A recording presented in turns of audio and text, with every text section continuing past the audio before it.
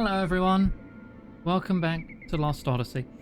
I was just going through my list of dreams I've missed and taking note of where the ones I'm missing are. 4 of them we cannot get until we progress plot. 3 of them I think we can get now if we go to the right places. So that's going to be the focus to start off. I'll be going through 3 dreams and then we're doing plot. I just need to find them first. Also, everyone's leveled up a bit. I also discovered mortals learn their last skills around level 52. And after that, it's just getting stronger. But Sed now has, where is it? 3 accessories, there it is. So I've been getting everyone to learn that. Well, you've not learned it yet. You have. Yeah, it's just Seth who hasn't. Being able to equip 3 things at once is pretty huge. It's basically 3 extra skill slots. I also hunted down a couple treasures I was missing. They're just on the minimap, just backtracking to previous areas. Found the Blazing Fire Amulet. Nullifies fire damage. So I've taught that to a couple of them so far. We've got a 3rd person learning it. Time's learned pretty much everything I've got so far, so he's just equipped with stuff that boosts him a bit.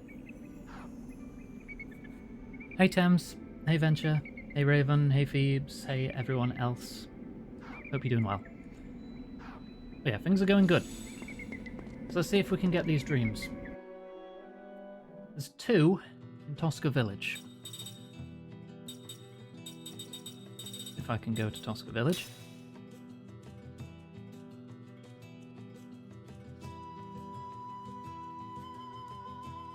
Right, first one. Talk to man southeast of the bridge, near the village entrance. Not you, is it? Say, that was your ship docked at the Southern Cape, right? I'm sorry to tell you this, but it was swept away by the storm. Tried looking for it, but chances are it's either sunk or swept off to the open seas. Sorry about your loss. No, don't worry. We have a new ship. Oh, that's why the ship is just out in the middle of nowhere. Oh, I think this is it. Truth is, I was to be drafted into the Goatson army, but I slipped off my roof while I was fixing it, so they dismissed me as ineligible for battle. But I'm glad you're not going to war. I'd be all by myself without you.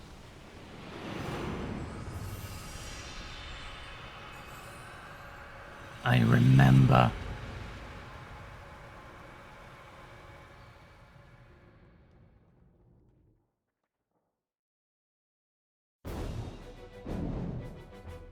There is no way to keep the village from becoming a battlefield. The enemy forces have crossed the northern pass and made their camp close by.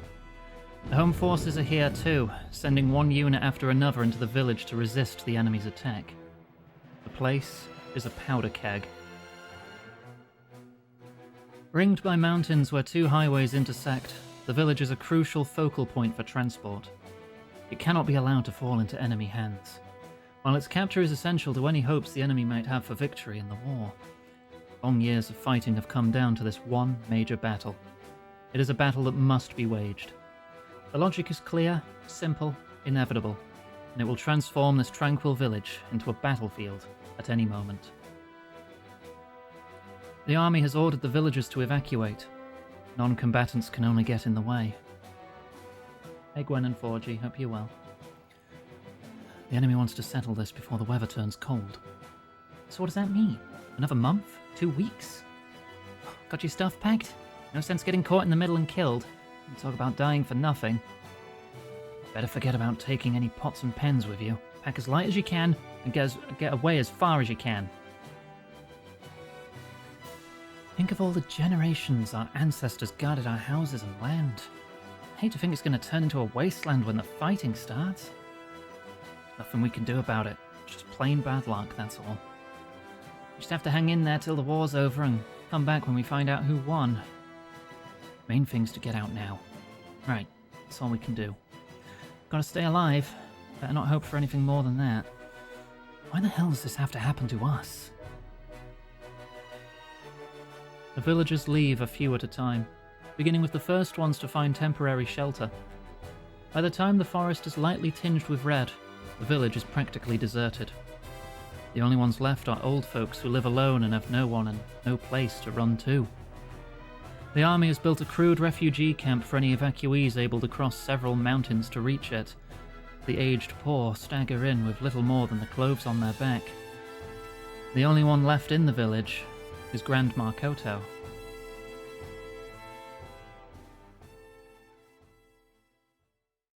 The bread of Grandma Koto. As a mercenary, Kaim first met old Koto shortly after he joined the unit protecting the village.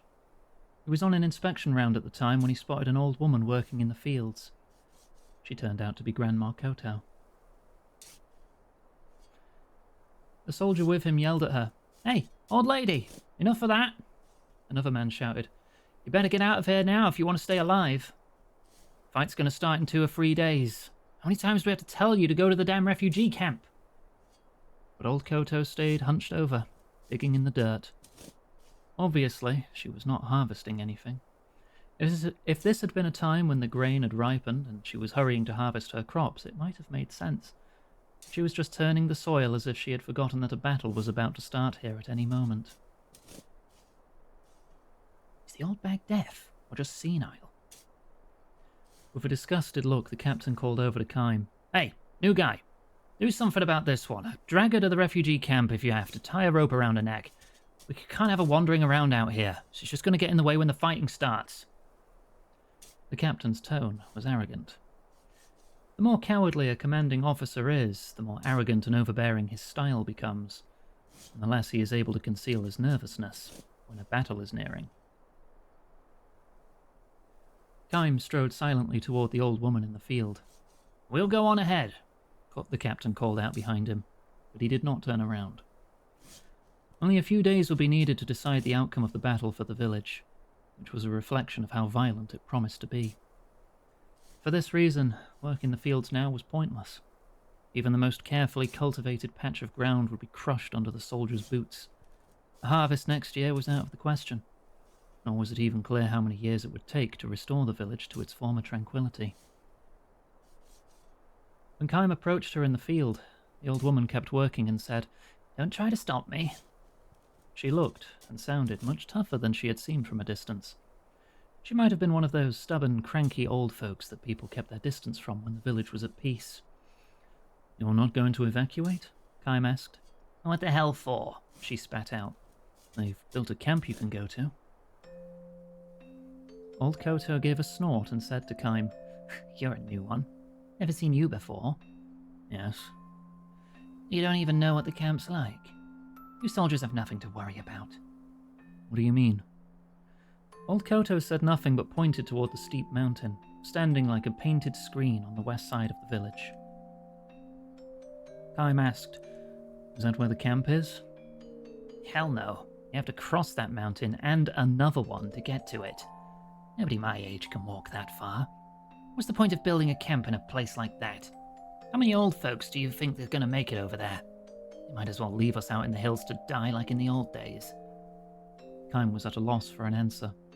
Continuing her digging, the old woman grumbled, "That's how the government does everything." She was clearly angry, but perhaps less angry than sad. "You're an inspection tour, right? Well, don't let me stop you." "But no, you see..." "Well, you're not going to get me to go to any damn refugee camp. That's all there is to it. I'm not going anywhere. This is the village I was born in, and I've lived here all my life." "I know how you feel. This place is going to turn into a battlefield soon." "I know that." "So then..." "So what?" Kaim was at a loss for words again. When she saw that, she smiled and said, "You're a sweet young man. Kind of unusual in a soldier." Her expression had softened for the first time. Once she stopped being so prickly, the smile she produced was actually rather endearing.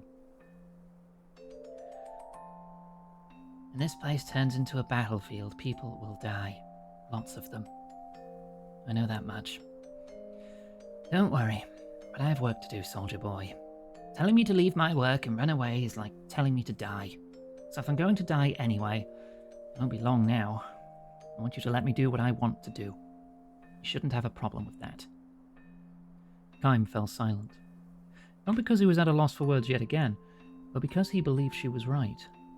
"If I'm going to die anyway," she had said. Knowing that he would never be able to speak such words, he had no choice but to bow silently to her will. "All right then, run along there, Sonny. I've got work to do." "What are you doing now?" "You'll see for yourself." "Sorry, but I don't know much about farm work." "Like all the other soldiers," old Koto said with a smile. "The only thing you people ever think about is killing enemies. You don't know anything about nurturing life." She let a hint of sorrow show again. Perhaps somewhat taken with Kime, however, she favoured him with an explanation. "I'm planting seeds," she said.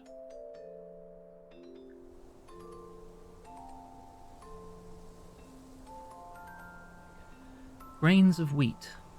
You sow them in the fall. They mature over winter, shoot up under the spring sun, and turn the fields golden in summer.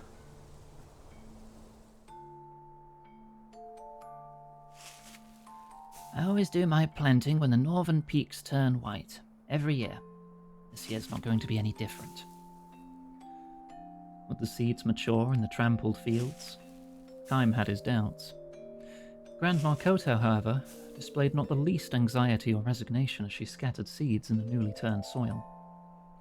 Her hands performed the age-old ritual with ease and naturalness, as if to impress upon Kime the fact that what she was doing this year was nothing more nor less than what she had done every year before. As a result, Kime's next words emerged with a smoothness that he himself found somewhat surprising. "What if the seeds don't grow?" "I'll just do it again next year. And if next year's bad, I'll do it again the year after that. You have to plant the seeds. That's how I've lived my life. If you don't plant, nothing will grow. See what I mean?" "I think so." "Whether there's a fight or not, it doesn't matter. I'm just going to do what I have to do. That's all." She spoke with certainty, her wrinkled face softening into a smile as she added, "Can't even enjoy a meal if you know you haven't done things right." "You're saying that this is what gives your life its meaning?" This was the question to which Kime had long searched for an answer. For what purpose had he been born into this world? What was he supposed to accomplish here? He had continued to roam through his life's endless journey without knowing the answers to these questions. Indeed, because he didn't know the answers. "I don't know about deep stuff like that," Grandma Koto said shyly.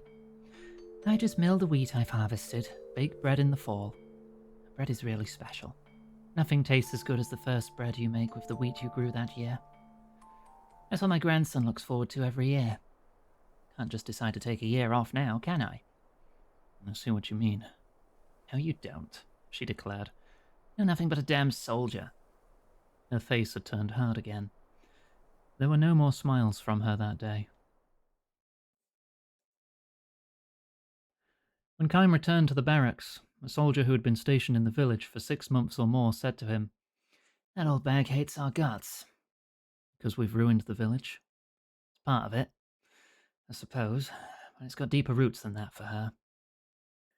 Grandma Koto had lost her entire family to war. First, her husband died in the war 40 years earlier, then her son and his wife in the war 20 years earlier. And now the one grandson they had left was taken to fight in the current war. "What's his unit?" Kime asked the soldier. The man gave a helpless shrug and named a unit that had been sent to an area with the most intense fighting. "Talk about bad luck. The fighting's so bad out there, if it was me, I'd take my chances on being executed for deserting under fire. He's got maybe a 50-50 chance of coming back alive. No, maybe 30-70. If her grandson were to be killed, Grandma Koto would be all alone in the world. She would have no one to feed her bread to." "Must be tough to be left alone at that age," the soldier said. "Looking at old Koto, I can't help thinking of my mother back home. There's no way I can let myself get killed. She'd never stop crying. And the same for you too, eh, Kime?" Kime said nothing in reply. He had no right to put himself in the same category as this soldier. The battle started 3 days later. The enemy army's attack was even fiercer than expected. The defense forces had no choice but to put everything they had into the fight. Kaim slipped away from the battlefront and headed for Grandma Koto's house.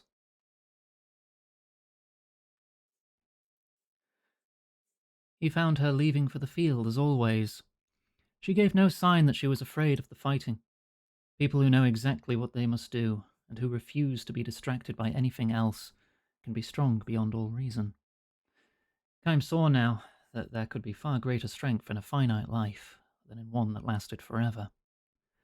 Because he sensed this so deeply, he stood before her, blocking her way. He lifted the tiny old woman in his arms and carried her bodily back to her house. What are you doing? Let go of me. I'm not going to follow some soldier's orders. I have work to do. Yes, I know that, Kaim said. So put me down now. I don't want to let you die. Hi, Johanna. Holding her against his chest, he looked her in the eye and pleaded with her. I want you to bake bread next autumn again from a new crop of wheat. She stopped flailing her arms and legs in a vain attempt to get free of his grip. She looked straight back at him as he said, As long as you have someone to feed your freshly baked bread to, I want you to keep baking bread year after year. Old Koto heaved a huge sigh and muttered, smiling, I knew you were a very strange soldier. The battle raged on for several days. The arrogant, cowardly captain died in the fighting. The soldier who had told Kaim the story of Grandma Koto also died. Countless defense troops died, and countless enemy troops died. The village was consumed in the flames of war, and old Koto's field was ravaged under the heels of the military. Kaim's side managed to stave off the attackers and followed the retreating enemy to the north. All that remained in their wake was the empty, devastated village. The war ended as spring was giving way to summer. At the cost of massive casualties, the army repulsed the enemy's invasion. The village began to recover little by little. As Grandma Koto had predicted, not one old person who crossed the mountains to the refugee camp came back alive.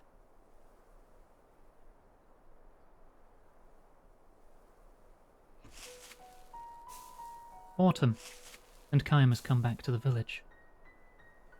He feels warm in the chest when he looks across the fields and spots old Koto sowing wheat. So, she's doing it again this year, and next year, and the year after that, for as long as she is alive. She notices Kaim and crosses toward him with a welcoming smile. A year had passed. She seems to have shrunk somewhat with a year's worth of aging. Haven't seen you for a while, she says. So they didn't kill you. I'm glad to see you looking well too. And you stayed near my house during the fight. You single-handedly fought to keep enemy troops away from it. Kaim gives her a shy smile. How was your wheat? He asks. All ruined, of course. Worst crop I've ever had. A few scrawny stalks. Barely enough for one loaf. She tells him all this with surprising ease. Then she fixes her eye on him and asks, Have some? What? Bread, of course. I'll bake a loaf now if you'll help me eat it. Well, sure, but... Grandma Koto sees through Kaim's hesitancy and says with a calm smile, Yes, he's dead. My grandson. I got word at the end of summer. I was waiting and hoping, planning to bake him a loaf of bread as soon as he got home. When she sees Kaim hanging his head in silence, she adopts a spirited tone as if she has to be the one to cheer him up. Come on then. You eat what he would have had. Probably tougher than usual, with the wheat harvest being so bad. But I'm sure my grandson would be happy to know I fed my bread to the man who saved my life. So this old woman has lost her entire family to war. In other words, there's no one left to enjoy her bread.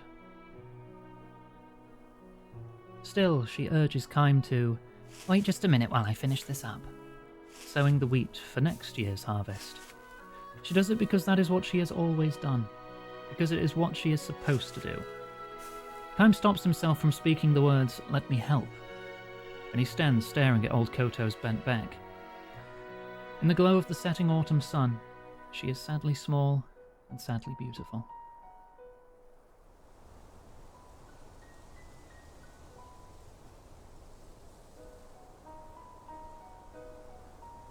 Kime eats the fresh-baked bread. Old Koto was right. Made from wheat grown without its full measure of care, bread is hard and dry and poor in taste.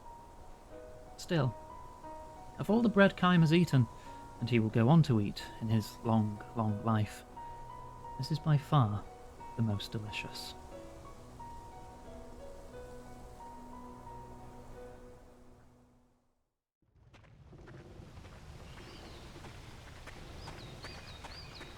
Alright, there's one. There should be one more in the inn. Let me mark that one as complete. You want to bake bread? Same. I love baking bread. In the inn? Yes, in the inn. Sure, everyone likes the idea of peace, but I'm sick of the same boring routine day after day. I gotta get out of this village. Oh, not this again.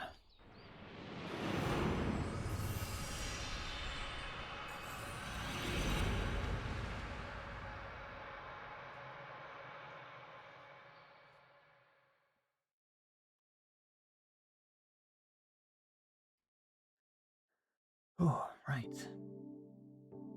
So long, friend. Even when he is trying to look detached, his true feelings show through. He is timid, cowardly, and gentle. He might try his best to put on a threatening expression, but the smile that comes afterward is indescribably sweet and almost worshipful. This is why Kime is always telling him to forget it. This happens when they are perched on bar stools or earning a day's pay in the quarry, or walking through the marketplace, or standing on the stone-paved roadway. Why, big brother? Tubal says with a pout. He always calls Kime Big Brother, and though Kime has never asked for his companionship, he takes every opportunity to follow him around. He is worshipful in this sense. Oh, please take me with you, big brother Kime, when you leave this town. He begs like a child, even though he is old enough to have a regular job. Sailing across the ocean, crossing continents, travelling anywhere you like. Oh, my heart starts pounding when I imagine that kind of freedom, he says, his eyes shining like a child's. I've always wanted to meet a traveller like you, big brother. Oh, take me with you, please. Can't stand this hick town anymore. He would grab Kime's hand and cling to it like a little boy, and often he would look around at the people on the street or at the crowds in the tavern, openly making boyish faces at them to show Kime his disgust. You come from another town, so you know what I'm talking about. The only thing this place has is its history. Sure, it's old, but it's half dead.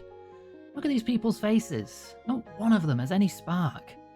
All they want is to get through one ordinary day after another without any problems. It's the worst place in the world. If I have to stay cooped up here much longer, I'm gonna have moss growing on me. No spark? Kime doesn't see it that way. People here behave with the refinement and mild manner appropriate to a historic city known as the ancient capital. They simply have no taste for the kind of ambitions that go with high hopes or danger. Having never set foot outside this place where he was born and raised, Tubal knows nothing about other towns. Kime knows all too much about them. There are those that used to be the left and right banks of a single town, separated only by a river, but which now clash in hatred and intense and ongoing war. Towns in the grip of famine where the residents snatch food from one another. Economically flourishing towns rampant with crime driven by greed. Towns of rotting houses abandoned by their people in search of wealth and prosperity, while just over the hill there sparkle boom towns where the people celebrate their riches all night long. On his endless journey, Kime has seen towns without number. And he not only thinks to himself, but says to Tubal, "This is a good town." But praise is the last thing Tubal wants to hear about his hometown. Oh, you must be joking, he says. Not at all, says Kime. This really is a good town. Well, I'm telling you, that can't be true. No place is perfect, of course. I'm not talking about perfection. You've only been here 6 months or so, you don't know. I've been stuck in this hick town since the day I was born. You can't know how I feel. I'm bored out of my mind, I'm sick of the place. Can't stand it anymore. How many cries are we at? I've made the cry command a little different, so you can just type !cry if you ever need a reminder. And then I have an exclusive command that's cry plus to add to it. Only I can add to it.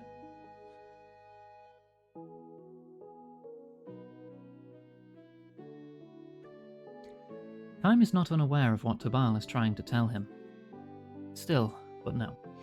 Kaim shakes his head and gives Tubal a sour smile. You know, he says, there are some people in this world who would give anything to get a taste of what it's like to have enough peaceful days to make you bored. Well, that may be so. I think you were lucky to have been born in a town like this, where the people are so happy. When you sleep in an inn in this town, you don't have to keep your ear cocked all night for threatening sounds in the hallway. Young women can walk the streets at night without a dagger for protection. The children have plenty of plain but nourishing food, and they can play outdoors until the sun goes down. Life on the road teaches you these things. The more towns you see, the more deeply the lesson leaves its mark on you. The kinds of things that Tubal takes for granted are in fact the indispensable keys to happiness. I'm not so sure, big brother. Isn't happiness making your dreams come true? If all you need to do is go on living in peace and security, what's the point of living at all? Thank you, introvert. Tubal is not just being perverse and arguing for the sake of arguing. Eyes locked on Kaim's, he is asking these questions in all seriousness and sincerity. Kaim recognizes that Tubal is an absolutely straightforward fellow and that precisely because he had a comfortable, untroubled upbringing, he has come to feel constrained in the town where he was born. The irony of it calls forth a twinge of pain in Kaim's breast. This in turn provokes him to challenge Tubal. So tell me, what is your dream? My dream? That's obvious, isn't it? To get the hell out of this place as soon as possible. And go where? Anywhere. Anywhere but here. And what will you do when you get there? I don't know. What if you end up someplace that's not at all what you're expecting? I said I don't know, didn't I? Oh, stop being so hard on me, big brother. I'm not being hard on you. These are things you have to think about. Well, I've had enough. An outside like you can't possibly know how I feel. Though he stalks away in anger, Tubal will be back in the morning, as worshipful as ever of his big brother. He has the simple, carefree personality of a child. Tubal has a wife, the young, still girlish Angela, whom he has known since childhood. Angela carries within her the crystallization of their love. Tubal will soon become a father. Tubal's parents, relatives, and friends show their blessings upon the young couple, who will soon be young parents. But Tubal says to Kaim, I don't want this.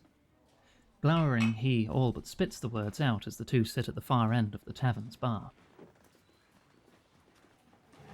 Don't want to be a father? Kaim asks, which only increases the bitterness of Tubal's expression.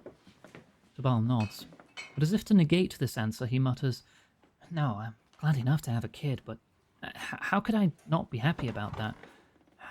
I don't know. I just don't want this. He can't quite put it into words, he says. He cocks his head a few times as if to explain himself, and then he swigs down his liquor.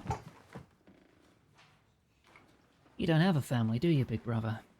No, I don't. What does it feel like to be all alone in the world? Bowery needs water. Water? Thank you, Varen.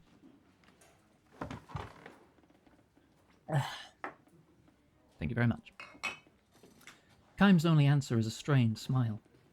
Tubal interprets Kaim's expression and silence to suit himself. You're absolutely free, right? Of course you are. No load to bear, no leg irons. You think kids are leg irons? Well, in a word, yes. But to tell the truth, Angela is, too. And my parents, when they get old, they'll be another burden. Working every day for Angela and the kid, raising the kid, taking care of my old parents. And my life ends. That's what the birth of a child is. It's like a life sentence. You're stuck. Kime does not nod in agreement with this. Neither does he try to argue against it. Tubal interprets this silence too, as he sees fit. I know what you're thinking, he frowns. Shut up, kid. You don't know what you're talking about. Kime says nothing. Tubal, uncomfortable, looks away. I'm glad, he says, more to himself than to Kime. I'm glad to be having a kid with Angela. I'm going to do everything I can for them. It's true, I wouldn't lie to you. You have to believe me, big brother. I really am happy, and I know I'm going to have to work hard. Yes, I know, says Kime. I'm happy, but at the same time, I don't want it. It's not that I'm embarrassed about it or anything, it's just that, I don't know, I want to give up this whole business and run away somewhere. Far away.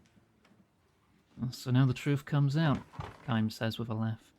What do you mean? You just said you want to run away, not travel. This is probably Tubal's true feeling, to which he gives grudging assent. I suppose so.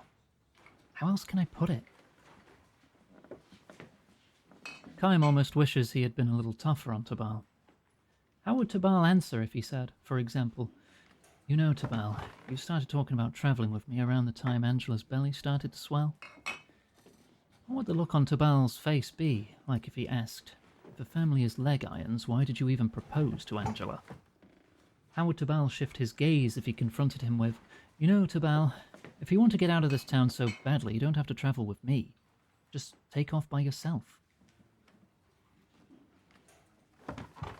But Kime doesn't have the meanness to ask such questions, nor is he given to meddling in people's private affairs. Instead, he drains his cup of its last few drops and says only, let's get out of here.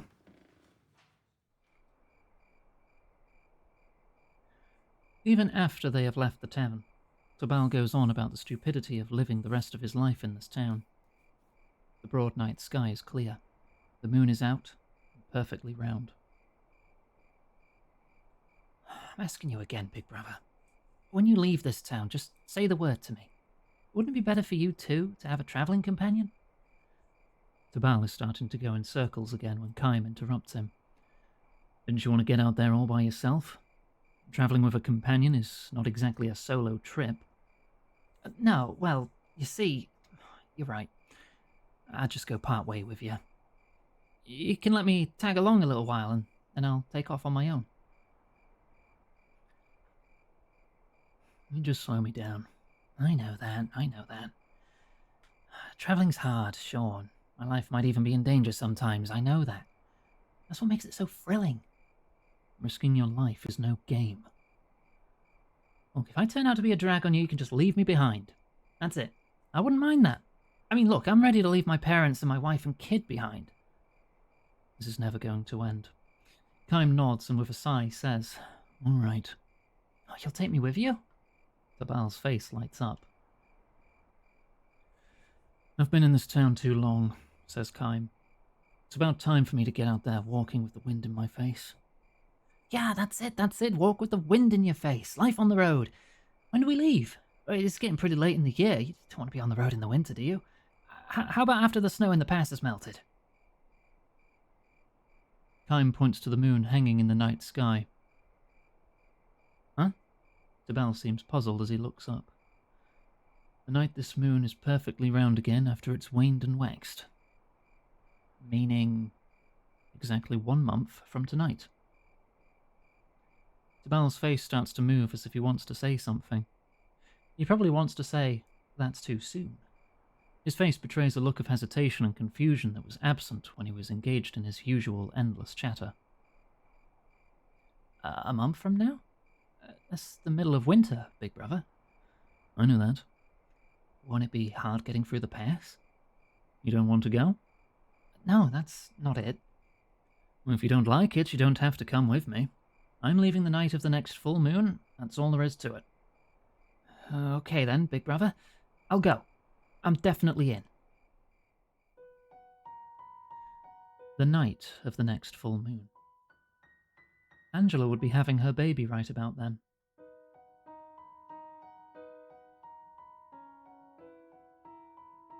Hey, Huey. The month slips by. Toward the beginning, Tabal is excited. Whenever they meet, he reminds Kaim, "Don't forget your promise, big brother." After the waning moon has disappeared from the sky, however, he begins to grow more reserved.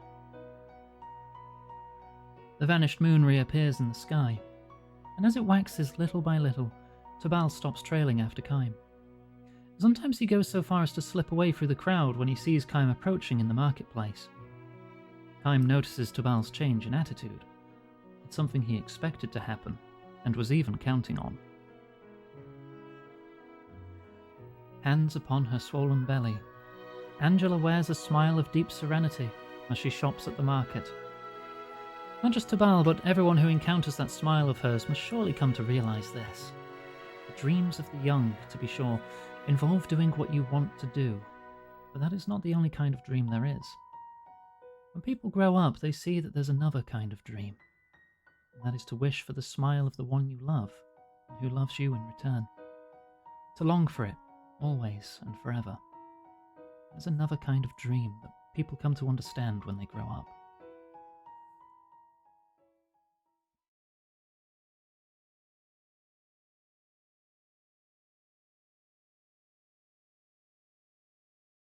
The moon is full again.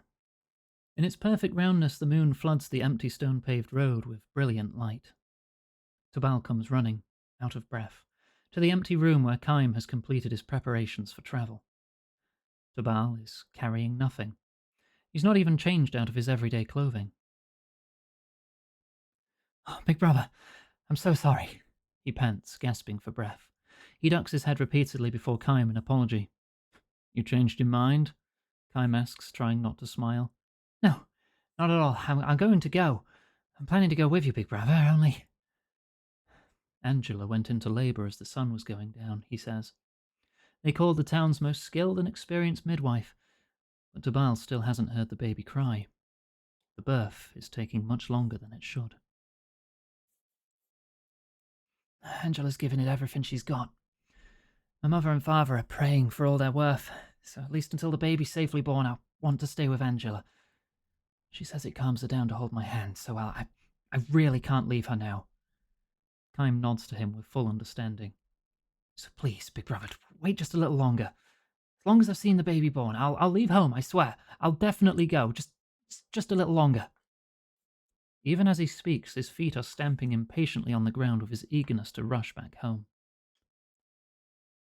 "I understand," says Kaim. "I'll wait until the moon is directly overhead in the night sky." "Oh, don't worry, it won't take that long. I'll just have to wait a little while, just a very short while." "No hurry. But on the other hand, I want you to promise me one thing." "What's that?" "When the baby is born, I want you to hold it in your arms. Don't come back here until you've held the baby. Understood?" Tabal looks at him with a puzzled expression, but he nods in agreement and says, "Understood. I'll do exactly that, big brother. So be sure to wait for me." Tabal charges out of the room with even greater force than when he came in.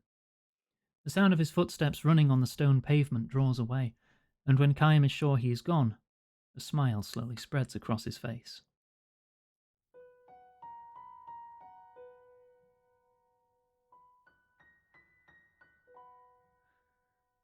Tabal never comes back.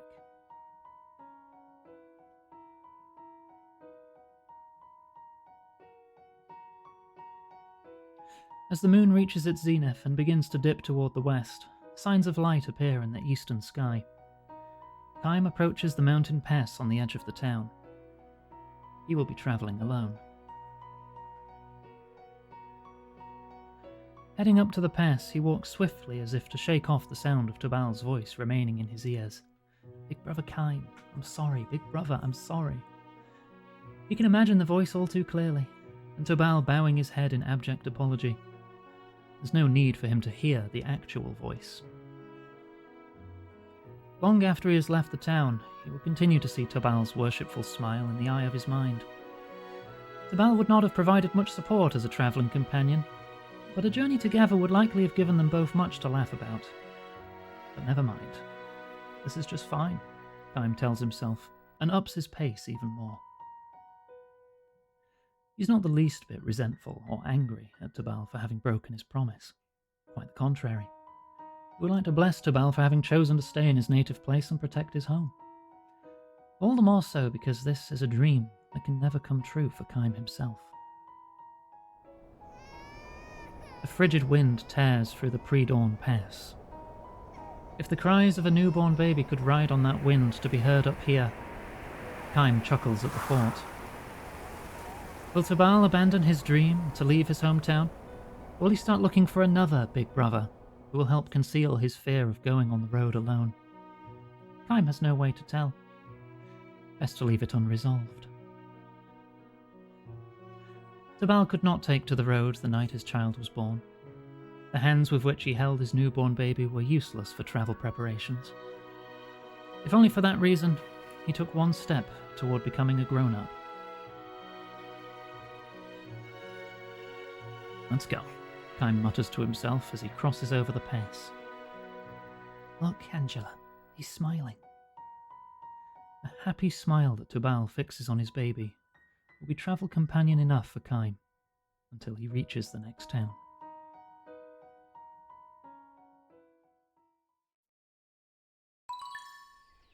Treasure hunt information? What? Eh? How did that reveal treasure to me? Somewhere in the cliff on the North Cape. I can go grab that.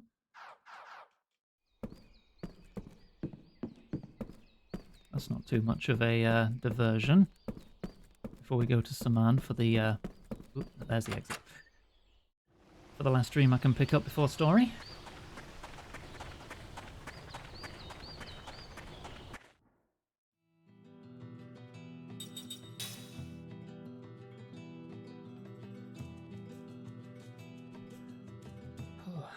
Right.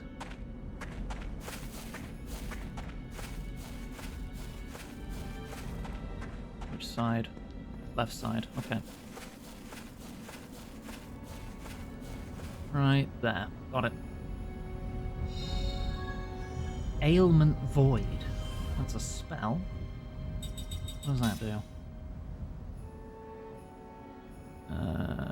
Was it white magic? No. Spirit magic? Level 3 spirit magic. Increase one party's member's ability to evade statuses. Not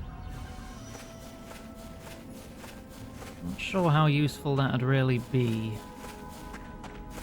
But I'll take it. And run directly into the camera. Right, off to Saman. The last one we can pick up at the moment. There's all the remaining... 1, 2... Wait. Yeah, all the remaining 4 are in Numara. Right, a merchant on the main street. That's what my notes say. Is it you? Welcome, welcome. I've got some rare fruit in today. Go ahead, try one. Least I could do for our heroes here.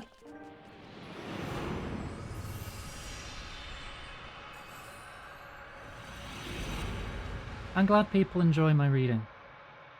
I do like playing games with lots of reading.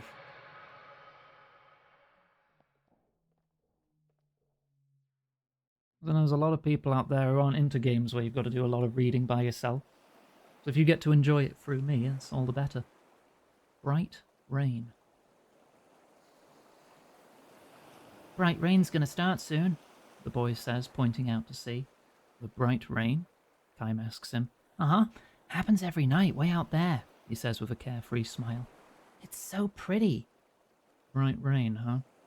Yeah, I want you to watch it with me tonight. It's really pretty. The boy has never once left the island in the 10 years since his birth. The island is small and poor, and the only ways to make a living there are fishing from dugout boats and gathering forest fruits. One monotonous day follows another, the islanders waking at dawn and sleeping beneath the star-filled sky.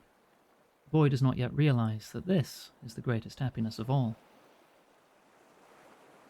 The boy begins speaking to Kaim, who turns to look in his direction. Hunkered down on the beach in the moonlight, the boy in profile glows like a chocolate sculpture. Over there where the bright rain falls is a great big island, right? I know all about it. The island is way bigger than this one, and way more stuff goes on there, and it's just full of shiny things and pretty things and food. It's way better than I can even imagine, right? Don't worry, I know all about it. Time says nothing, but gives the boy a pained smile. Thank you for the watch streak, Fluffy. Beyond the horizon lies a big island indeed, a vast continent. Time was there until 4 days ago. Then, rocked in the hold of a freighter for 3 days and nights, he crossed the sea to this island. I know about it, but I've never seen it, The boy says, his voice dropping. He hangs his head, diverting the moonlight from his face. His chocolate skin melts into the darkness. Would you like to go there? Time asks. Sure I would, the boy replies without hesitation. All the kids here want to. Everybody leaves the island, I suppose. Well, sure they do. Boys and girls both. As soon as they're old enough to work, they go to the other country. Oh, me too, in another 5 years. I'll be ready in 3 years. Then I'll take the boat that you came here on and go to the other country and work hard and eat tons of yummy things. The boy raises his face again. Locked on the ocean, his eyes are shining. They are eyes full of hopes and dreams. But he knows nothing of the other country. He can never know a thing about it as long as he stays here. Not one of the young people who crossed the sea, their eyes shining like the boy's with hopes and dreams, ever came back. No, of course not, the boy would say. The other country's so much more fun, there's no point in coming back. The boy believes in the happiness awaiting him in the other country, about which he knows nothing. Only when they leave the island do the brown-skinned people here learn that their skin is a different colour from that of the people in the other country, that the language of the island is of no use in the other country, that the people of the other country look on the islanders with cold eyes, that the only way for them to meet people with the same brown skin, the same language, and the same birthplace is to head for the island people's ghetto in town. The first words the boy was certain to learn in the other country's language would be the ones the people of the other country used for people like him. Illegal alien. By the time he learned it, he would be tumbling down the hill into the ghetto.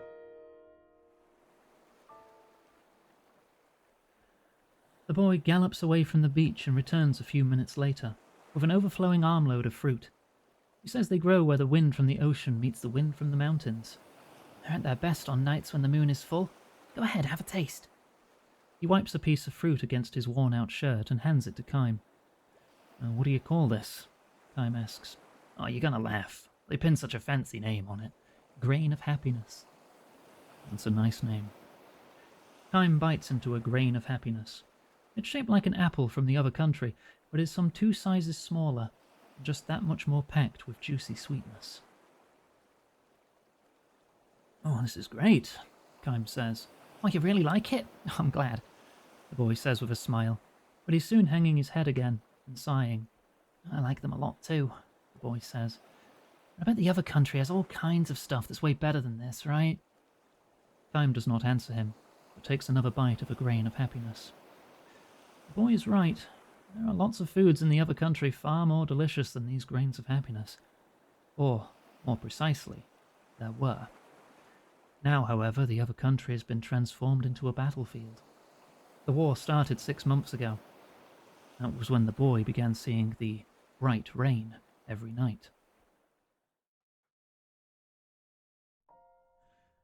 The prosperity of the other country is extreme. The most glittering happiness is available there to anyone with enough money, and money is available there without restriction to anyone with enough power. Might makes right. Wealth is goodness.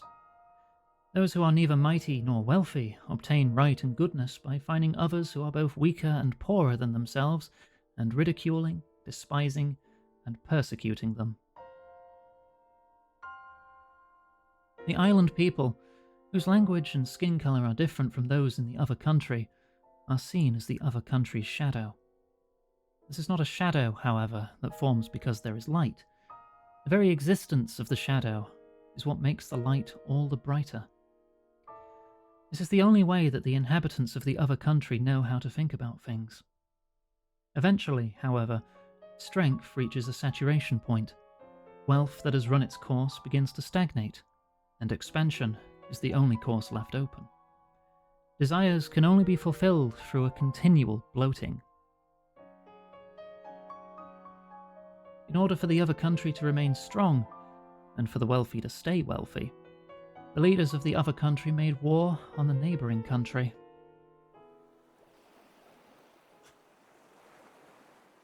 Any minute now, the boy says, looking out to sea again with a carefree laugh. Bright rain's gonna fall, way out over the sea. The war was supposed to have ended quickly. Everyone in the other country believed that with overwhelming wealth and strength, it would be easy for them to bring the neighbouring country to its knees. To be sure, at first, the war went according to plan. The occupied areas grew each day, and the entire populace of the other country became drunk with victory.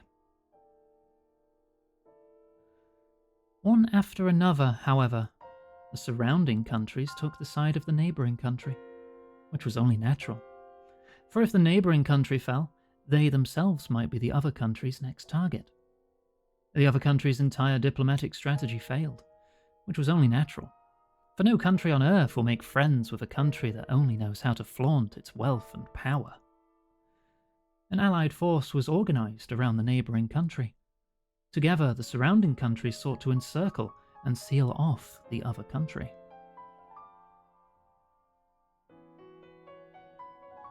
From that point on, the war entered a stalemate. Limited battle zones saw troops advancing and retreating again and again, in the course of which the other country's wealth and power was consumed little by little. Disgust for war began to spread among the populace, and to obliterate that mood, the military circulated false propaganda. The military situation is developing in our favour. Our army has again crushed the enemy's troops. The truth was that the occupied territories were being recaptured one after another, and the Allied forces now were crossing the border to strike inside the other country's territory. In response to a foolhardy attack by the enemy, our resolute fighting men launched a counterattack, annihilating their forces. The day for our victory song is upon us. Stopping the war was out of the question. Admitting defeat was out of the question.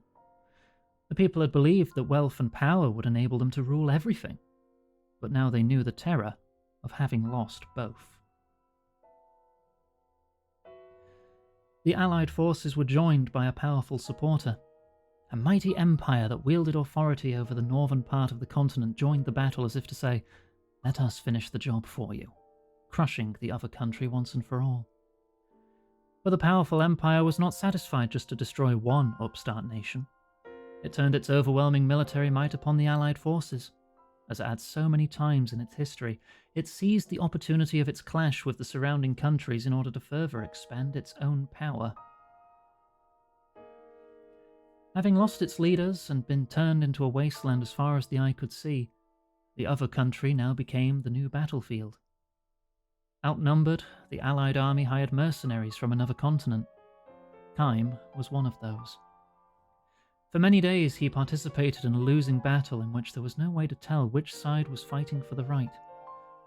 After seeing his mercenary unit wiped out, Kime headed for the harbour. The boy's island has maintained a position of neutrality in the war. It's simply too small to do otherwise. It lacks the war-making capacity to participate in battle, and it possesses no wealth to attract the attention of the countries engaged in the fighting. But Kime knows what will happen. When the battle lines expand, this island will become valuable as a military foothold. One side or the other will occupy the island, and it will do one of two things. It will construct a base, or it will reduce the entire island to ashes, thus preventing the enemy from using it as a military foothold. Nor is this a matter of the distant future. At the latest, it will happen a few weeks from now, and perhaps as soon as 2 or 3 days.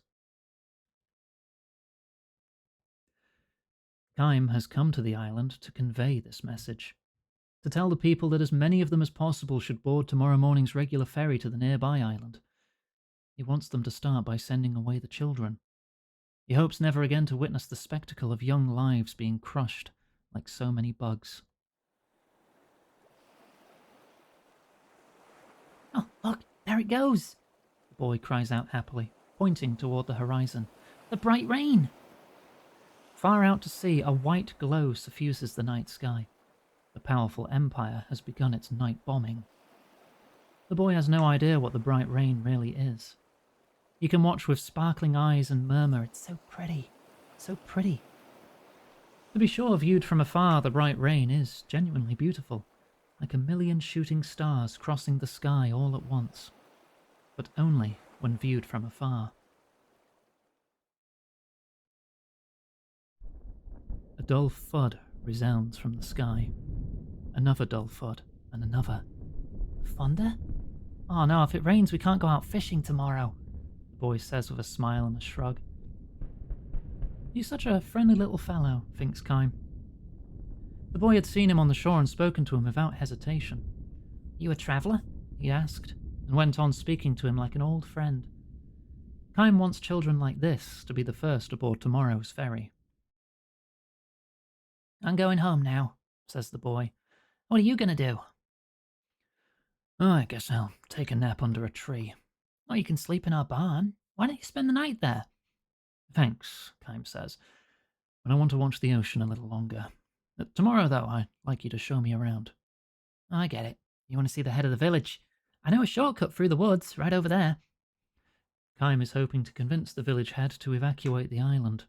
If they act right away, they can make it. They can save a lot of the islanders. But as the boy stands sweeping the sand from the seat of his pants, he looks questioningly at the sky. Funny, he says. Sounds kind of different from thunder. The dull thuds keep coming without a break. Little by little they draw closer. Kime jerks his head up and yells at the boy, "The woods! Run to the woods!" What? Hurry! His voice is drowned out by the deafening roar of machine guns. The bright rain has started. The island has been made a target far sooner than Kime had imagined. Hurry! Kime yells, grabbing the boy's hand. The woods are the boy's only hope. Hey, wait a minute, the boy shouts, shaking free of Kime's grip and looking up at the sky. It's the bright rain. It's falling here now too. Oh wow! Oh wow! All but dancing for joy, the boy gallops down the beach until he is bathed from head to toe in the bright rain.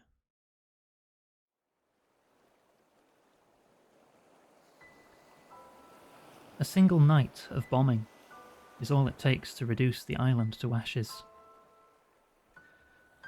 Never realizing the value of the happiness they possessed, never even knowing that such happiness has been snatched away from them in one night's passing. The people who filled the island with their lives until evening are gone in the morning. All dead, except for one, the immortal Kime. On the beach at dawn, the only sound is that of the waves. Again today, no doubt, urban warfare will decimate the city streets. And tonight, the bright rain will pour down on the town again. The boy who called the rain beautiful will never again open his eyes wide with wonder. Kime lays the boy's corpse in a small dugout canoe that survived the flames. He places a ripe grain of happiness on the boy's chest and folds his arms over it, hoping that it will slake his thirst on the long road to heaven. He sets the dugout in the water and nudges it toward the open sea. Caught by the receding tide, rocked by the waves, the boat glides far out from the shore. Such a friendly little fellow. The boy smiles even in death. Perhaps it is the one gift the gods were able to bestow on him. The boy is setting out on a journey. May it never take him to that other country, Kime begs. Or any country, for that matter. Kime knows. There is no place forever free of that bright rain. Because he knows this, he sheds tears for the boy. The rain falls in his heart. Cold, sad, silent rain. emptied of bombs. The sky is maddeningly blue, wide, and beautiful.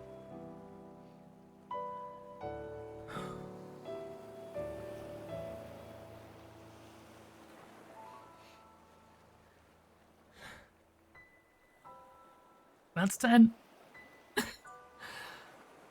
10 times. Oh, I don't think any other game makes me cry as much as this one. Oh god, that was heavy. Give me a sec. I've got tissues.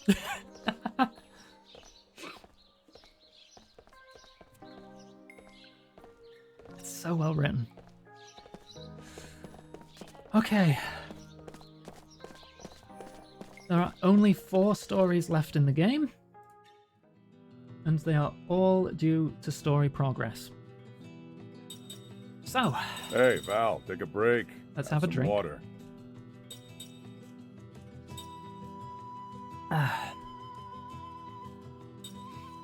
Let me save it first. So let me just go here because I know there's a save point at the entrance. And then we'll set sail for Numara.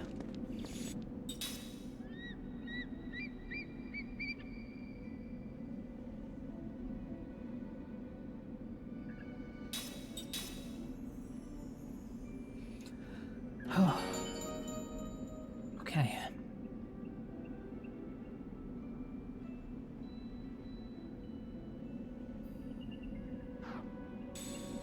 Off we go. So as far as the main story goes, we just managed to upgrade our ship to cross the hypercurrents, which are the lighter parts of the map here, where storms are never ending. Where's closest to Numara? I could start at Numara, but I feel I shouldn't. Let's have a bit of a sail. Also, there might be stuff underwater. Now that we're on this side, just gotta keep an eye out for bubbles. Like those. Get some extra loot on the way over.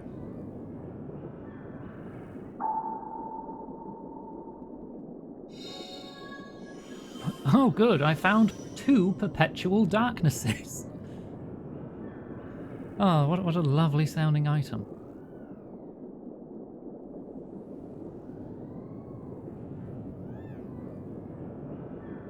If you just keep a wall to your side, you will find everything. None of the items are ever just out in the middle of nowhere.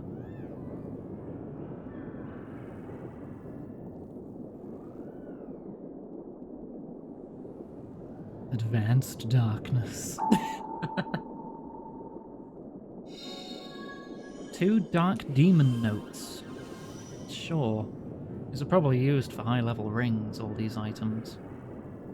Still holding out hope that I'll find another slot seed or something. Mother Nature's spirits.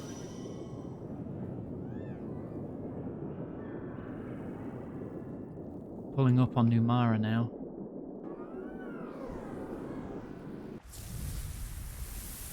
Oh wait, no, that's the atoll. Numara's that. A bit more south.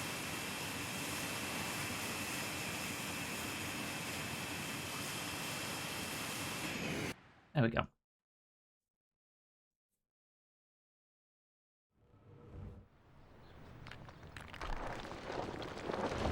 Hey, so remember that giant demon statue from Disc 1?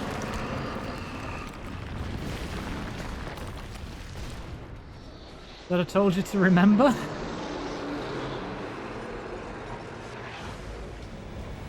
Uh-oh. What is that thing? Arthrosaurus. Wasn't that turned into stone? In exchange for the sealing of your memories, right? It's a trap set by Gongora. He devised it so that Arthrosaurus would revive when my memories returned. Said land at Numara.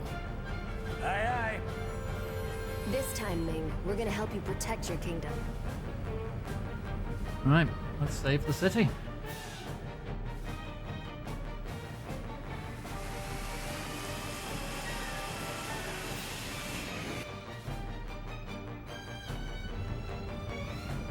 Kind of a throwback to Diamond Weapon in Final Fantasy VII.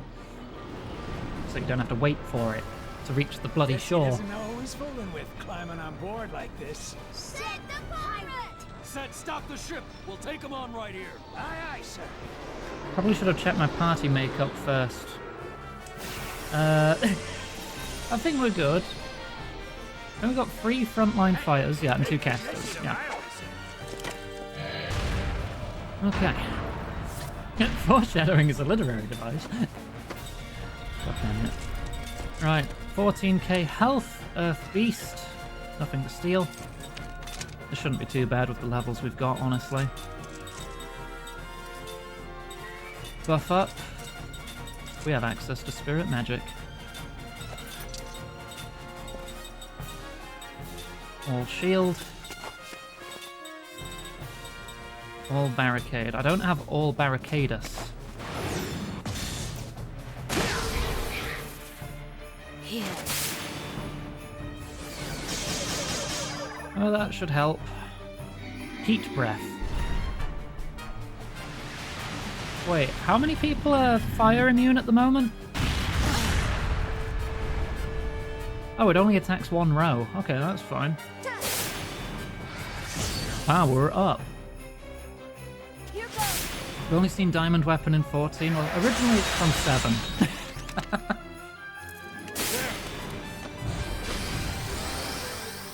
Maybe I should play through 7 at some point. How many people here are familiar with Final Fantasy 7? I know it's like one of the most popular RPGs to ever exist, but there's always someone who's just somehow avoided it, or it just never crossed your path. I mean, the game did come out mid-90s. 7's your favourite, you'd love to watch me play it? Fair. Right, we're powered up. Sed's not powered up, though. Cover Sed, who is not immune to fire.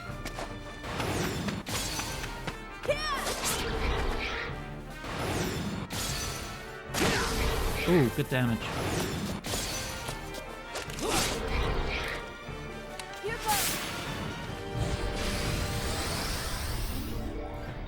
Here.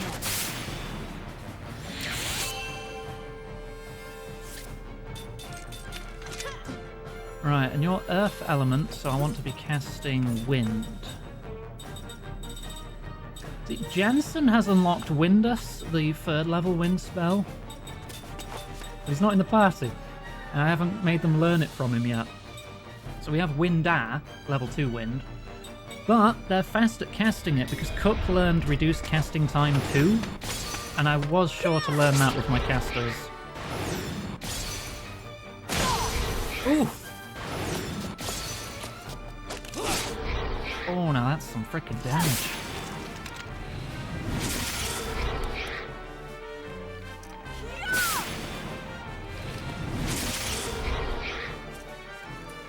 Yeah, we got this in the bag easy. Yep, it's dead. Might be a little OP.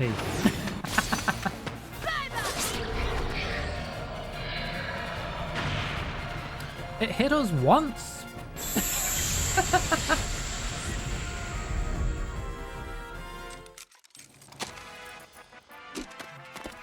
We never got far in either the OG or the remake. I'm honestly not very keen on the remake. Or the remake series, I guess.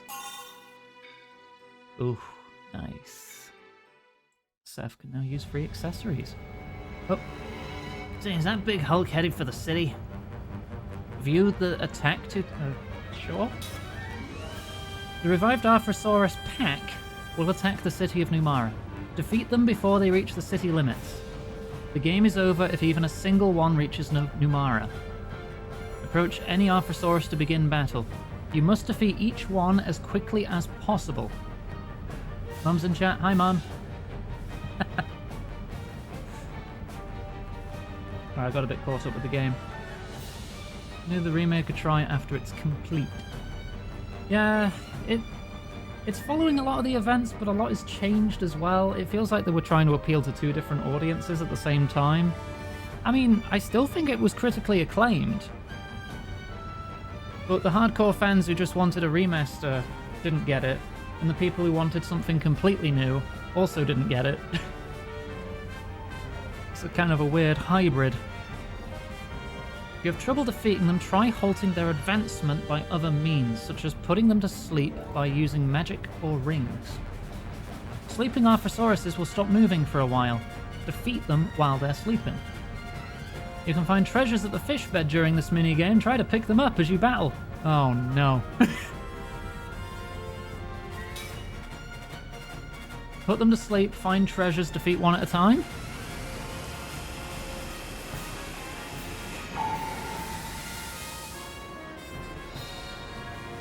Dragon scales. Okay, there's 4 of them. Let's stop the northern 2. See if we can put them to sleep. Looks like we have to fight. Oh my god, the map stays up. They are still moving in combat. Okay, yeah, we gotta be quick. This is not good. This is... Oh, you have the fainting ring on to cause sleep. Let's also cast sleep.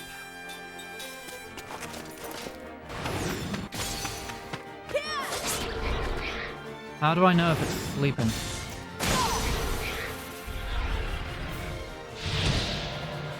Oh, it won't be attacking me. Okay, that looked like it worked. And then flee?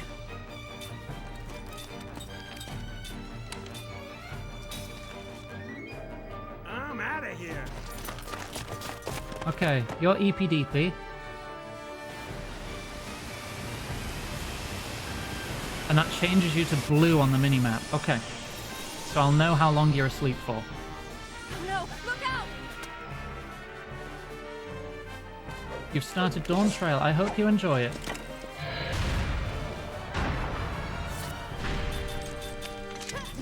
Right, you won't attack, you just cast sleep.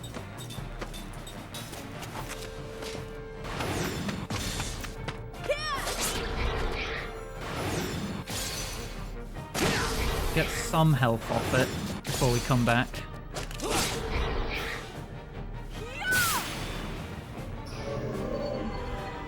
Great, great. Get out of there. Live to fight another day! Do I just gently push it off of my ship, or what?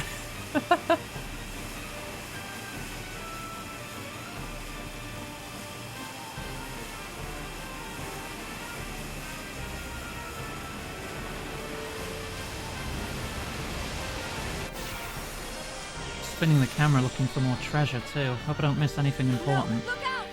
If I do, it'll probably turn up in Saman's auction house anyway.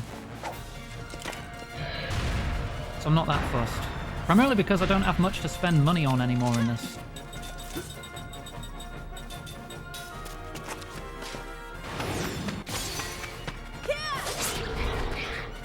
That cut its turn. Oh, sleep actually worked. And this is waking it up, and then I'll put it to sleep again.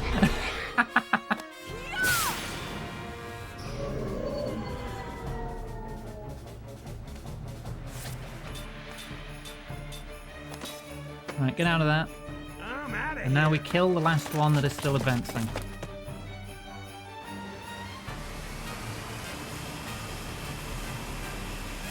There it is.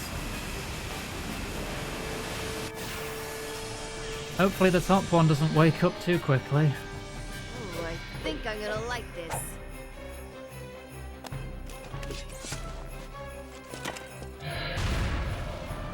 Alright, this is all about the power of the front row. So let's get Powerus out.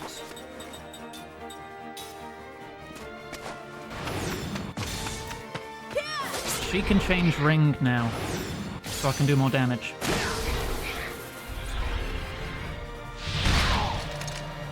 I can tank that. Oh, Wukla is precious, Huey, and I would do anything to protect her. She is a lovely character.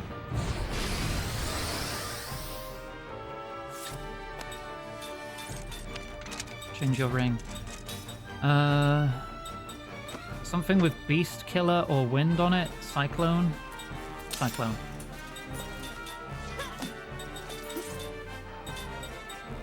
Spirit magic. Spirit magic. Your attack up. Your attack up. You're not. You cast Wind. Alright, let's get some big numbers.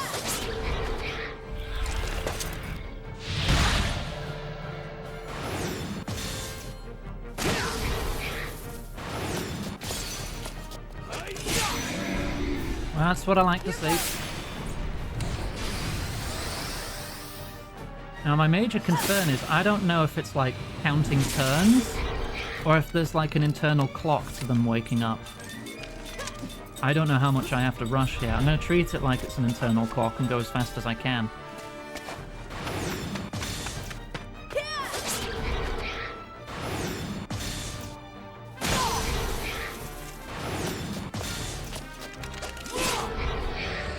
Okay, one down.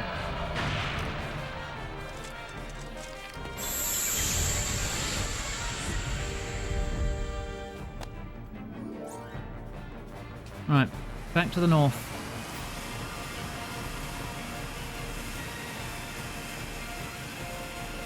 Keeping an eye out for treasure. I don't see any though.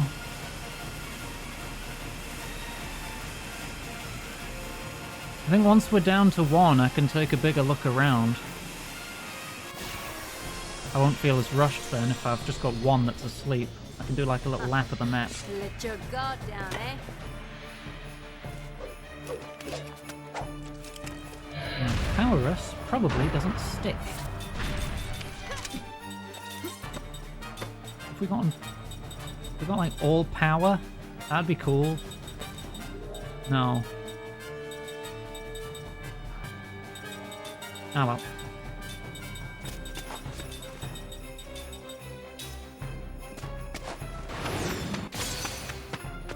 We'll know if it's an internal timer if one of them wakes up while I'm making choices, rather than at a turn start. Here. Here goes. Or while the turn animations are happening as well, I suppose.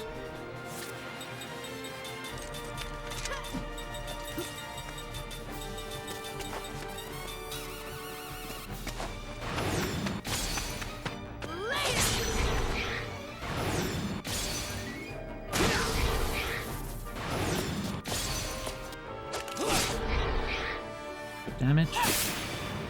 I think we got this. Yeah. Oh, if I wasn't 10 levels higher. Then I should be. Does kind of kill the tension a little bit, doesn't it?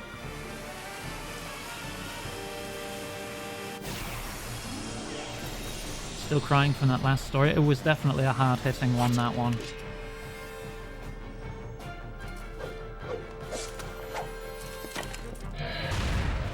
I know we still have like another 4 stories left to find, but does anyone have any favourites? For the ones you remember.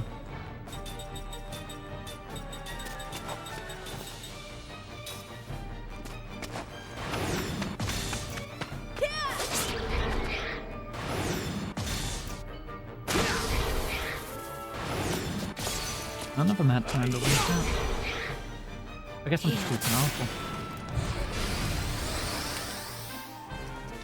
Here goes.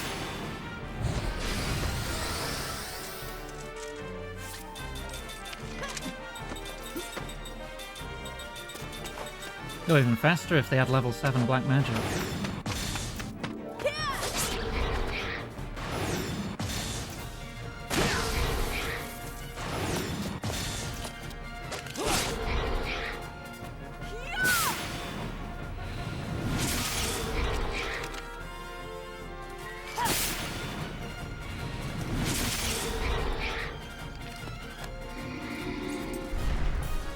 Okay, we're getting heat breath, but that's fine.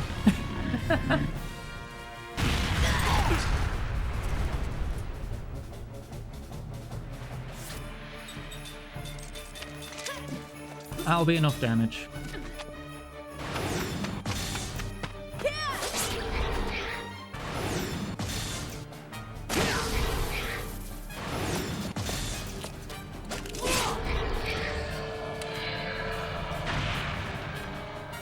Okay.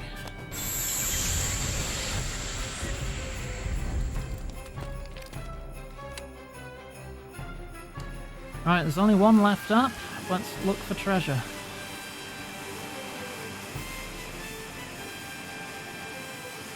And it is still sleeping, so there's no rush. That is the edge of the arena. We are looking for... Oh, I see one. Oh, I see two. I see three, actually, on the other side of the rock. Okay.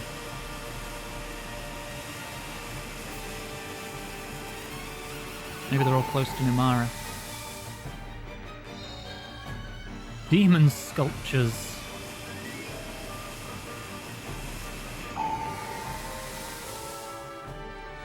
Space Invader rules. Well, the last one just starts going at lightning speed now.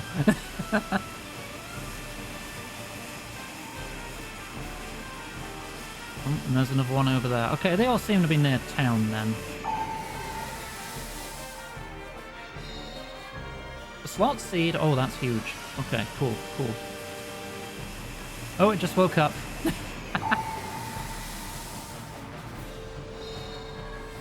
$10-kilo weight. What? New accessory. Reduces guard condition loss when attacked for a short while. Oh, alright.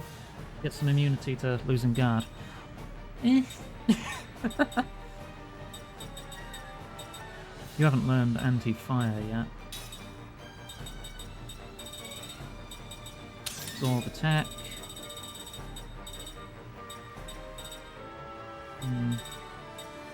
Immunity to another thingy. Level 5 even though you have level 6. Increased MP. And you should get healed up.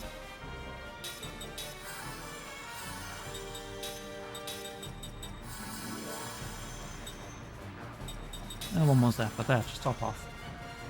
Okay, good to go, good to go. Wait, the slot seed, I should probably spend that. Sarah needs it most at the moment. That's counting. Wait, do we all have slot +5 and +3? Yeah, okay, no, she's just that behind.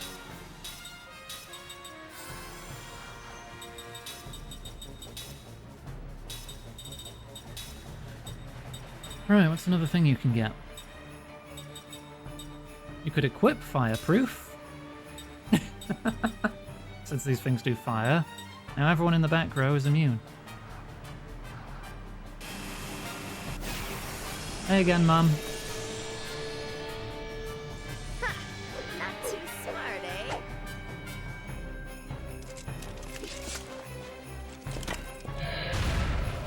Alright, we're pretty much safe now. We're no longer on the clock since you're frozen in combat with us. I'll take my time.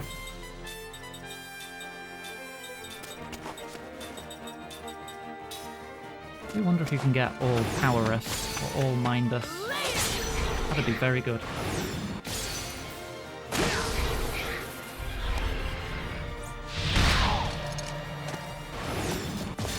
He's fine.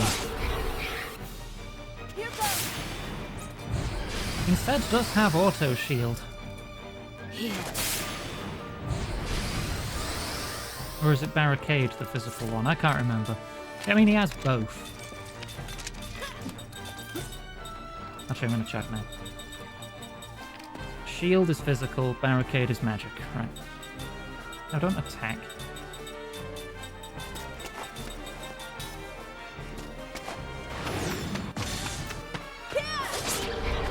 Valerie, time to hydrate. Yeah, we got it. I only need one hand to hold right trigger.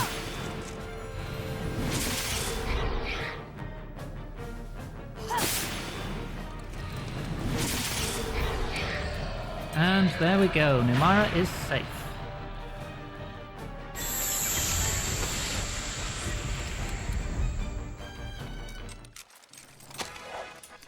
We have 4 more dreams That to seemed like a find. needless battle.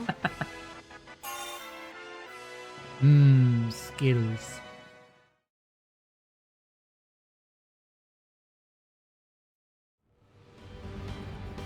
Alright, we defeated the Arthrosaurus!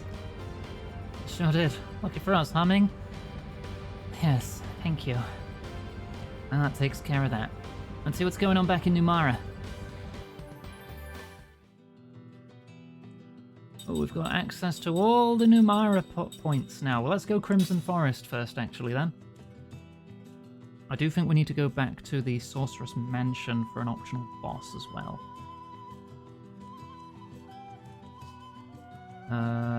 There is one of Tolton's seals is here.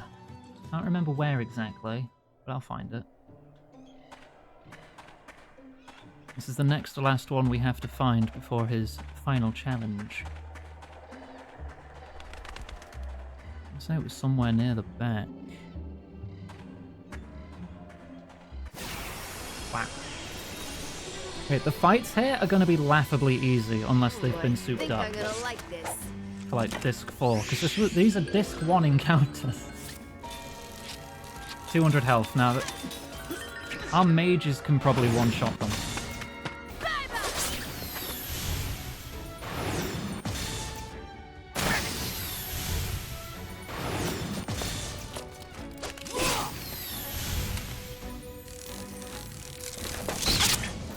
You can't even hurt our mages.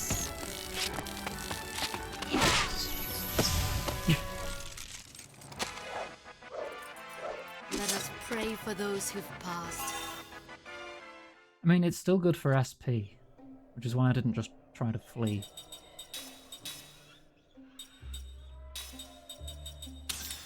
Equip the 10 kilo weight. Otherwise, you have everything. I guess I'll just let you keep spirit magic. So you can buff yourself. You've got MP up. Not got reduced water damage. Max MP free. Double counter damage. That's going to be totally useless for you, but it's more stars on the menu, and that tickles my brain correctly. So you're learning it regardless.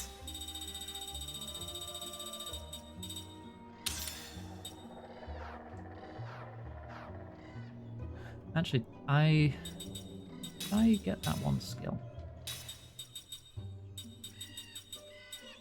Yeah, element resist up. Yeah. Wait, who's holding that now then? Oh, there it is.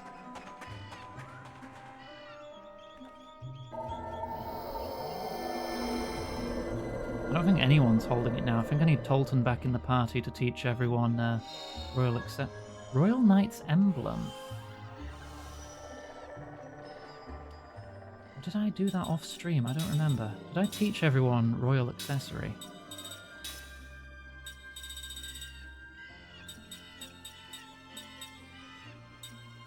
Oh, yep. Yep, they've both got special and royal. Do you still have it equipped? I think I've replaced it with element up. I don't even know what I probably should check what it does first, but screw it. What does it do? Is it good? FF11 is expanding its free trial to celebrate its 24th anniversary. Good for them. Health up level 4. Neat. I'll take that. 6,000 health on Kime. Jesus.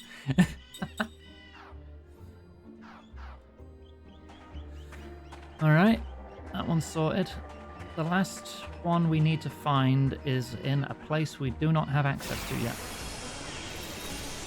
Because, believe it or not, we still have a vehicle to unlock. Say your prayers.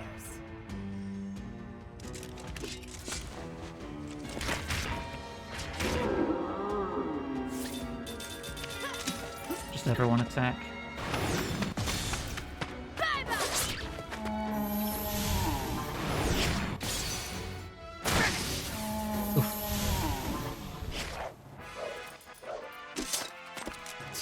Wasn't even near my level. It's 4 SP, isn't it? It adds up.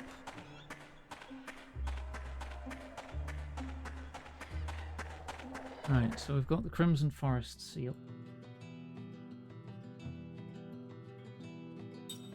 And with access back to Numara, we can finally continue our seed quest.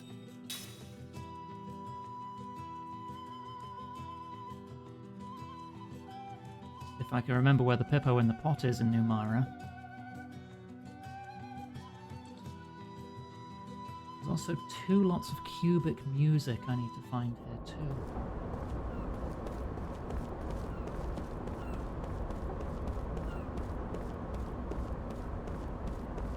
Just have a little wander.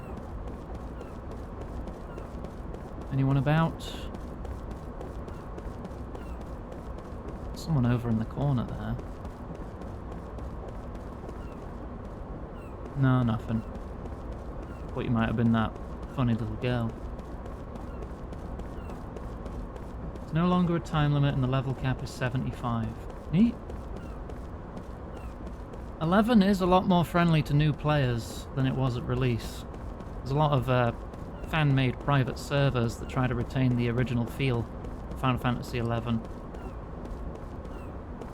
They only have like a couple expansions added or other quality of life features stripped out to preserve the original feeling. It was made in an age where MMOs were a lot more difficult and a lot more community focused. Honestly, Huey, I would say the subscription and installation process for Final Fantasy XIV isn't that much better than figuring out play online. It's better, but not by much.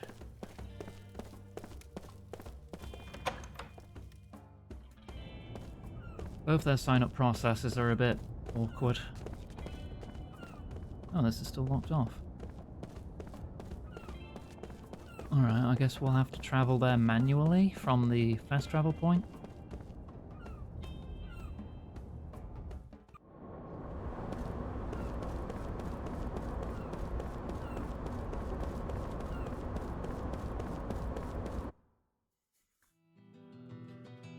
You think I'm being too polite?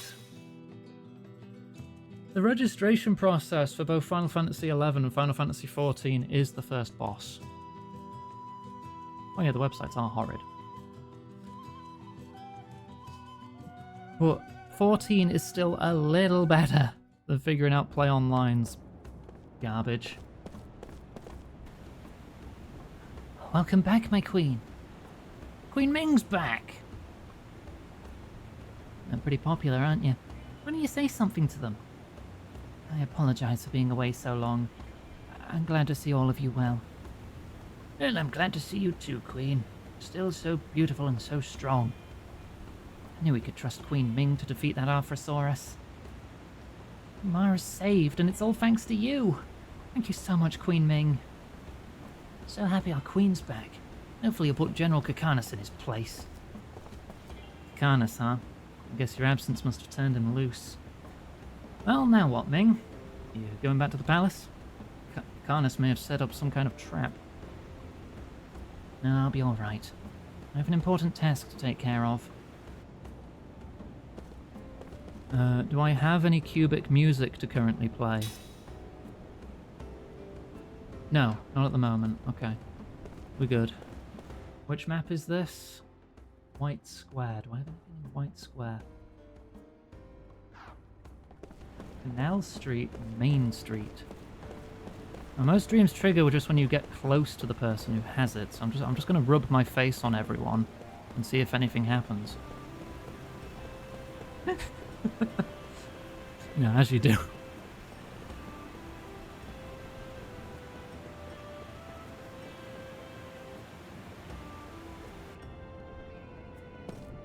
Okay, this is Main Street. Here's my note for Main Street. Near the item shop. Okay.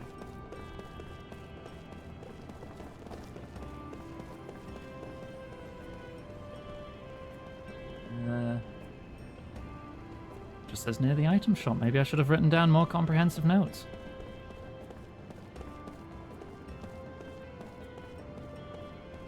Oh.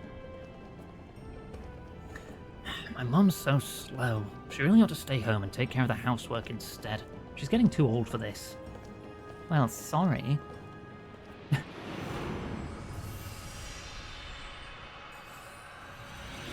behavior. Look, iguanas are the cats of the lizard world, okay? I'm basically half cat already.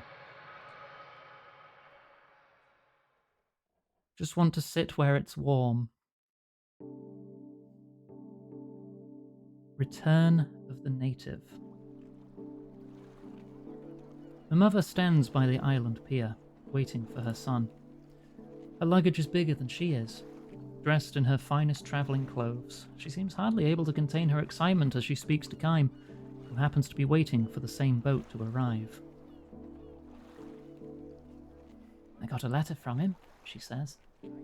Almost 30 years have passed since her only son left the island of his birth. There was no word from him in all that time until he recently wrote announcing his successes and his plan to bring her to the mainland. Been alone ever since I lost my husband. So just to think I might be able to spend the rest of my life with my son, his wife, and my grandchildren. She sold the house she had always lived in and has been waiting for her son to come for her. The letter arrived over a week ago. I wonder why it's taking him so long. The seas are calm. Kaim arrived here on yesterday's ferry. You mean he's late? Kaim asks with some surprise. Very, she replies, forcing a smile. I wonder what's wrong. Maybe he got busy all of a sudden and can't pull himself away from his work. He hasn't written again to explain? He's never bothered with things like that, not since he was a child, she says, straining to smile again and glancing toward the horizon. No bigger than a dot at first, the boat is now big enough for a clear view of the mast in silhouette.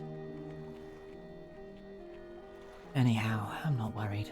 I know he'll be on this boat, she says, raising herself from the dockside crate on which she is sitting and waving a handkerchief toward the approaching vessel. Kaim also stares hard at the boat, which gives his eyes a stern expression.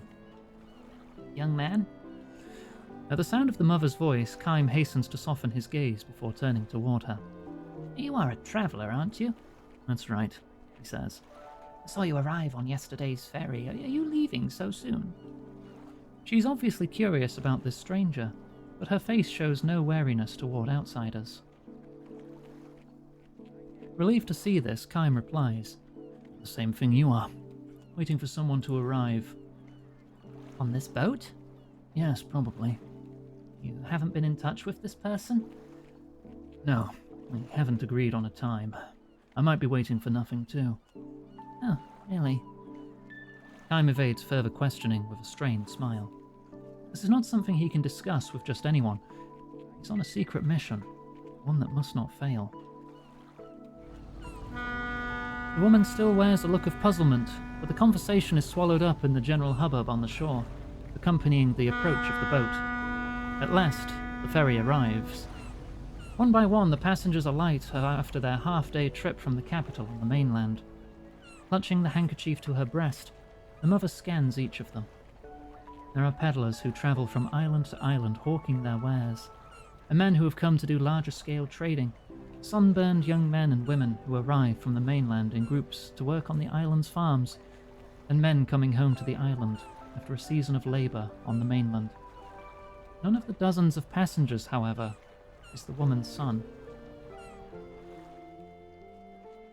Once it has disgorged its island-bound passengers, the ferry takes on people crossing to the mainland. Greeters on the pier give way to well-wishers. The mother turns her back on the pier's hustle and bustle and plods her way toward the town. She hoists a heavy pack onto her back and lifts a large suitcase in each hand. She has taken only a few steps when the pack begins to slide off. Kaim reaches out to keep it from falling. The woman turns with a look of surprise, and when she realizes that Kaim is alone, she asks, So your person didn't come either? It looks that way. With only one ferry a day from the mainland, all they can do is wait until tomorrow. You going to stay on the island until your friend comes? I might have to. You could run up quite a hotel bill that way. I'm alright. I'm used to camping out. Camping out? She exclaims with a look of amazement. Then she smiles and says, Oh, well, you're young and in good condition. A few days sleeping outdoors shouldn't be too hard on you. What are you going to do, ma'am? Go back home? I wish I could. Sold my house last week. So sure my son would come get me right away. A hint of discouragement clouds her face. but she quickly recovers her smile and continues. The money I got for the house is a nice little bundle, so I've decided to spend freely for a change. You see that large hotel over there? I'm staying in their biggest room and taking it easy all day and all night, too. I'm disappointed when he doesn't show up, of course, but I've worked my fingers to the bone all these years. It won't hurt for me to indulge myself just this little bit. Though delivered with a smile, her words touch Kime deeply. In her case, worked my fingers to the bone is not just a figure of speech, as evidenced by her sun-tanned face, which is so unsuited to the cosmetics she has applied to greet her son, and especially by her bony fingers, so ill-concealed by the cheap rings she's wearing. Hard as she undoubtedly worked, life has granted her few rewards. There was nothing expensive about her luggage. I'm sure your son will be here tomorrow, Kime says. Her deeply wrinkled face breaks into a joyous smile. Yes, of course. Tomorrow for sure, she says with a deep nod. I hope the person you're waiting for comes on tomorrow's boat too. Oh no, that's her saying that. I hope the person you're waiting for comes on tomorrow's boat too. Thank you very much, he replies. I have an idea, she says. You might get sick camping out. If you'd like, why not stay in my hotel? I'm sure we could arrange something for one extra person. Kime senses that she is not suggesting this out of mere politeness, which is precisely why he demurs with a smile and a nod. Thanks just the same, he says, but don't worry about me. Just take the rest you deserve after your long years of hard work. If you say so. She seems somewhat disappointed, but does not press him to accept. As he watches her trudge off toward her hotel alone, all but hidden from view by her huge bundles, Kime wonders if, perhaps, she was hoping that his company might ease her concern that her son might not show up after all. Even so, he decides not to chase after her and retract his refusal. He is the wrong man to spend time with a mother whose only dream is to have a happy old age. Most likely, when tomorrow's boat arrives, she will finally be reunited with the son she has longed to see all these years. The person that Kime is waiting for will almost certainly cross over to the island tomorrow. The mother will undoubtedly shed great tears when her reunion takes place. Kime, on the other hand, has a bloody job to perform when he encounters the man he's waiting for. Kime has been hunting him. The man is a fugitive, and there is a reward on his head. He is known as the boss of an underworld gang in the capital, and he has committed crimes without number: robbery, fraud, extortion, assault, and even murder. To cap his life of crime, he double-crossed his own gang and ran off with a great deal of money. Word reached the gang only a few days ago that the man is headed for this island, the place of his birth, and they hired Kime to take care of him. The fact that they hired Kime means they are ready to have him killed on sight. Kime and the mother meet at the dock again the next day at the same time, and the next day, and the next, and the day after that. The ones they are waiting for never come. A week goes by. The mother switches accommodations from her expensive hotel to a cheap inn frequented by travelling peddlers. Actually, I'm more comfortable in a cheap place like this, she tells Kime with a laugh. But more likely, her money would have run out in the first hotel. Your person is very late too, she observes. True. Who is it? He sidesteps the issue with a strained smile. He cannot answer her question if he is going to carry out his duty. And besides, he feels a tiny premonition deep inside. The mother stops questioning him and says, I hope your person comes soon. Another 3 days go by. A messenger from the gang, disguised as a peddler, whispers to Kime as he steps off the ferry. We think he's still hiding in the capital. We're looking in every rat hole we can find, but there's no sign of him. Kime nods silently and glances at the boat. Even after the last passenger alights, the mother stands on the pier, looking up at the boat's empty deck. Let me ask you, young man, the mother says to Kime 3 days later. Does the place where you're camping out have a roof to keep the dew off?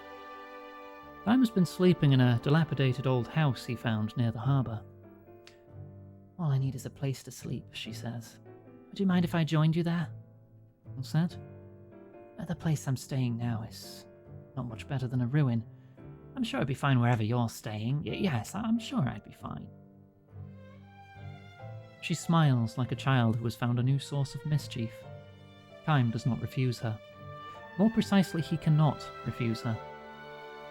She has probably run out of money even to stay in her current flop house. Kime has noticed her cheap rings gradually disappearing from her bony fingers.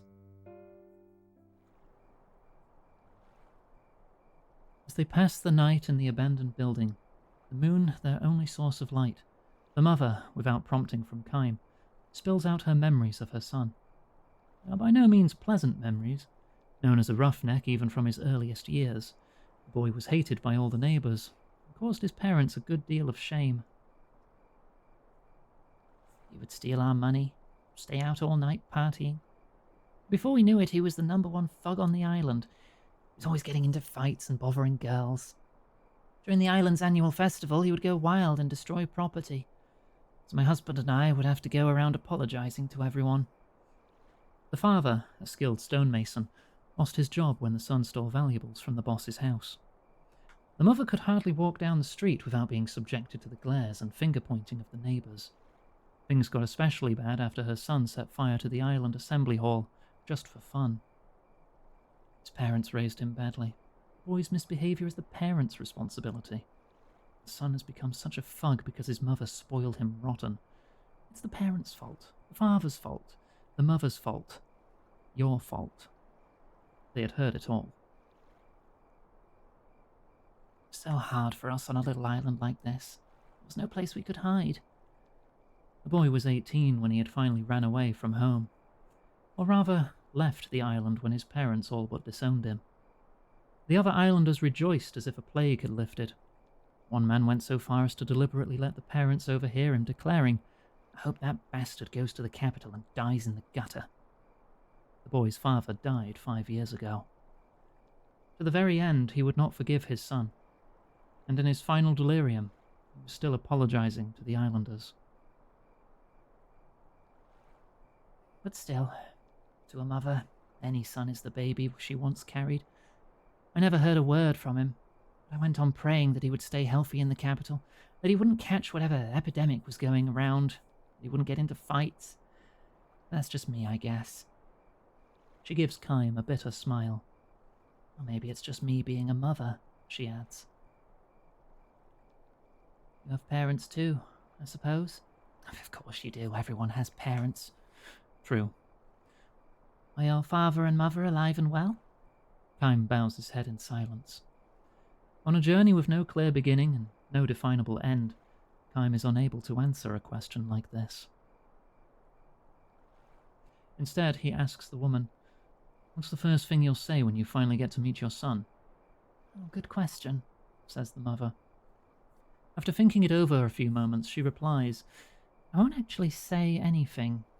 I think I'll just hug him and say nothing at all. I'll hold him tight and let him know how glad I am that he's alive and well. Just supposing, though, Kime presses her gently, if you knew that he had lived a less than exemplary life in the capital, too, would you still give him a hug? Her response is instantaneous. First, I'd hug him, and then I'd give him a good talking to. She smiles shyly at Kime and adds, That's what being a parent's all about. The next morning, she runs a high fever. She may have survived the dew, but a night in the dilapidated building has taken a toll on the old woman's health. Even so, when it is time for the ferry to arrive, she struggles to her feet and heads toward the pier with uncertain steps. Alarmed, Kime holds her back. "You're in no shape to be going out," he says. Despite his attempts to bring down her fever with cool spring water from the forest, it is as high as ever. Her laboured breathing has taken on a congested rumbling. I have to go, she insists. My son's coming for me. I'm going to see him. She sweeps away Kime's restraining hand, but the effort causes her to lose her balance and sink to her knees. "If he's on board, I'll bring him here," Kime assures her. "Tell me how I can recognize him." Cradled in Kym's arms, half delirious with fever, the old woman mutters. On his left cheek, before he left the island. He got in a fight. Somebody cut him. He has a scar. Kym nods and lowers the old woman to a straw mat spread on the ground. He fights back a sigh and closes his eyes momentarily. He stares hard through a small window at the ferry dock. His suspicions were right after all, though he was sure of it last night. Kym was given a written description of the man when he took on the assignment from the gang. There could be no doubt. Scar on left cheek. The ferry is approaching the harbour. The pier is showing signs of activity. Kym starts for the door. Behind him he hears the woman saying, Please, don't kill him. Don't kill my boy. Kym stops short, but instead of turning around, he bites his lip. I don't know what he did in the capital, but don't kill him. Please. So she knows too. She knows everything. If you have to kill him, if you absolutely have to, please, before you do it, let me just... Kym leaves the ruin in silence. His steps are uncertain as he makes his way in the blinding glare of the afternoon sun.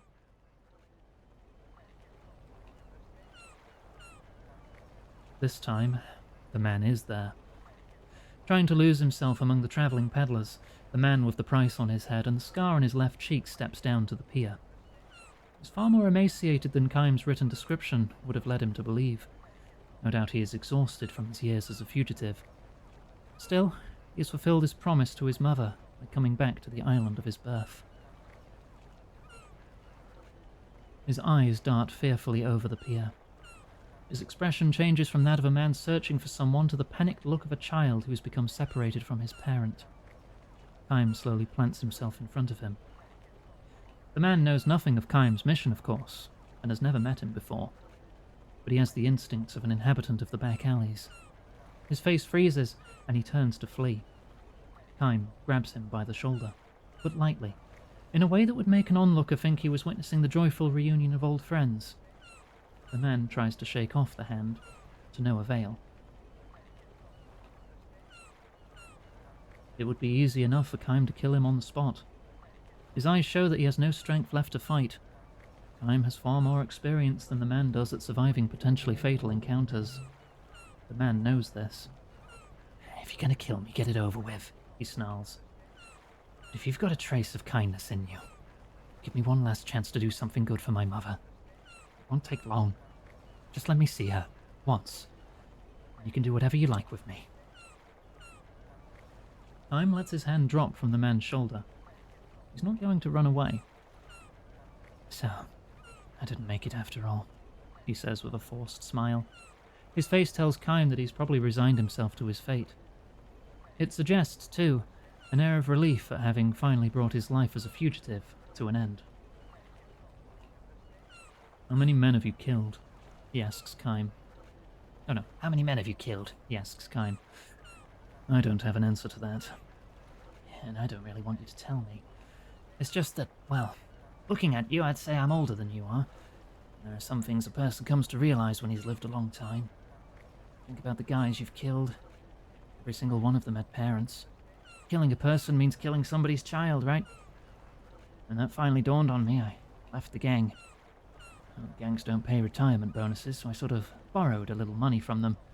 Thought I'd use it to... well, I've given my mother a hard time all these years. His voice grows thick and muffled. He shakes off the emotion and proclaims with a laugh. Oh, what the hell? There's a lot of sentimental nonsense. I don't know how many guys I've killed over the years, so I figure I'm getting what I deserve. I can't hate you for what you're doing. A shout comes from the ferry deck. We'll be departing shortly. All passengers bound for the capital should be boarding now. Kym looks hard at the man and says, Just tell me one thing. The man says nothing in reply, but Kym continues.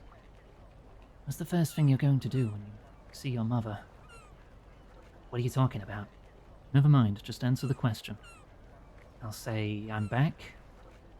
No, I won't say anything. I'll just take her in my arms, that's all. Give her a big hug. Sure. That's what parents and children are all about. Kime relaxes the grim expression on his face and jerks his chin toward the forest beyond the pier. There's an old broken-down house in the woods. Your mother's waiting for you there. Go to her. What are you talking about?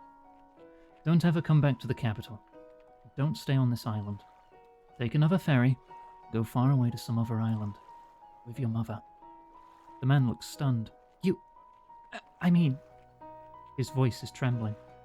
Kime says nothing more. He leaves the man behind and strides toward the boat before it can depart.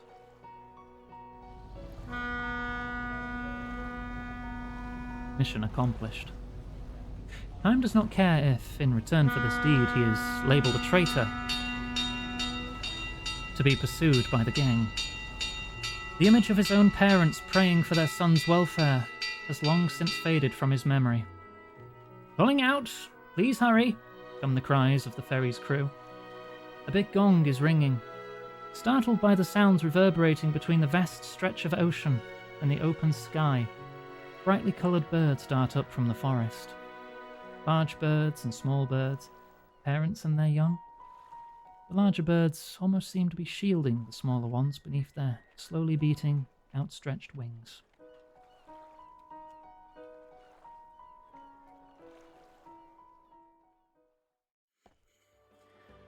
Oh, okay, 3 left.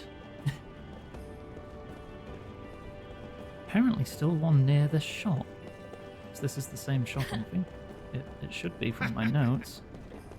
I talked to everyone. Because that wasn't the one I actually had in my notes that said near the shop.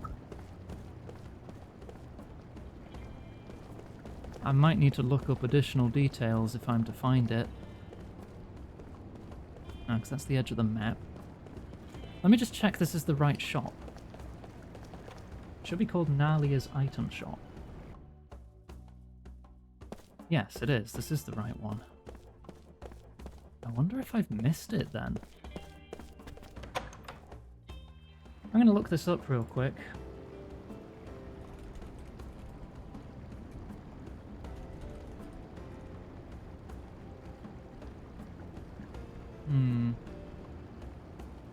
Stand along the rail near the right side. Hang on, this is completely different. It says it's on Canal Street. Stand along the rail near the right side of the magic pendulum at the highest part of the southern bridge.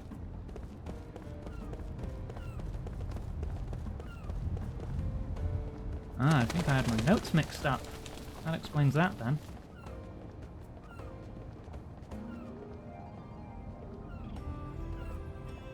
This should be the one I'm thinking it was.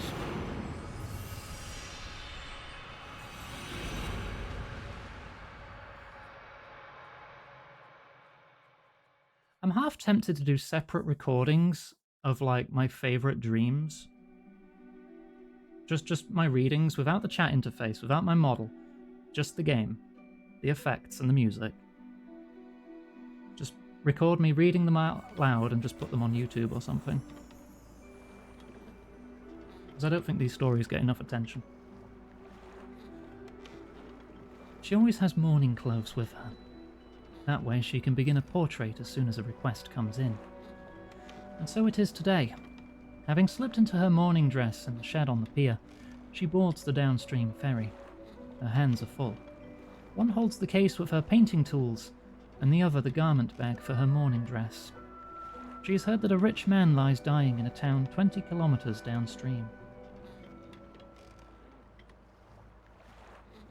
Her name is Rosa.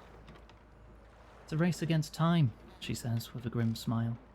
I have to start as soon as possible, before the face changes. Changes how? Kime asks. Hard to say. There's a deepening strain to Rosa's smile. But I know it when I see it, and the person has gone from this side to the other side. Once they've gone over, I can't paint them. At least not in a way that will please the family. It just can't be done.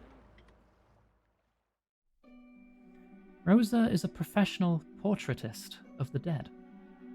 The custom of preserving death masks is now widely practiced in this area. Families too poor to hire an artist daub the face of the newly deceased with dye and preserve the loved one's deathbed expression on a cloth pressed against the dyed face.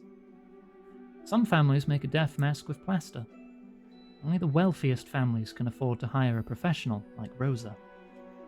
So that lurking in the background of an individual's death, there can be a variety of disputes. I've heard families quarrelling over the inheritance behind my back even as I sit there sketching the dead person. One widow presented my portrait of her husband to the court to prove that he had been poisoned. Another time some loan sharks waited until the moment the man died and charged right into the house.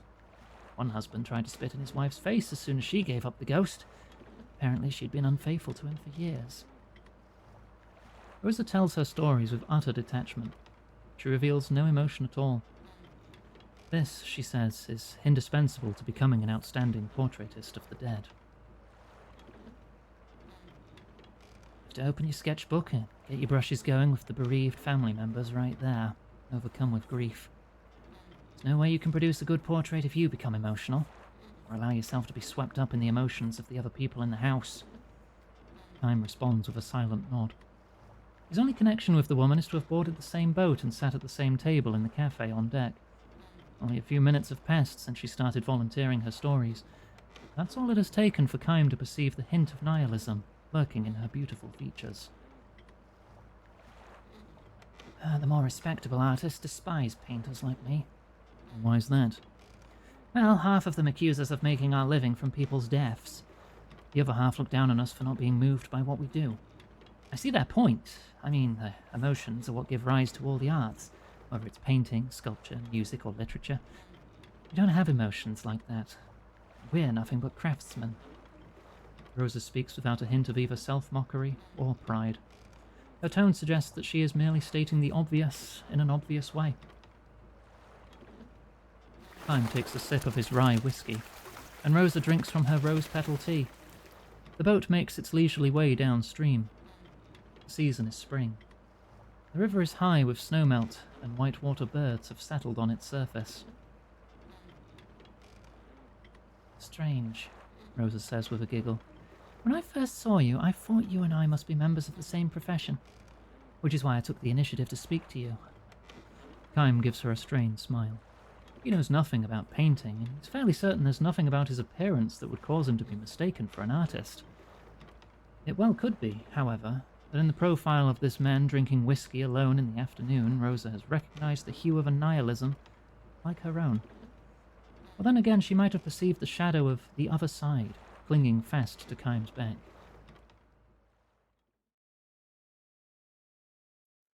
Until a few days ago, Kym was on a battlefield.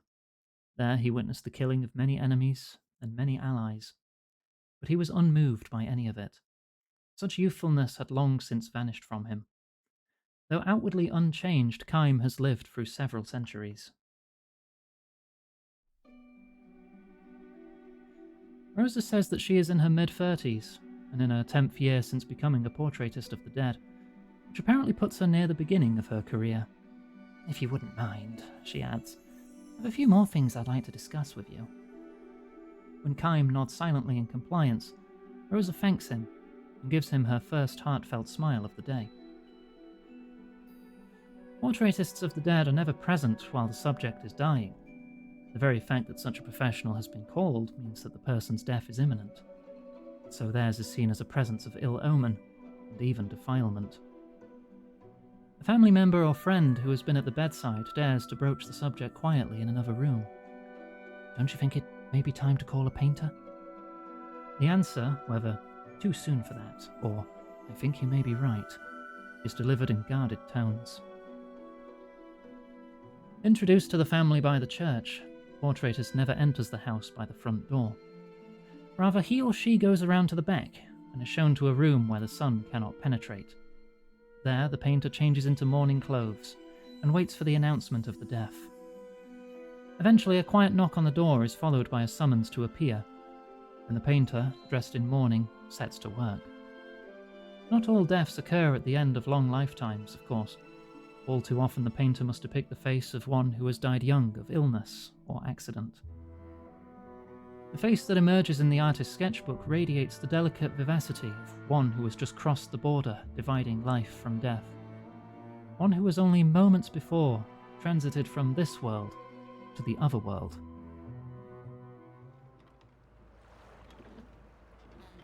The work presented to the family is an oil painting done from the sketch, but Rosa believes the sketch itself is a far more authentic portrait of the dead. It's nothing quite like the atmosphere in a room where someone has just died. How to put it? It's as though the flow of time has stopped, or time itself has melted into the very air. The sobbing and the wailing sound as if they might last forever. The only movement of time in all this being the way the face of the dead person emerges little by little onto the blank white page of the sketchbook. She hands him her fixed sketch pad. "See," she says, showing him countless faces of the dead. "This is 2 years' worth." Many of the faces are peaceful, but others are full of agony, and all, without exception, possess a mysterious presence. They differ unmistakably from faces in sleep, and neither, however, do they look dead. They seem as if they might open their eyes at any moment, or just as easily crumble into ash. They hover, men and women alike, on the very brink of death. After the body has cooled, it's too late. It's also too late if the family has begun making its preparations for the funeral. The game is won or lost in those very few minutes following the death itself. All we can do is start sketching, as efficiently and expeditiously as possible. With a painful smile, Rosa adds, "In the eyes of the family, though, that makes me a cold-hearted woman." Time turns the pages of her sketchbook, saying nothing. He would like to tell her that it is the same on the battlefield. There, no one has time to mourn the death of a soldier. If you're busy shedding tears instead of doing the next thing you have to do, you end up being one of those forced to travel to the other world. The final sketch in the book is unfinished, the face of a young girl. The general outlines of the hair and face are sketched in, nothing more. Kaim looks questioningly at Rosa. "My daughter," she says softly. "But why?" "A portrait painter of the dead reaches full maturity in the profession when she is able to paint a member of her own family. Which only makes sense. I mean, how self-serving is it if you can be coldly objective toward the death of a stranger, but not toward a member of your own family?" Her daughter died 2 years ago. The girl's 3 short years of life brought to a sudden end by a bad flu that was making the rounds. "I was holding her hands almost until the moment she died," Rosa says. "I was in tears, calling her name and pleading with her to come back to me, not to die." After the doctor looked at her with a shake of his drooping head, though, Rosa released her daughter's hands and opened her sketchbook. Wiping her tears, she picked up her pencil and tried to sketch her daughter's face. But I couldn't do it. The tears came pouring out of me no matter how much I wiped them. They simply couldn't work. Kaim turns his gaze on the unfinished sketch again. Some areas of the white paper were wavy, perhaps where Rosa's tears had fallen.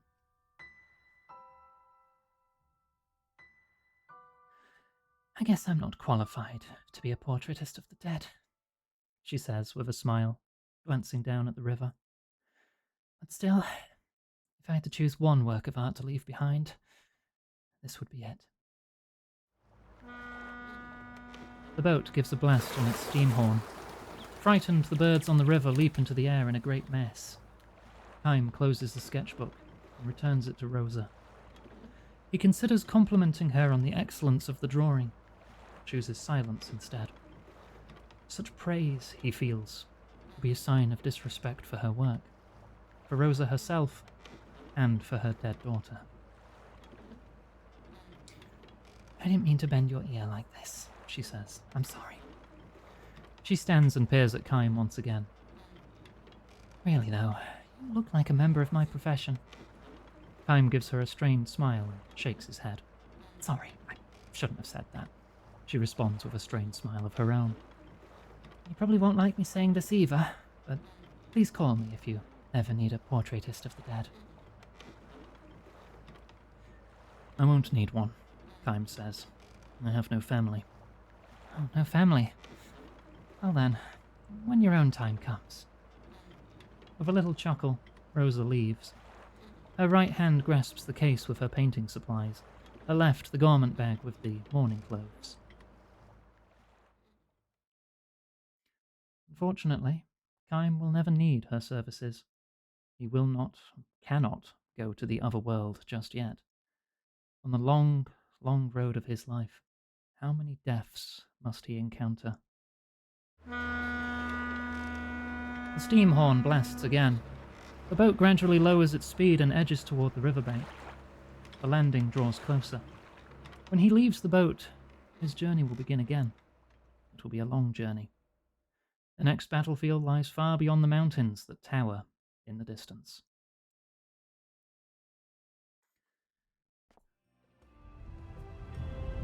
Two left. Two left. And we've read all of them.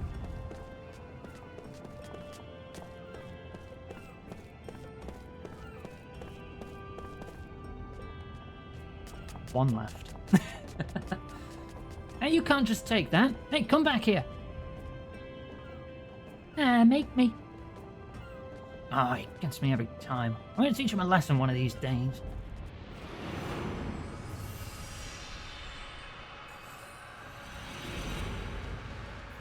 The one after this, I think, is story-related and thus unmissable. So we basically have them all. Lottery of Life.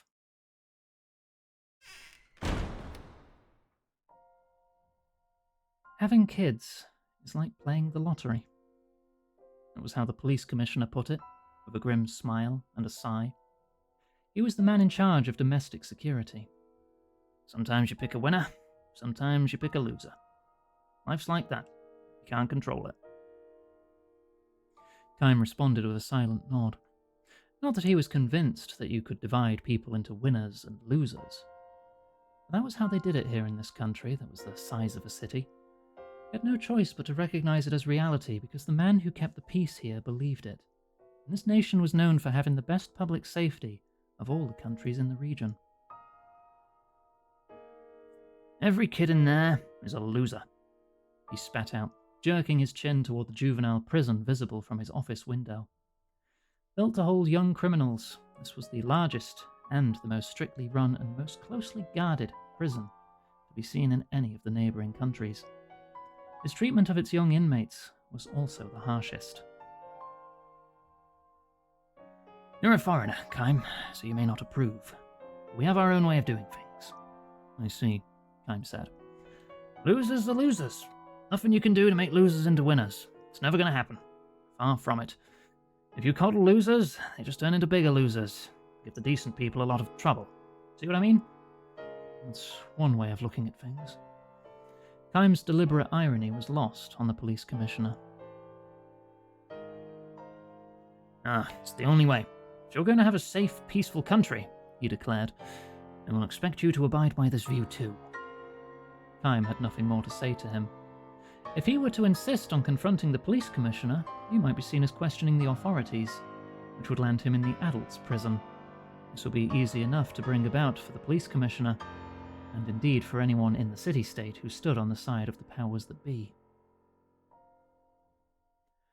The commissioner glanced again toward the juvenile prison. Built that place 80 years ago, he said. Which is to say, the very first building they made when the present political system came into being was a prison to throw young offenders into. Kime knew this. For Kime, whose life went on forever, events of 80 years before could well have happened yesterday. 80 years earlier, this country had experienced a coup d'etat. The revolutionary government ruled the people under a military dictatorship and jailed every last person suspected of disturbing the peace and order. The government was especially wary of younger criminals. There's a limit to how serious a kid's crimes can be. Let them get away with those. Next thing you know, they're doing really bad stuff. Might be satisfied with shoplifting at first, but soon they're into burglary, muggings, they start using weapons. And in the end, they think nothing of killing people. You have to nip them in the bud. The kids sent to prison were fed the absolute minimum to keep them alive. No doctor saw them if they fell sick or were injured. Subjected to such harsh imprisonment, they succumbed one after another. More than a few of them ended up as cold corpses pitched out the back door.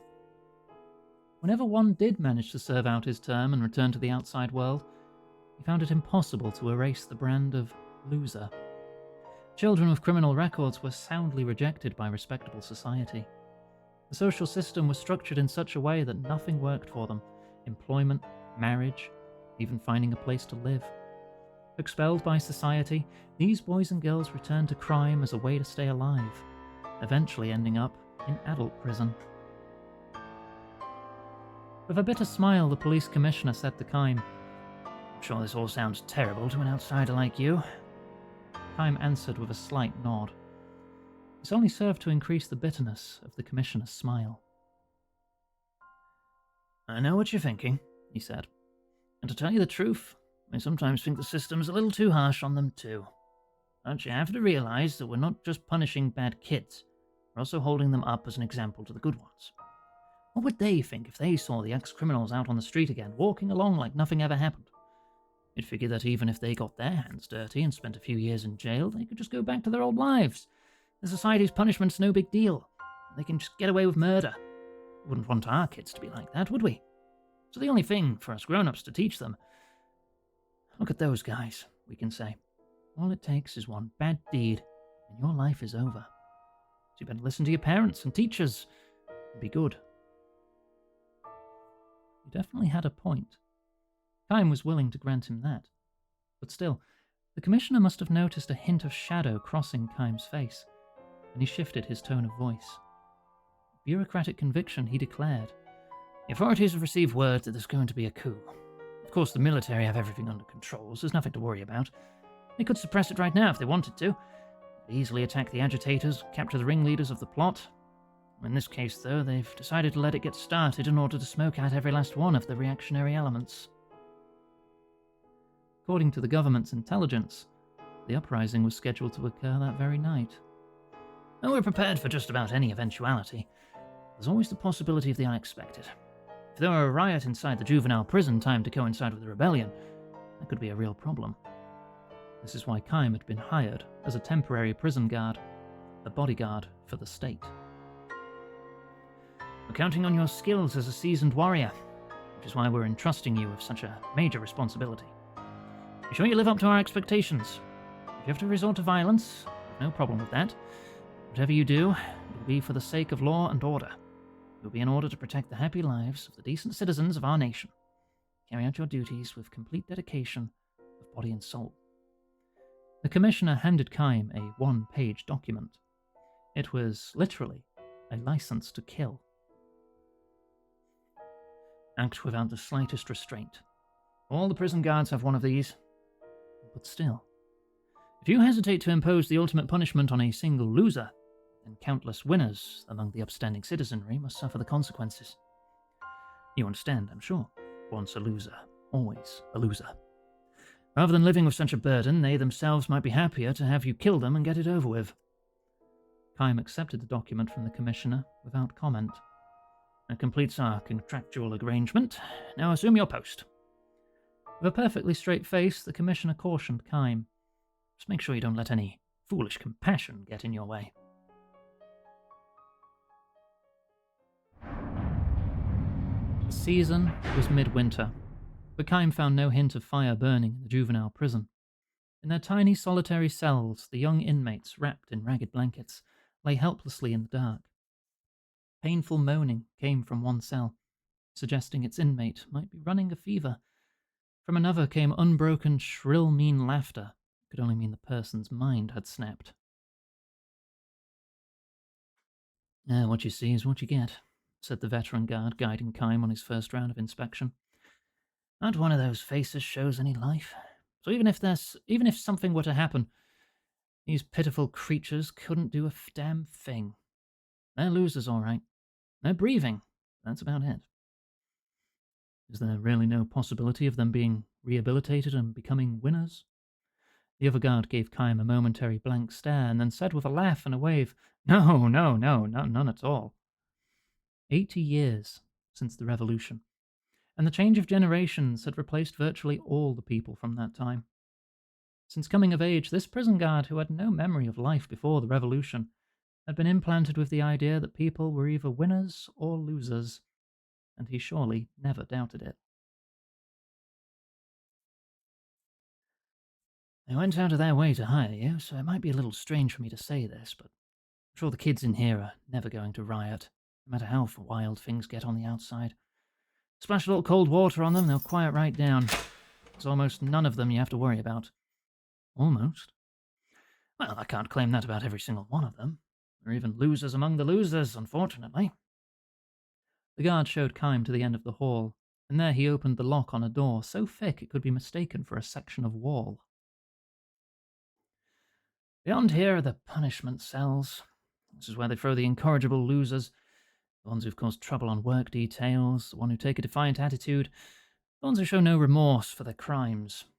Suddenly, it was clear to Chaim. It was clear to him because he had experienced countless battlefields in his life. The punishment cells were darker and far colder than the regular cells. But from the depths of the darkness, from within each individual cell, there emanated a quiet heat that could not be felt from the regular cells. The people in here were alive. They were not simply breathing, they were alive with real passion. Crimes that originally got them locked up here were nothing much. A little burglary, some purse snatching, flashing a knife, stuff like that. If they had just quietly served out their terms, they'd be out now, living obscure lives somewhere. Instead, they resisted, and kept resisting. Called for better treatment of inmates, appealed for an end to discrimination against former prisoners. The number of their crimes multiplied, till it became clear they would never get out of here alive. They'll just go straight from here to the adult prison when they grow up. It'll be 20 or 30 years before they can breathe the outside air again, if they can live that long, which would be quite an accomplishment. The guard concluded with a belly-shaking laugh, which was interrupted by a voice echoing from a dark cell. Stop that laughing. It was a quiet but commanding voice, though one that retained a hint of boyishness. A look of fear crossed the guard's face, though he quickly reverted to a sneer. Oh, this is the biggest pain we've got, he said. His name is Deeren. So he was the leader of a gang of juvenile delinquents on the outside, but here he's just a noisemaker. The guard picked up a bucket of water from the corridor floor with a thin sheet of ice on its surface and heaved the contents into Deeren's cell. This is what works best on these kids. Behind the bars, the drenched boy had rolled himself up in a ball. Should be enough for them to freeze to death. The water itself freezes again in the early morning. Then their hair and eyelashes, and any other hair they've got gets coated in ice. Some of them have lost fingers and toes to frostbite. The guard laughed again. Deeren lay there curled up, but his eyes were shining with such intensity. It was as if he were trying to melt ice with the heat seething in his breast. Chaim knew those eyes. They were the eyes of a warrior. And not just any warrior, but one on the very front line in a losing battle who watches for the chance to turn the battle in his favour. And Chaim knew something else, that the system was beginning to unravel. It had kept the people in a state of suppression for 80 long years, ever since the revolution, but the very moment of its undoing had arrived. The prison fires started that night. Chaim, it's the coup! The guard came running to report the situation on the outside. Fires had been set throughout the city, he said. This was, of course, the uprising that government intelligence had anticipated. Martial law was declared, and the government was mobilizing the entire police force and army. Word had come, too, that the ringleaders were already under arrest. One element, however, had been wholly unanticipated. The guard informed him, "The wind is strong tonight." Fanned by unseasonable winds, the flames were racing through the city. On orders from the commissioner, we are not to fight fires in the juvenile prison. Is that clear? Do not engage in firefighting here. In other words, no one would be coming to save the inmates. Can't be helped, said the guard. The army and the fire department have all they can do to put out fires in the city and evacuate the people. Can't spare any men to protect this place. We've been ordered to join in the rescue effort in town. I guess that means we let the kids out. This was a given, Kime assumed. Left locked up in their cells, the young inmates would burn to death. Oh, don't be ridiculous, the guard shot back. These kids are all losers. We've gone to the trouble of locking them in here, and now we're supposed to let them out? Are you serious? Kime replied. Oh, are you serious? Can't believe you'd say anything so stupid. I'm telling you, they're losers. Ooh. That just auto-advanced. What? Flames were spreading quickly, and screams could be heard throughout the prison. There was no time to appeal directly to the commissioner, and such an appeal would only end in failure, he was sure. Give me the cell keys, Kime said. You're joking, the guard laughed. There was only one thing to do. Without a word, Kime landed a punch in the guard's solar plexus. The guard went down in a heap, and Kime tore the clump of keys from his belt. The first cell he opened was Deeran's. The boy came out looking confused. You one of us? He asked Kime. Are you with the coup? I'm not interested, he answered. So why are you letting us go? Deeran asked. Because I don't like dividing people into winners and losers. Thanks, Deeran said. Sporting a big grin, he took the keys from Kime and turned away to start opening the other cells. I want you to come back, Kime said to him from behind. What's that? This is an emergency evacuation. When the sun comes up and the fires are out, I want you to come back here. You kids still haven't finished paying for your crimes. You must be kidding. Not at all, said Kime. If you kids run away, that'll just prove they're right. Once a loser, always a loser. Is that all right with you? Don't you want to show the ones who rule this country that they're wrong? That people can change? We'll never get another chance like this. This coup is going to fail. You can run around all you want, but they're going to catch you in the end. You'll always be branded losers. They might even kill you when they catch you. Deeran turned to stare at Kime. The prison was already surrounded by flames. Against this bright red backdrop, Deeran's eyes still burned with the fighting spirit of a warrior. This country's political system can't last much longer. The day will come when you kids can leave prison with your heads held high. I absolutely believe that. And because I believe it, I don't want to see you die for nothing. Kime turned to Deeran to pull the guard up from the floor. Come back after sunrise. With this final admonition to Deeran, Kime hoisted the guard onto his back and trudged away.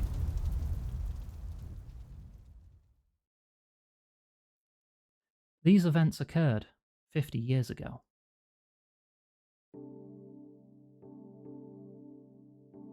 An air of freedom pervades the country now when Kime visits 50 years later. True, he does catch glimpses of young toughs and juvenile delinquents where the nightlife thrives. He feels this is just a sign of the free and easy times. An old man calls out to him, "Are you a traveller?" When Kime nods, the man says with a smile, "Well, you're in luck. We're having a celebration in Revolution Square today. The grand old man of the Revolution's going to attend. We'll keep going all night long." A celebration? That's right.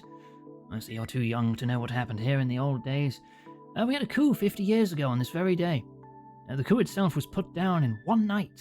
The rebel troops set fires all through the city, so the rest of us were running around like crazy in all directions. Fanned by the wind, the flames quickly enveloped the whole city, and a lot of the city people were stranded on a sandbar downwind. I was one of them. I had my pregnant wife and baby daughter with me, so I couldn't just dive into the river to escape. And before we knew it, sparks were raining down on the sandbar. I figured we were done for. We'd all burned to death as soon as the dry grass caught fire. Just as he was giving up hope, he says, a helping hand was extended to them from the most unlikely source. Kids from the juvenile prison came to help us. They were all skin and bones. Their prison uniforms were falling apart. Prison staff hardly fed them a thing. They pooled what little strength they had. They saved old folks and children from the sandbar. They struggled to douse the fires that caught in the dry grass. I saw one boy carry a child across the river, collapse and die the second after he reached the other shore. Some of the ones who were fighting grass fires were overcome by the smoke and burned to death. They risked their lives to save us. Their own lives were not worth living. Those losers risked their lives to save the lives of winners like us. When the sun came up, and they could be sure that the fires were safely put out, the young inmates went back to the juvenile prison. Yes, it's true. The place was an absolute hell for them, but they went back inside just the same. Not one of them took advantage of the confusion to run away. They played it strictly by the rules, wouldn't you say? We were really moved by their behavior, and people started saying that maybe these losers had their good points after all. Maybe once a loser, always a loser was wrong. The whispers spread throughout the country, quietly but surely. Soon the view emerged that the treatment of the juvenile prison inmates should be improved. Another increasingly widely held view was that society ought to welcome ex-inmates more warmly once they had paid for their crimes. Finally, the change in attitude toward loser children took the shape of dissatisfaction with the political system that had continued to foster such a dictatorship, and, 40 years ago, a second coup occurred. This next coup took the shape of a citizens' revolution that involved the masses. And for that reason, it succeeded. That's how the form of government we have got today got its start. Listening to the old man's reminiscences, Kaim finds himself smiling and nodding again and again, deeply moved. The last thing the old man tells him is the name of the hero who led the revolution and became the first president of the new government, Diran.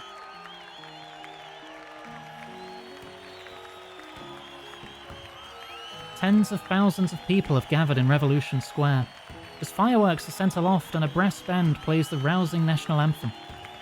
The grand old man of the revolution takes to the stage amid thunderous cheers and applause. Diran! Diran! Ah, Diran! Advanced in years now, and having long since removed himself from the centre of politics, Diran still has that youthful, fiery gleam in his eyes.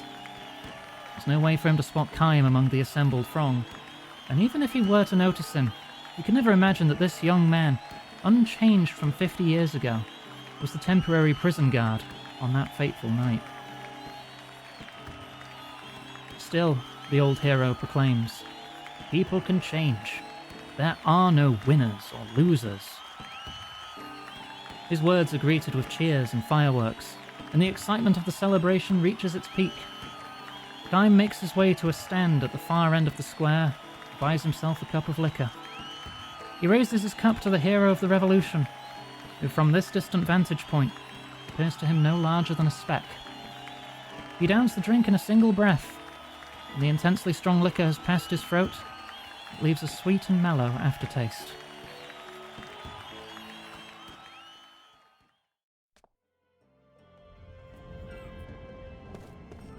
A happy ending to that one.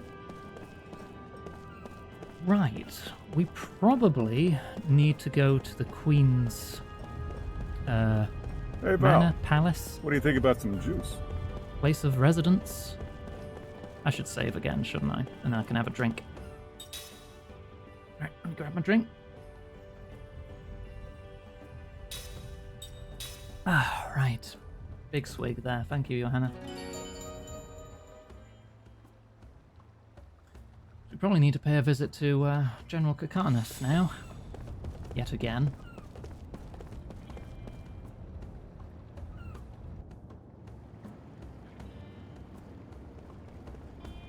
Despite saving the country from those giant beasts, he's probably not going to be too happy to see us, I'd imagine.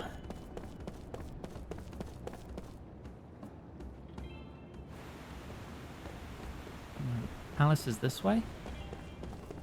Yeah.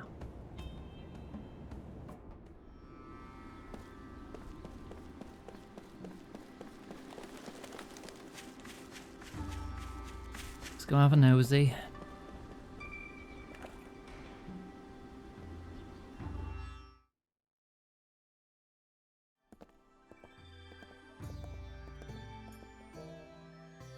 Oh, great. It's I speak with Her Majesty's voice. Oh, she's got the glasses on now. Let's see how this plays out.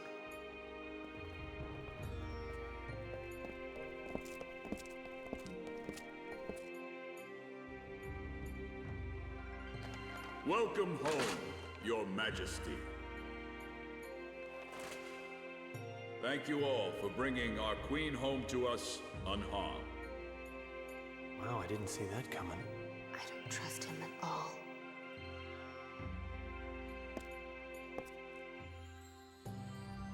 Huh? General, I have caused you concern. I ask that you look at me. All of our people prayed for your safe return every day you were away from us. I am truly pleased. Indeed. You must be tired from your long journey. Please, rest and refresh yourself.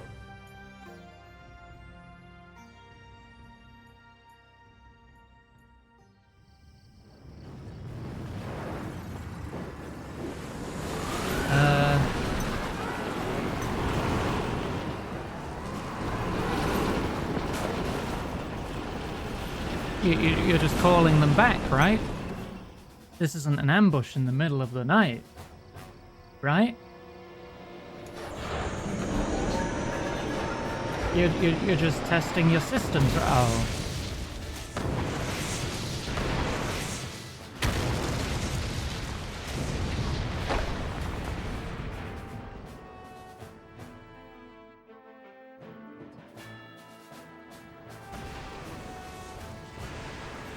Well then.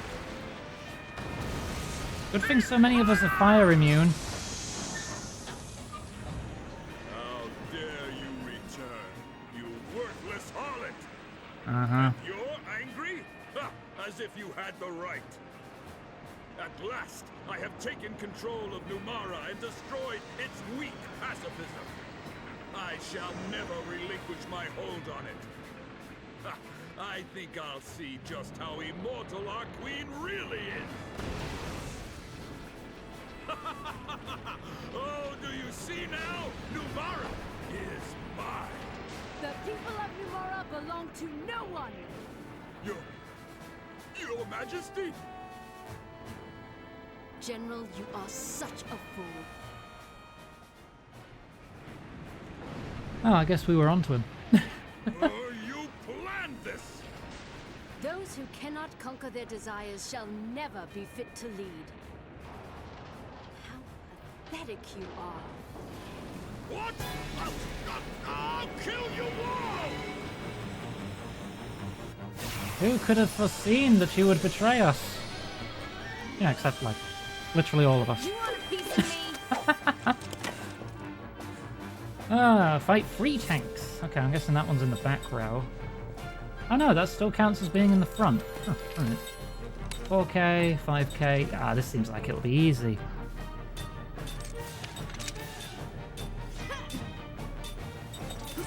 Let's buff up.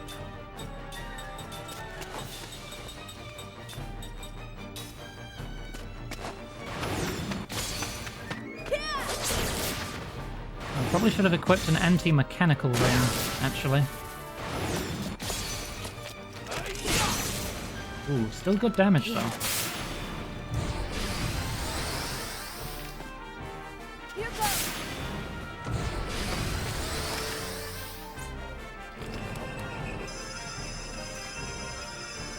Is this multi-target? That, yeah, doesn't hit 3 of us.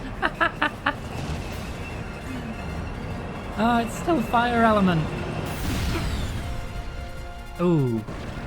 I mean, it healed me, but it still has the effect of reducing our guard. Quite a lot.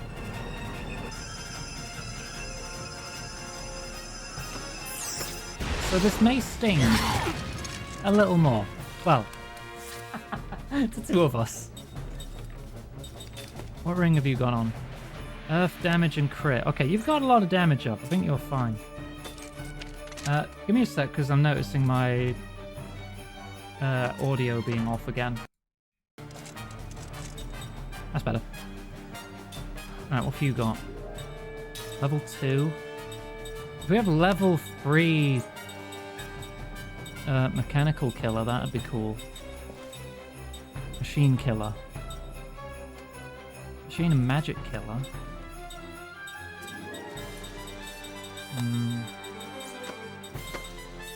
No, I've only got level 2. It's fine.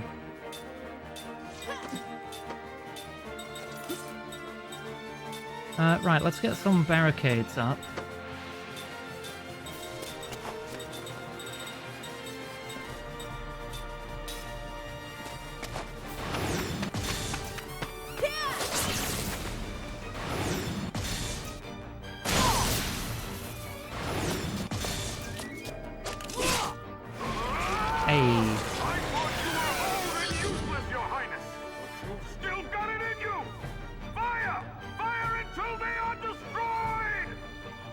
I mean, honestly, the only big threat is the tank hit.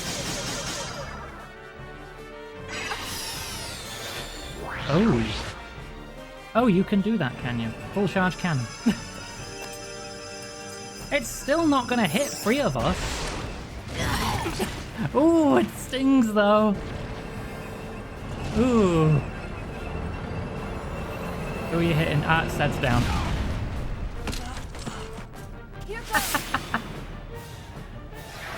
It's fine. I don't think they can threaten enough of the party to be an issue still.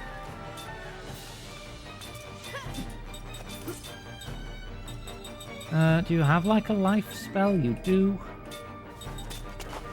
Wait, what's the speed of the life spell? 1C. And the speed of healer is 1B. Zephyra is 1M. So that'll definitely be slower and might be able to pick up Zed a little. I'm okay. Unless they do big AoEs and drop him like a brick again. The other side. Oh my god, Zed.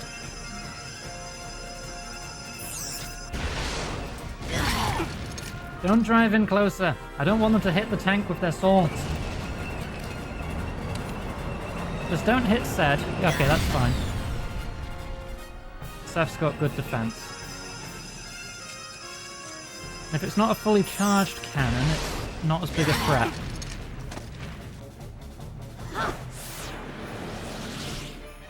Okay.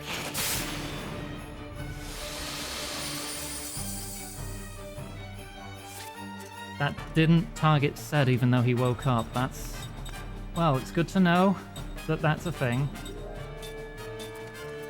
Double item. Use 2 healing tanks on yourself. You take that out.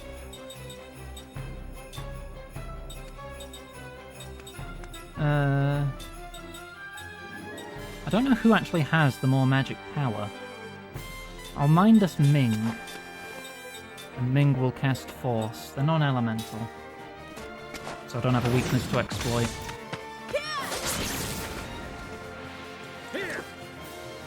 Heal tank? I thought we were fighting them. Shush you.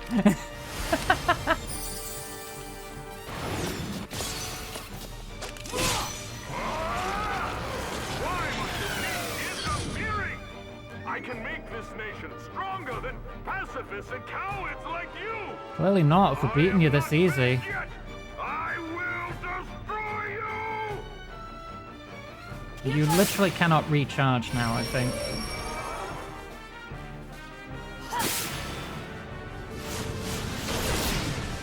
Oh, even mind us, that's not that much. Probably still have to take out both parts of the tank. Each one gets a turn.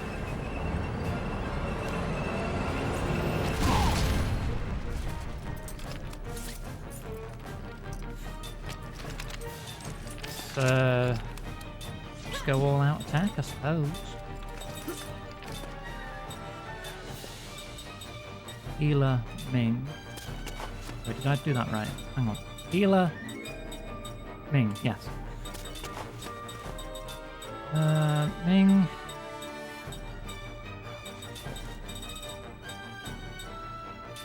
Cover Zed.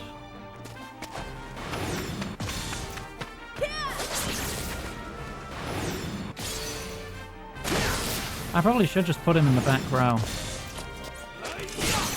Even though he does have auto shield. Here.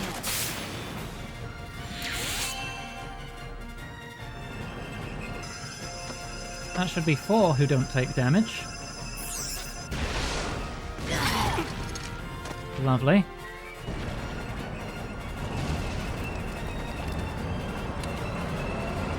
Goodbye, all guard condition.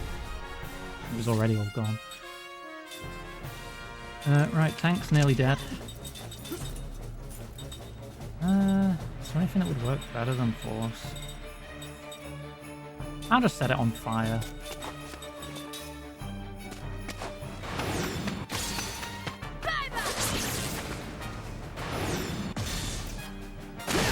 Right, just the cannon.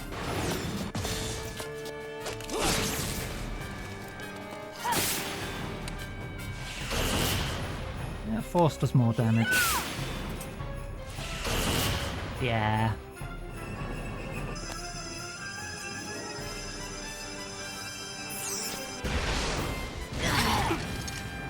Still damage guarding. Yeah, we've won.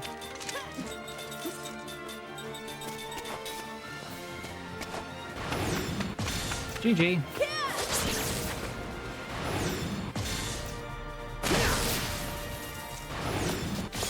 That'll do it. Your Majesty, haven't you seen the state of the world? With pacifism as our only policy, we will never be perceived as equal to other nations. In truth, the day is coming soon when we will be forced to capitulate. Yes, I realized after seeing the world that sometimes power is needed. But General, the power you seek is power only for yourself.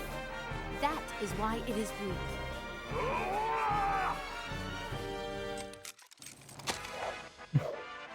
It's like taking candy from a baby.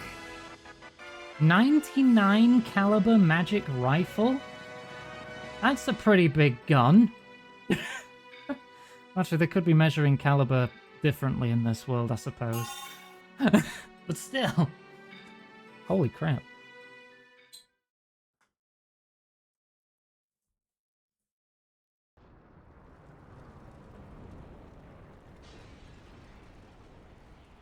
Your Majesty! Anti-aircraft pistol. His guns are all rifles. You're safe!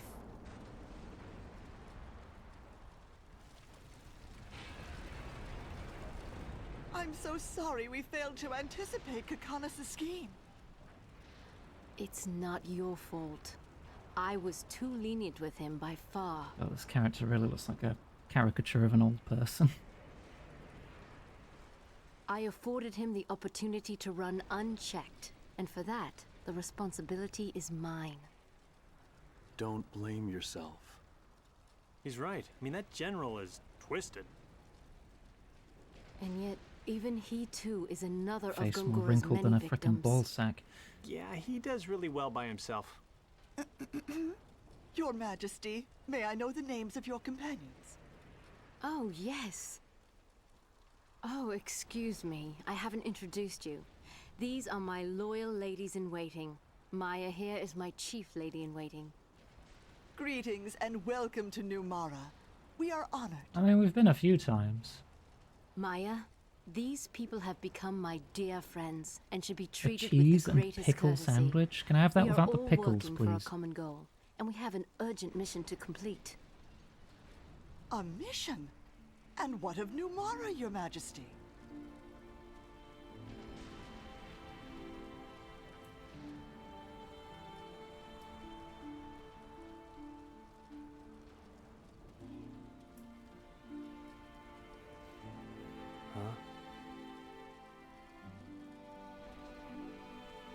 Your Majesty? Until I carry out this mission, I shall have to be away from my people. During that time, I shall entrust Numara to the care of my ladies. So, Johanna, you can eat the pickles for me. To us, Your Majesty? Peel them off and feed them to you. Please do as I would. As you have been closest to me, I believe you are capable of what I ask. I shall return as swiftly as possible.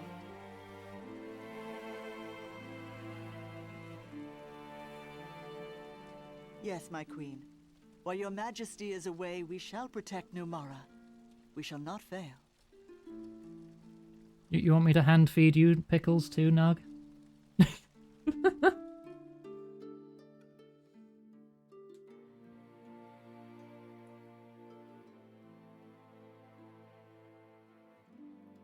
The final dream has been revealed. I shall not talk about pickles, though. Reminds me of a burger place near me. Can order online from them. But if you order a meal deal, you can't choose to remove the pickles. Only if you order the burger separately outside the meal deal and pay extra, can you then take off the pickles. And it's such a freaking ball ache. End up paying more.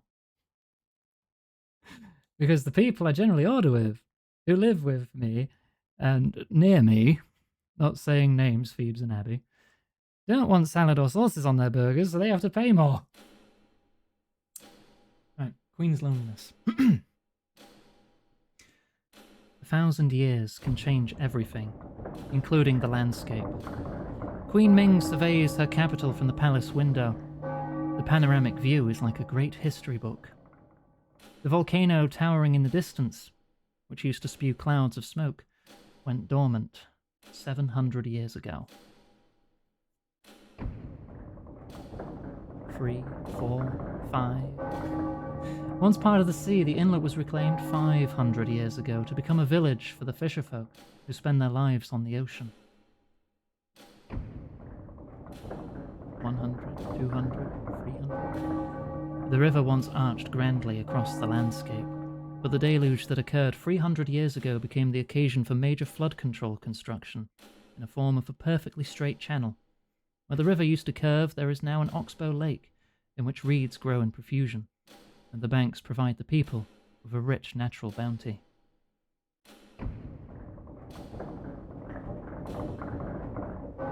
Even the area that formerly was a barren, rock-strewn wasteland became a vast fruit-bearing garden thanks to the irrigation project that was undertaken 200 years ago.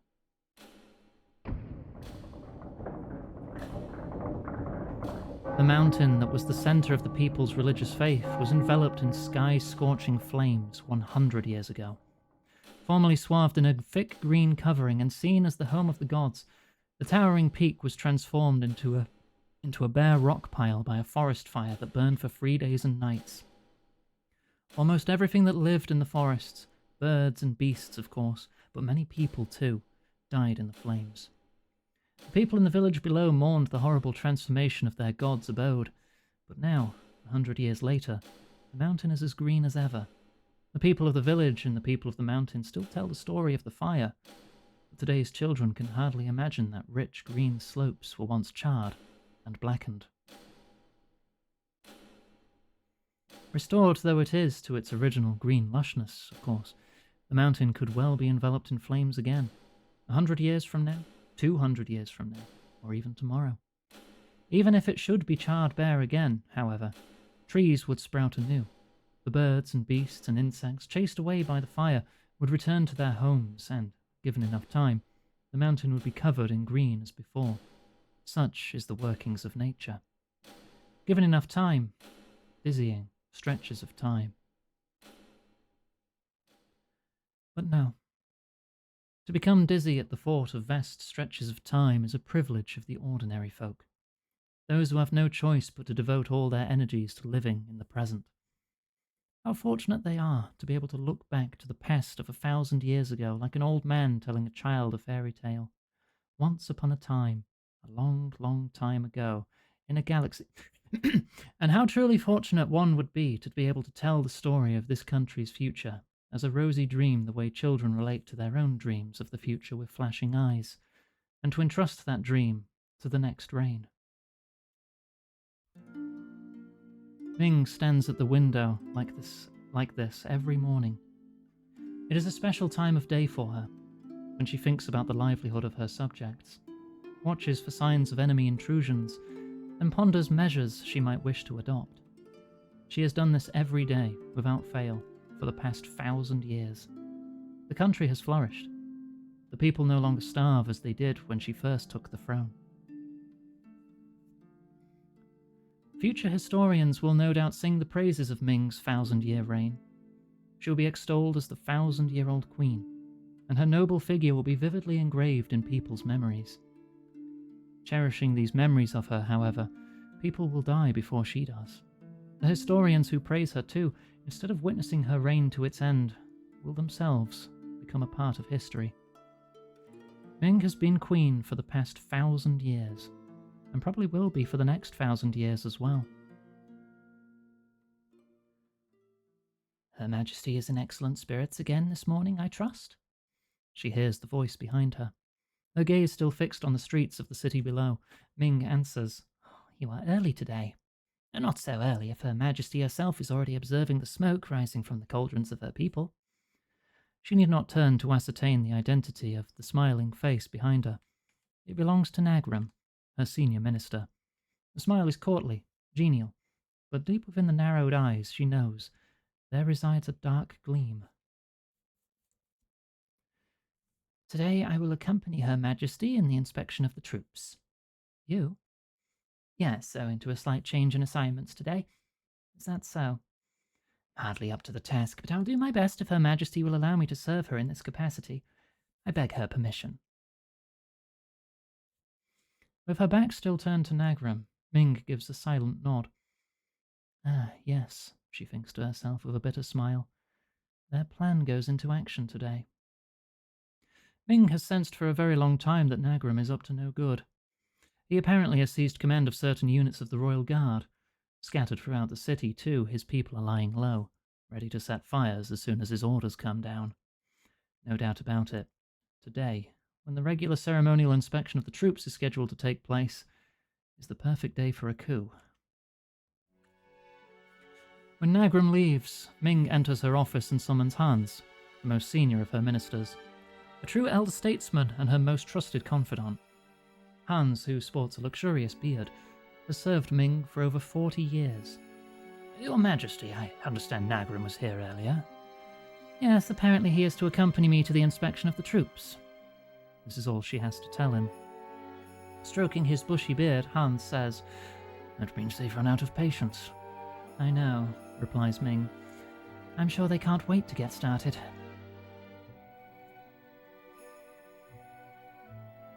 What a fool Nagram is. He has absolutely no idea that your Majesty has been letting him set his own trap. If he was smart enough to realize that, he'd be taking at least 2 more years to make his preparations. Then he would have much more power at his disposal. He could link up not just with the Royal Guard, but also the main body of the army and the police force. He could conspire with external enemies and arrange for them to invade just as the ceremonies were getting underway. Then his coup would probably succeed. If he had the long-range vision to include the wealthy merchants and the intelligentsia among his allies, I've not seen that word before, he might even be able to mount a revolution that would overthrow the monarchy itself. That is what I would do if I were Nagram, as long as I was undertaking a coup. I think about that much at least. Hans's smile could not hide the fact that all this talk of successful revolution was making him uncomfortable. Her Majesty is unmatched by any enemy except one, Her Majesty herself. He may be right, Ming thinks.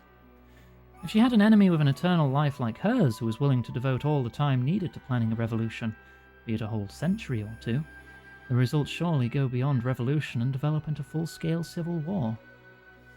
Human lives, however, are limited in duration.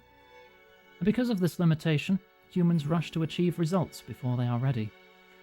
Nagram is one of them.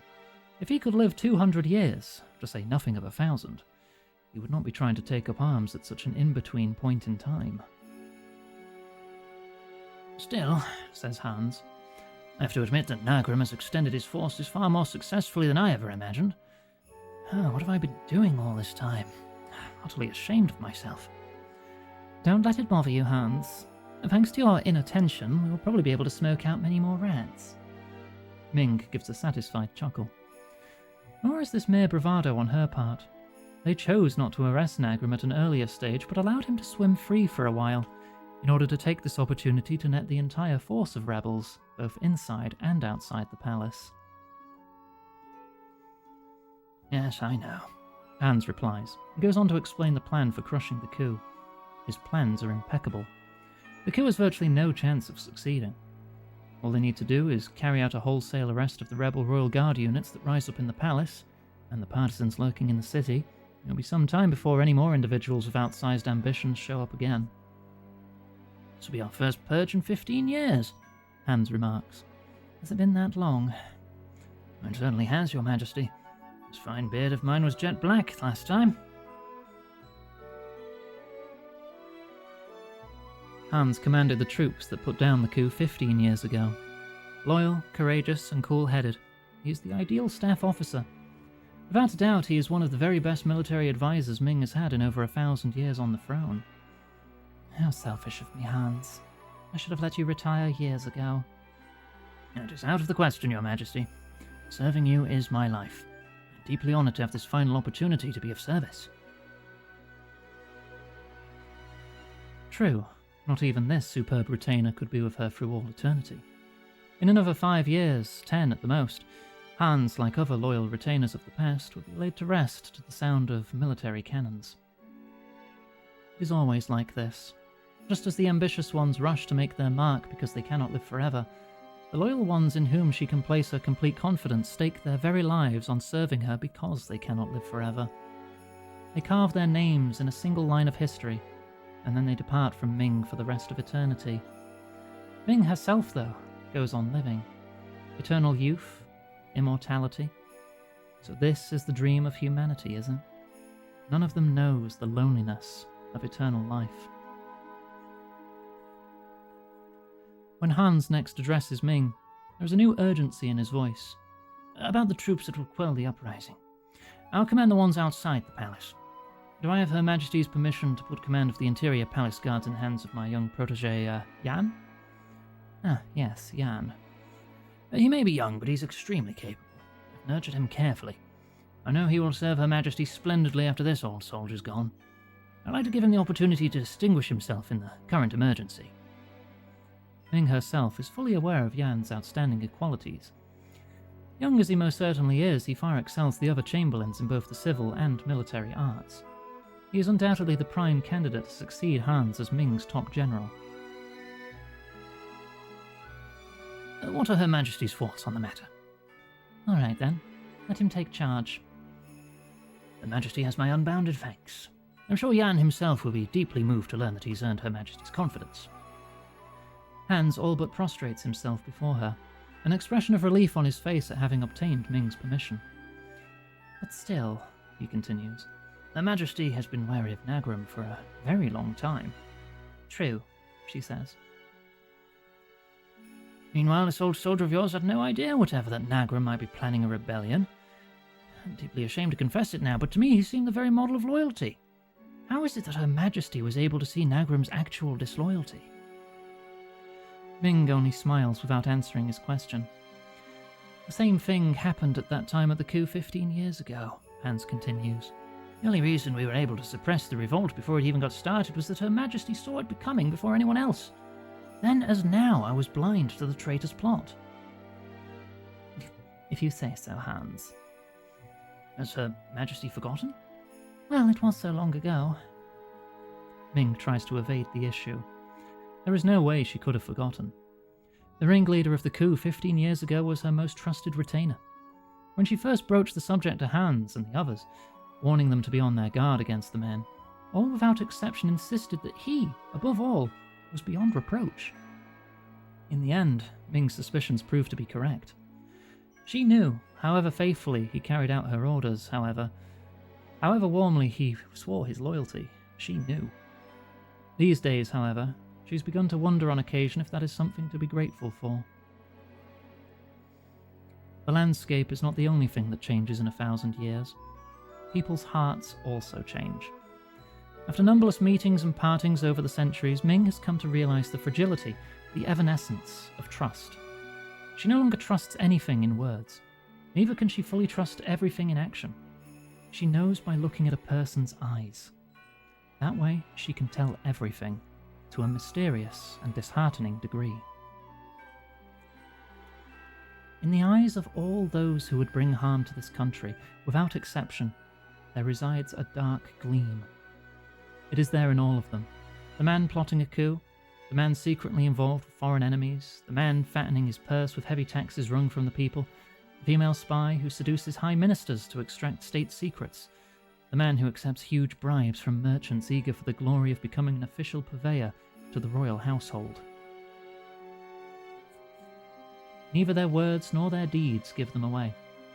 Often the man himself has no idea of the misdeeds he will later commit, but Ming can tell.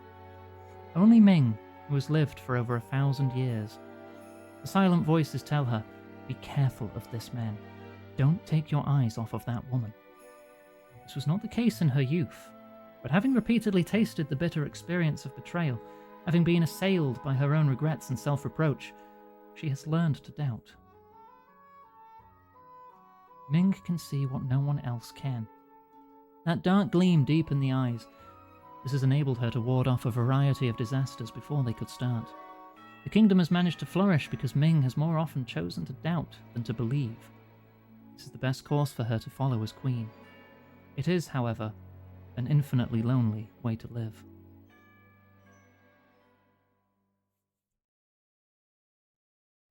Nagram's coup collapses in an instant. The rebel units of the Royal Guard who draw their swords against Ming during the inspection of the troops in the plaza become the prey of Yan and his men, who have been hiding around the perimeter. Meanwhile, the anti-rebel forces under Hans's command pounce on Nagram's followers, who have been gathering to set fire to the city, and arrest them without resistance. Poor Nagram grovels on the earth, begging for his life. To him, Ming says only, I grant you the right to die with honor. A soldier lays a sword before Nagram. Wordlessly, Ming conveys to Nagram that it is time for him to take his own life. She turns on her heels and returns to the palace under armed escort. This will keep anyone from having thoughts of fomenting a rebellion, for a while at least. The peace of the kingdom has been preserved, but it will not last forever. When the memory of Nagram's coup begins to fade, 10 years from now, or 20, or even 100, another man with ambition will emerge, as has happened so many times before. It is the role of the queen to accept this endlessly repeating cycle, Ming tells herself, sighing. Ming is standing at the palace window, surveying the streets below when Yan enters the room. Your Majesty, I'm here to report that Nagram successfully took his own life a short while ago. Oh? Did he dispatch himself with dignity? He did. Traitor though he was, he died in a way befitting a commanding general. Return his body to his family with all due ceremony. She turns and stares straight at Yan, whose spine stiffens under the onslaught of her gaze. And then she sees it, without a doubt. That dark gleam flashes deep within his eyes for one fleeting instant. So, Yan is another one, is he? She thinks with a bitter smile. Unable to fathom the meaning of her smile, Yan is at a loss for words. Thank you for all your efforts, Ming says to him. Suppressing a sigh, she turns to the window again.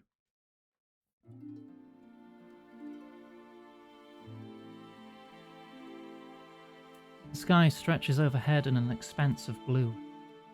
The only thing unchanged for the past 1,000 years may be the blue of that sky. But still, I am the queen, Ming tells herself, meditating on her role. I am the one who rules this country and maintains the people's happiness. She gazes long and hard at the sky, rising to her full, proud height. Oh, look, it's Queen Ming! A little boy in an alleyway below the castle spots Ming and begins waving at her wildly. Queen Ming! Queen Ming! A woman, the boy's mother no doubt, charges out of a doorway and, bowing humbly to Ming, begins scolding the boy for his rude behaviour. Ming herself, however, waves back at him, a placid smile on her face. Smiling joyfully at this unexpected response from Her Majesty the Queen, the boy starts jumping up and down, shouting, Long live Queen Ming! Long live Queen Ming! Ming stares again at the sky above. Unchanged though it has been for 1,000 years, the blue of the sky penetrates more deeply into her eyes and her heart than it ever did in the days of her youth.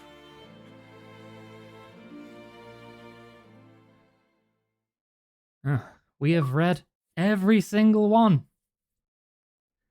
Whew. We should take the white boa. Val, white boa? stop. Thank you. Have a drink. If it's a ship you need, we have the Nautilus. To get through the ice fields, we'll need a ship that can break the ice with its hull. And the white boa can do that. Well, it's true the Nautilus doesn't have as much strength. She'd probably be no match against the ice.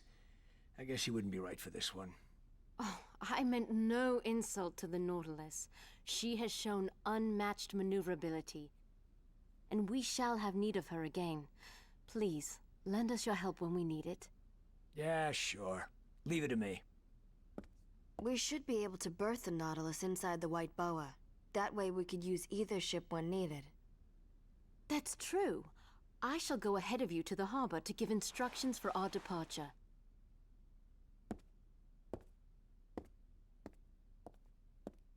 Ming, What is it?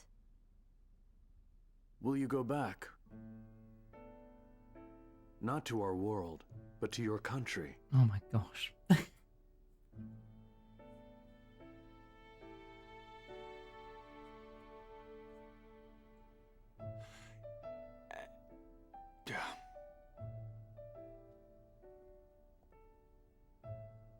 You must choose at some point.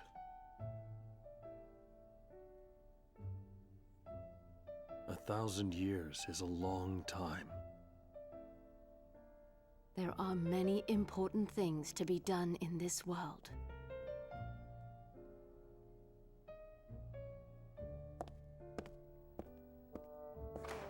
Kaim. What will you do?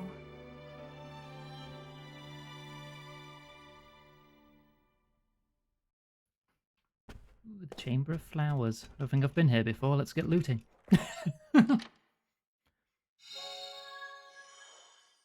5 loud bells. Okay, sure, they're mine now. Don't see any pots to probe. Oh.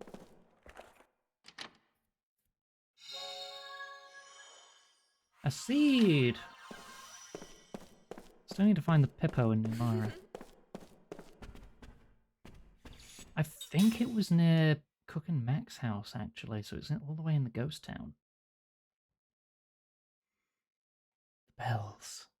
You hear them ringing too, don't you?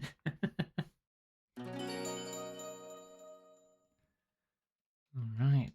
With the white boa, we'll have access to the entire map now. Because there are certain parts of the map which are restricted by ice. There's the exit.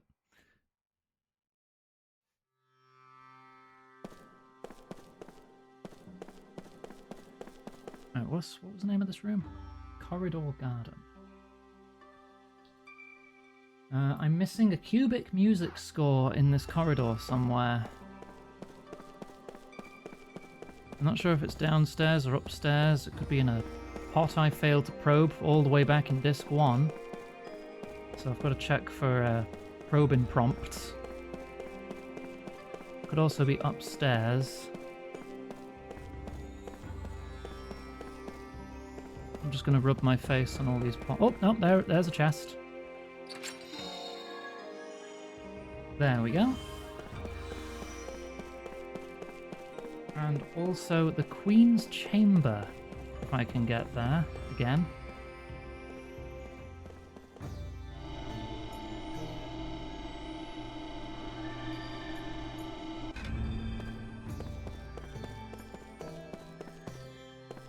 What's in this room? You see this marked blue on the map. Song's Chamber. I don't think I've looted this. I have not. Spent magic engines. One in this corner too. Room layout's the same. Aqueous bomb. Level 3 water bomb.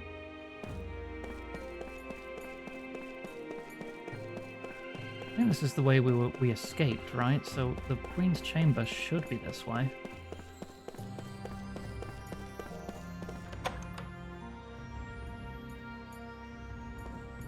Yes, okay. We didn't have opportunity to loot this room before. So we can get to looting. Cubic music score 8. Okay, we've got 3 and 8. Only 9 remains, but that's in an area we've not been to yet.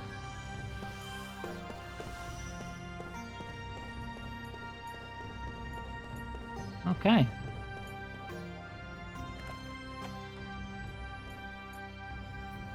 We can go play those music tracks, get some rewards, and take the white boa out for a spin. Wait, can I just ride any of these down?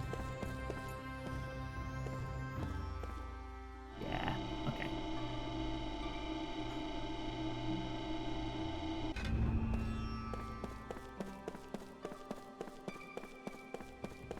Right, let's get out of here.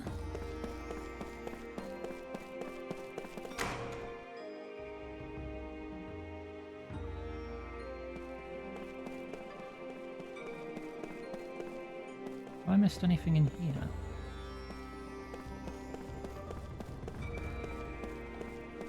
Doesn't look like it.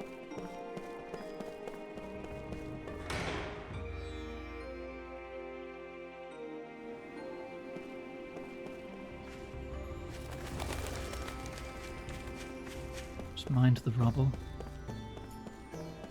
It's fine, we can rebuild that eventually.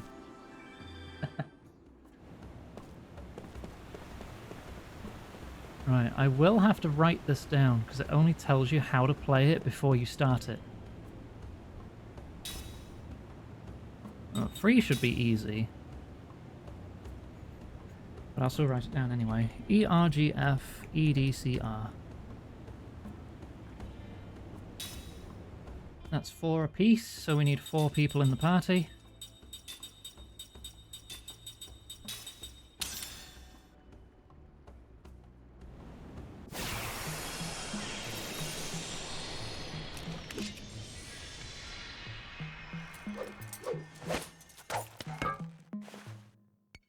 Jensen's staff hitting the ground there is something I can't unhear whenever I hear like the soundtrack to this game, to any of the battle themes. Right, ERGF.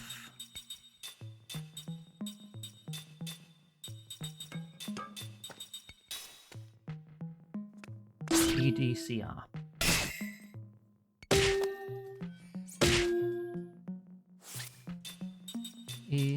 EDCR.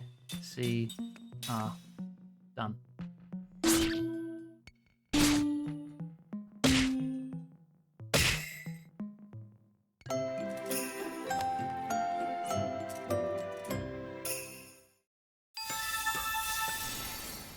This is going to be an early game reward because this is one I just missed when we were escaping Numara all the way back on disc 1.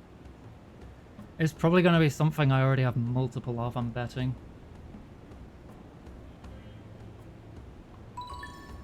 Kilolan badge. Do I have one of those? I've got Kilolan earrings. I do not. Okay, that is new. Alright. Increase evasion against normal attacks. That just sounds like it would have been really helpful.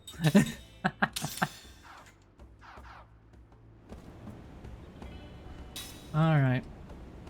Now number 8. A bit harder. Yeah, can you remember all that without writing it down?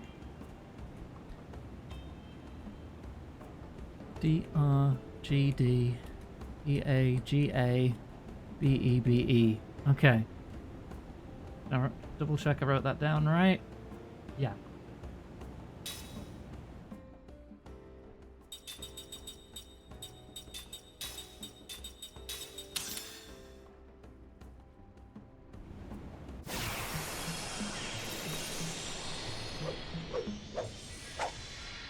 Okay. First up, GBAD.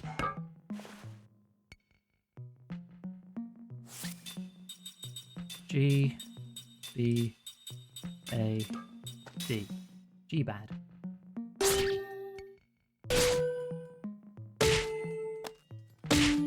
take a minute, but it'll hopefully be worth it. Gabga.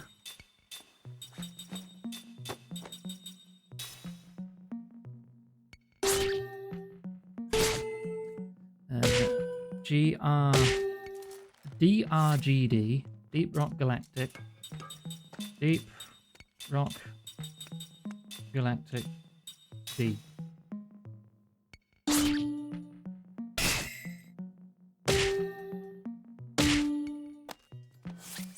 EAGA.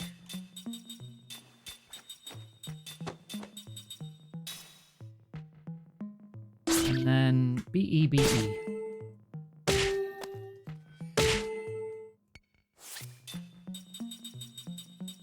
B E B E. There.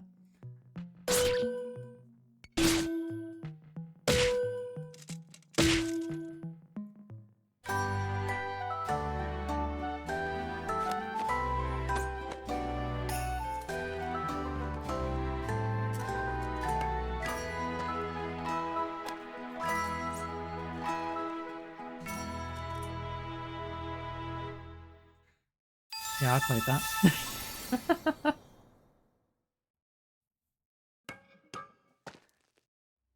Oh, okay, what do I get for that?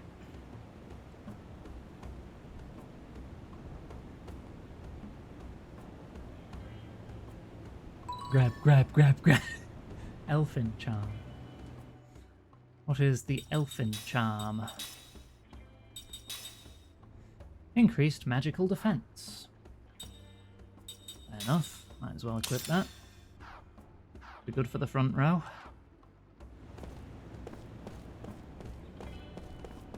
Right, we need to get to the port now.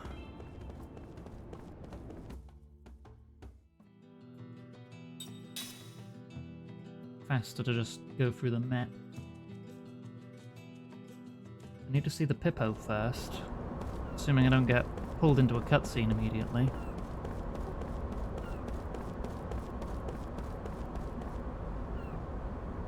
We've got to go see a Pippo about some seed. If I can remember where the Pippo is around here.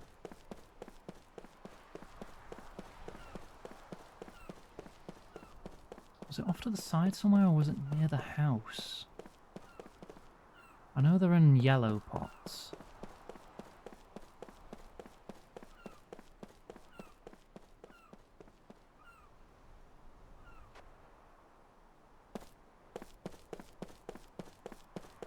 Oh, yep, there it is. Ooh. So this is Liram's house. Yep. Mom's, Dad's, Max, and my house.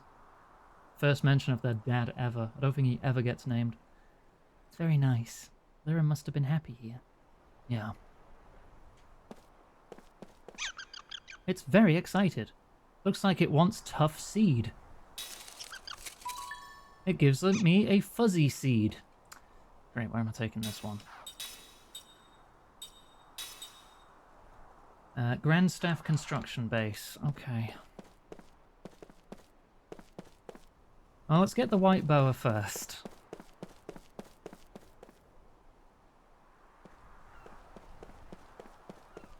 Might as well get all the scenes to do with that out the way so we have full reign of the map. There. All the way.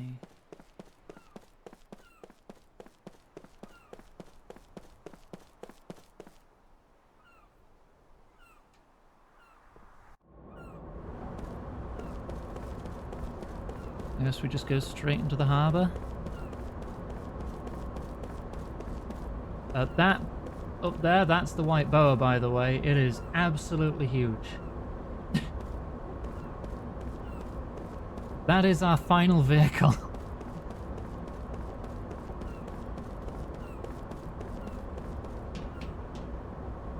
There's no way we do it through here, right? It won't open. Okay. It's got to be the big front door then. That's where we stole the slant nose in disc 1. Yeah, we probably want to head toward the white boa if we want to get on the white boa. That makes sense. Or not.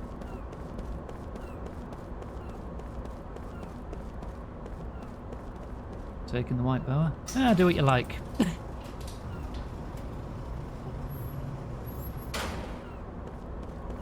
It can break through sheets of ice. That's its major purpose.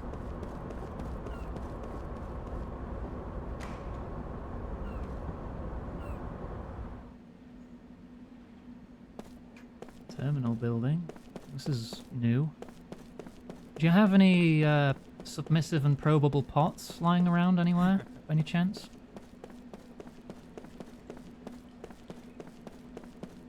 Just being thorough. Nothing on that side.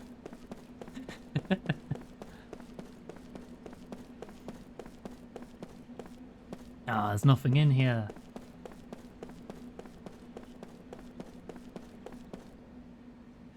This is the entrance to the White Boa. Board the ship. Very well, sir. Watch your step.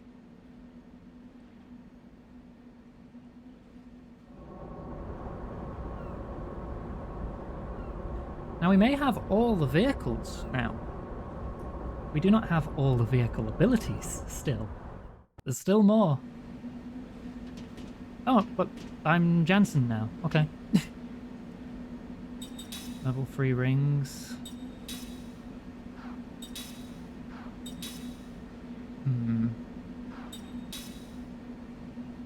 Biohazard and King Thief. Reed Ring is good. Demolition Fury and Soul Sucker. Can I make any of those to combine them? Amnesia Ring. Magic Delay 3. Can't make any Crusher Rings because I'm out of Beast Hide Rasps. Disaster Ring. GC down 3. That's new.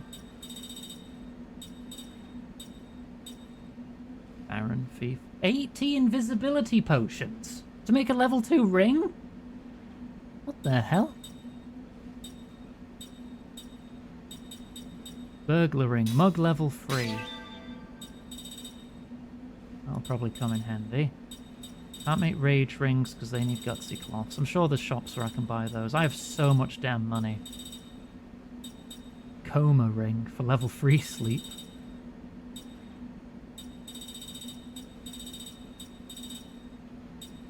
Sorcerer. That's Spirit Killer free. I'll have that. Magic Killer free. Dragon Ring. The evolution of the dinosaur ring.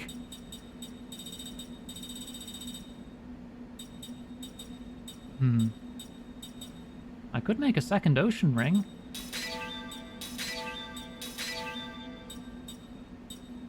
I can't make a typhoon ring. I could make a quake ring.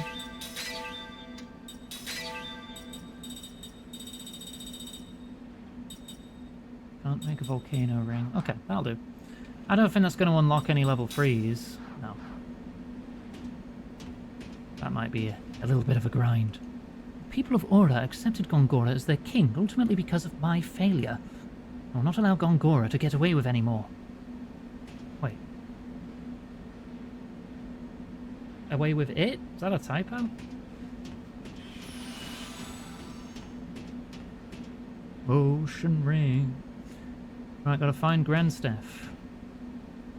Grandstaff was located on the Sea of Baus. Was it turning the energy of the Sea of Baus hypercurrents into magic power? In other words, recharging? Now that Gongora has used that energy up in Aura, he may return the Grandstaff to the Sea of Baus in order to recharge again. Can I take the helm? No. Gongora repaid Goatsa for attacking his coronation ceremony with the Grandstaff. Having seen this, the citizens of Aura have become devout believers in Gongora and the Grandstaff. There are those who speak out against him, but they are few and far between. What Aura does next is going to decide if the whole world descends into war or not. Oh, there's a Pippo in the pot. I'm at 86 seeds. I've missed 13 throughout the game. I mean, there could be some in a couple areas I've not been to yet.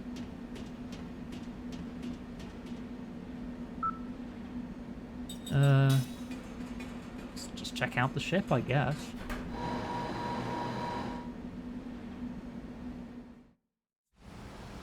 Oh, this is where we were doing the stealth section at the start of the game. Oh, if you missed anything in this stealth section, I guess you can come back for it. Was there anything here I couldn't reach when we did this the first time? I don't actually know. That's something I can check in my off time, I feel. Check the guest area.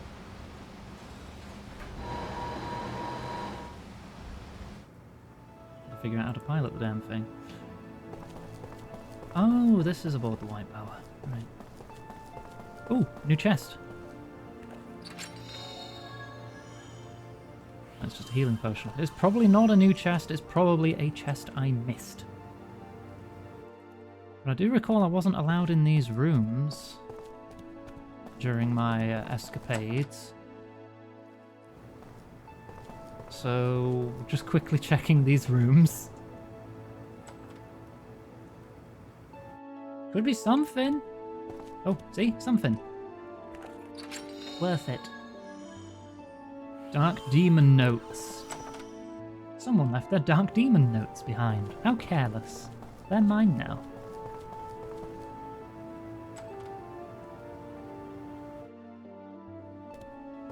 Nothing.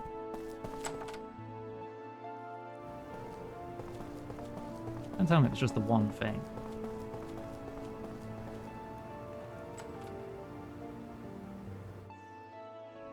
Oh, 2 probable pots.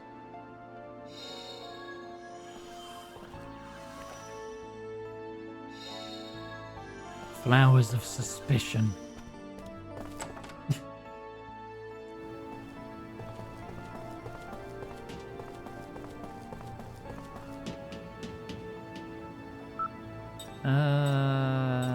Main deck?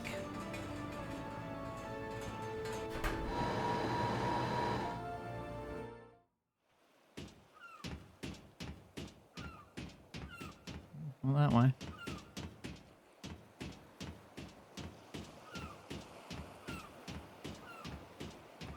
Oh, hey, Ming.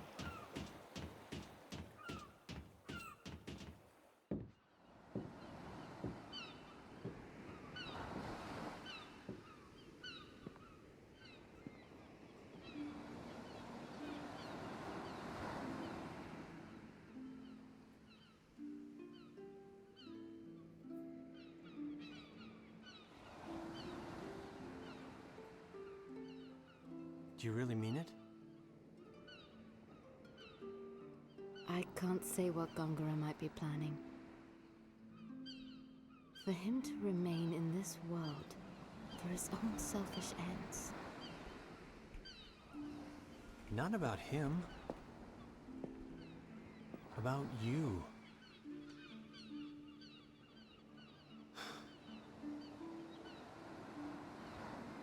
Don't you want to stay and save Numara?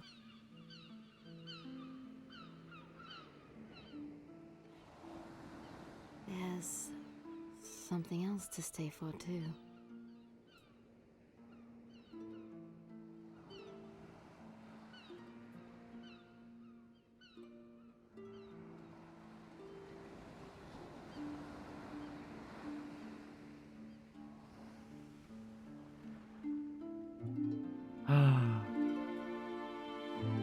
That's pretty gay, yo. It's pretty gay.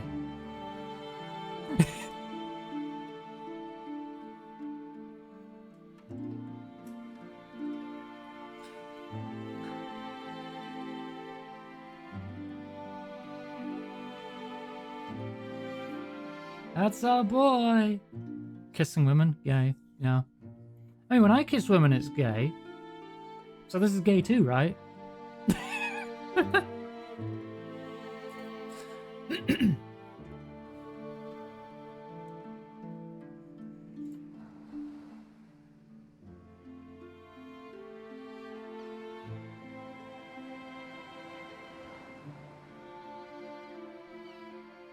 I'm so glad I met you. What?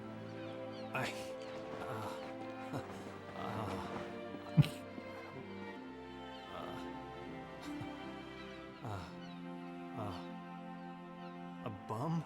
Like me?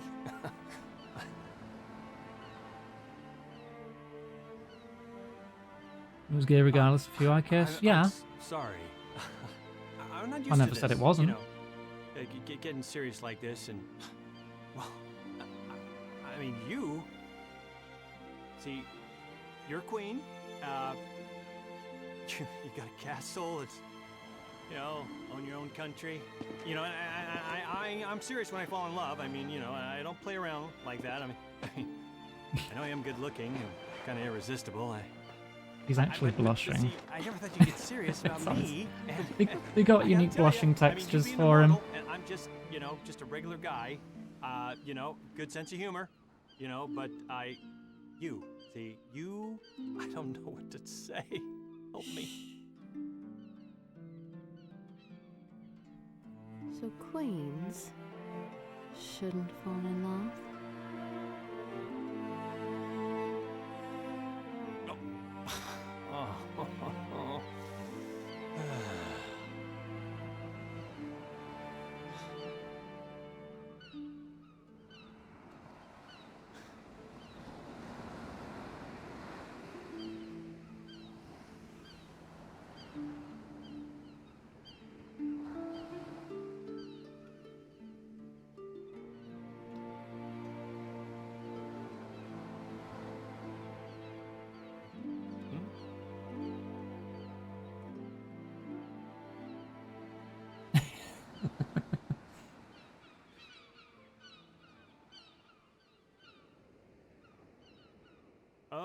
Okay. I know you're there. Kids. Are you embarrassed? It's not like you at all.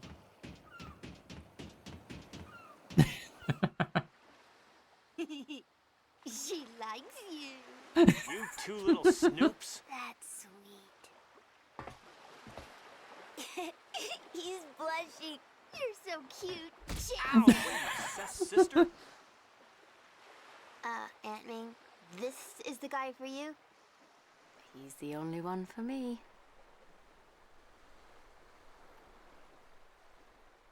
Precious.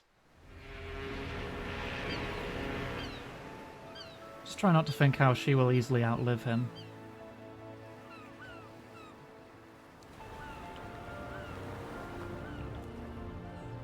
The size difference! Oh god, we're about to see some size difference docking right here on stream.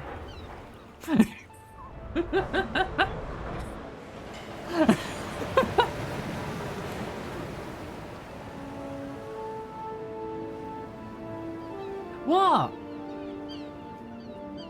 I'm technically correct.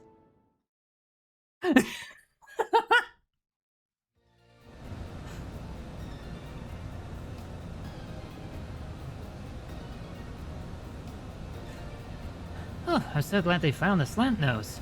I thought for sure General Kakarnas would kill me after she got stolen. Maybe the ship is no longer necessary without Kakarnas, but I still love her all the same.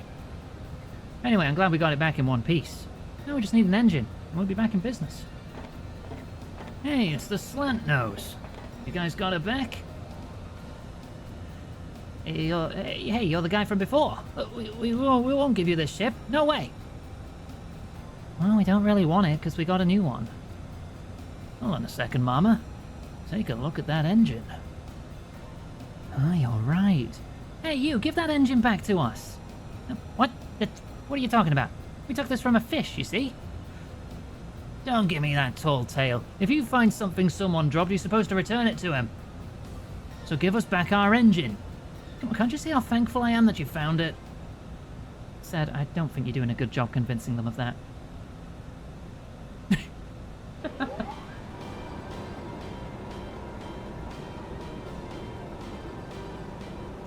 New engine for the Nautilus. My Nautilus? We'd be in business. What kind of business? I think this is the final upgrade. Will she really go that fast? Yeah, she'll be faster than the white boa. Ha! And she'll be able to jump again. Whoa, amazing! Then we'll really be the flying pirates. That's so cool.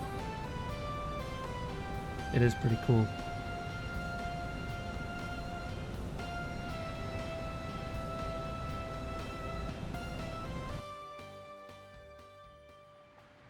Oof. No, I'm good. I'm sure I can figure out how to pilot this. Navigation tutorial. Oh, no, I'm good, I'm good. Yeah. So we're now in control of this giant thing. Alright, party's looking good. Launch. And we can switch to this at any point. But now...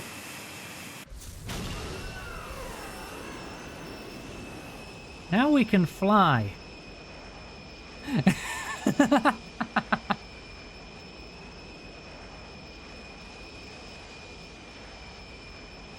Not just jump. It flies now. So that's pretty neat.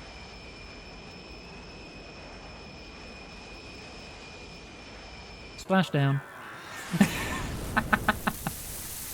So violent. Brilliant. Love it. Okay. We have new locations, which are all flashing white. And we need to get to them.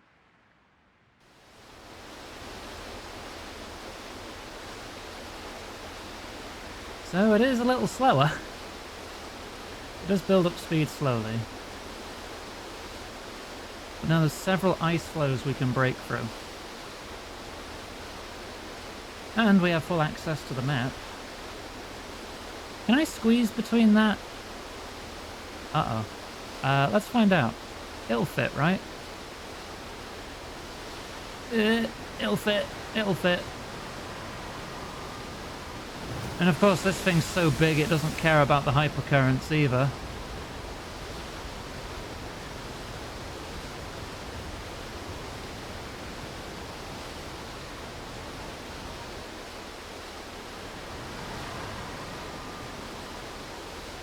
It's like a very slow tank controls is what I'm dealing with here.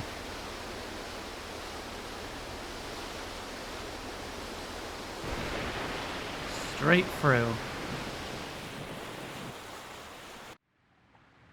And then we drop this on the other side.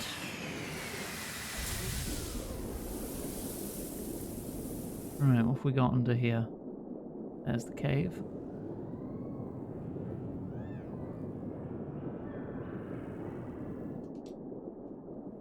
Hang on, I moved a bit too far.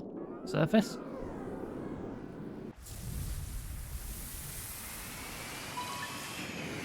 Location get.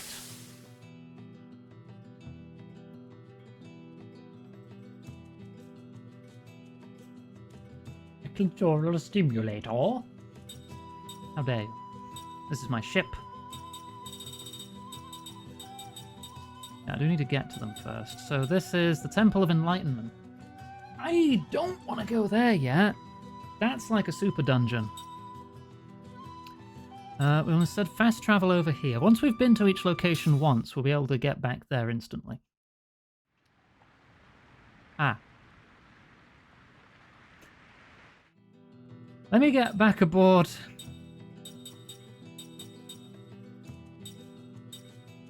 The white boa first. Okay, we'll go to the Temple of Enlightenment just to immediately leave so we're outside. I mean, we'll get the cutscene for the place. It's like the other temple we were at, but a lot more complicated. And a lot more difficult. Probably come here when I'm feeling a bit more ready. Or this might be something we skip, because it is just an optional dungeon. What's up with this place? Someone's got awful taste. Looks like a temple of the Eastern tribe. A rather ancient one, even. You can still feel spirit magic in the air. Mac? Hey, what's wrong? I'm not sure. I feel like... It's like someone's calling me or something. From deep inside. I don't hear anything. You sure you're okay? Excuse me. Yeah, but something just doesn't feel right. It's like electricity's flowing through my body. Kime? Keep moving. We'll find out what it is soon enough. It's fine by me, but let's keep it slow and steady, okay? We're in Eastern Tribe territory here, and an ancient structure to boot. Best expect the unexpected. I agree. Everyone be careful. Do you mean cute sneeze? Valerie needs water. Sneezes aren't cute.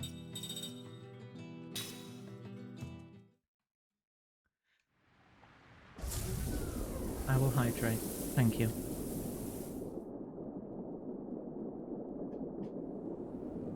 Alright. I think you're all biased.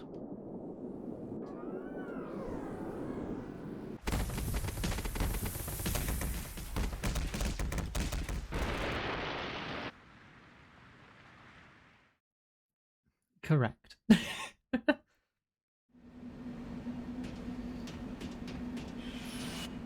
Hang on. Are you a merchant? What am I buying? White flame rock. Recovers from darkness. I don't have any of those. Right, I've got money to burn here.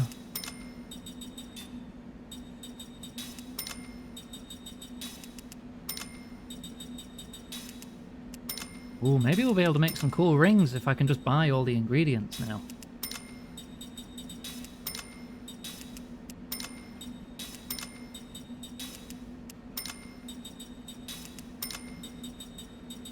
Oh my god, this is going to be so much.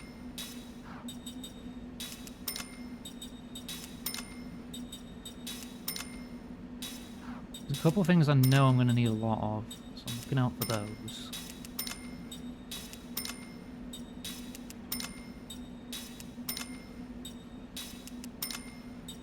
Ababa. Hi, hello card.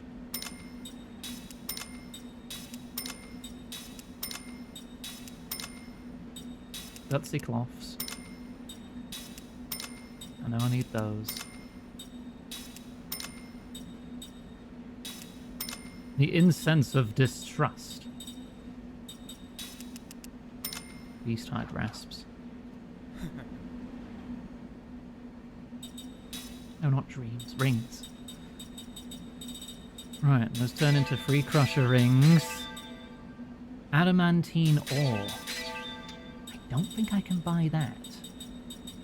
I can't buy draining stones either.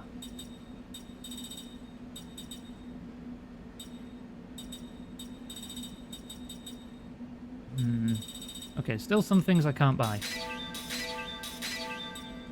I need living brass as well, which I also cannot buy.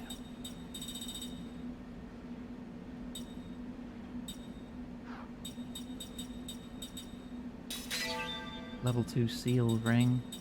Level 2 terror ring. I don't have a toxin ring, sure.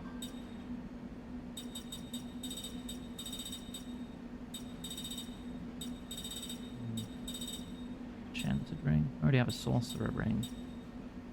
Sure. The super Kello ring. Actually, I think I'm going to need that. That's going to be real helpful at a point later.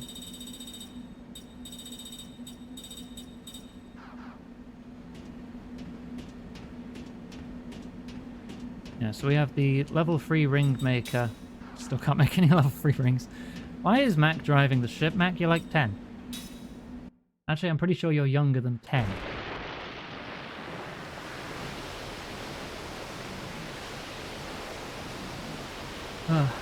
Yeah, only once today. It was a very tragic story. Right, oh gosh, that is a trip. Especially if I can't fast travel.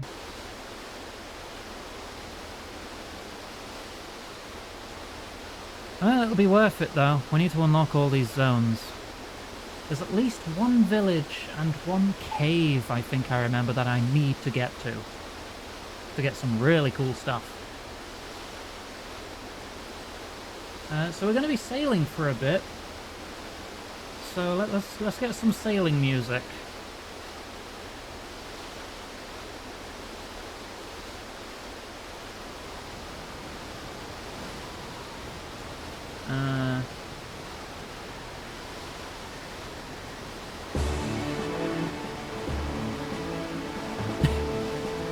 Okay, I know I play a lot of RuneScape, but when I say sailing music, this is always the first thing in my head, okay?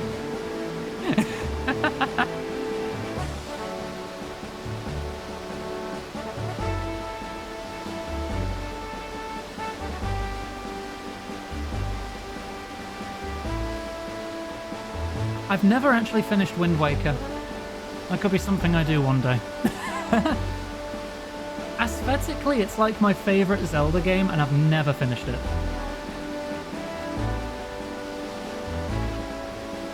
Was holding out hope for a while it would get a Switch release, and that never happened. And if it gets a Switch 2 exclusive release, then fuck off.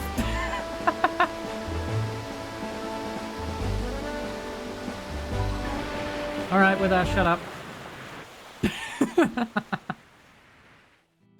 Right, what's this place? A pirate fortress. Spirit Tracks of Phantom Hourglass. I've completed a couple on stream. The first Zelda game I ever finished was Twilight Princess. The first Zelda game I ever played was Ocarina of Time.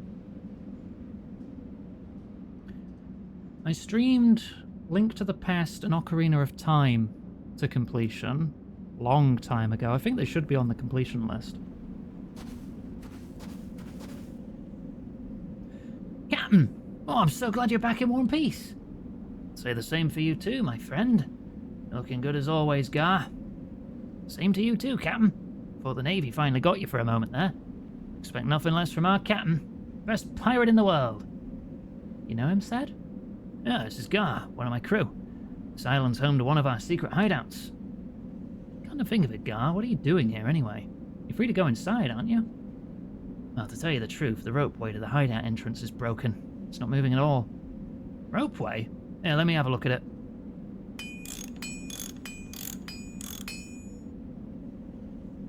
Yeah, I'll fix it. That's our captain. Finally, I can get some warmth. Thank you so much. Come on, pirates don't let a little heat or cold bother you. Where's the rest of the crew, though? Well, I'm the only one back here as of yet. Navy was awfully persistent this time around, so we all got separated as we were escaping from them. Oh, well, in that case, we'll need to find them quick. Guy, you wait here in case any more turn up. Got it? Nice, sir. New side quest. Find the pirate crew. Which I think gets us some stuff. Let's look around for loot, though, while we're here. Wow, that looks dangerous.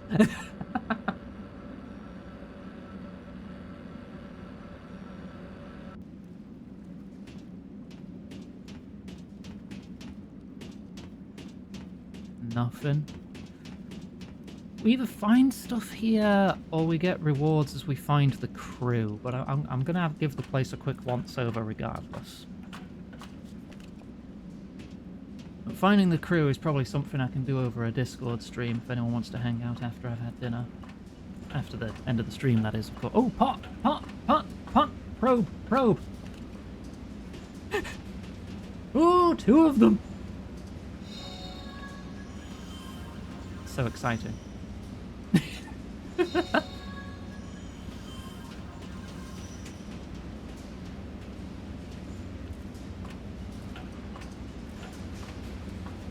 There is one more place I want to try and find before we wrap up. Maybe 2. So I might go a tiny bit over time again today. Just a teeny tiny bit.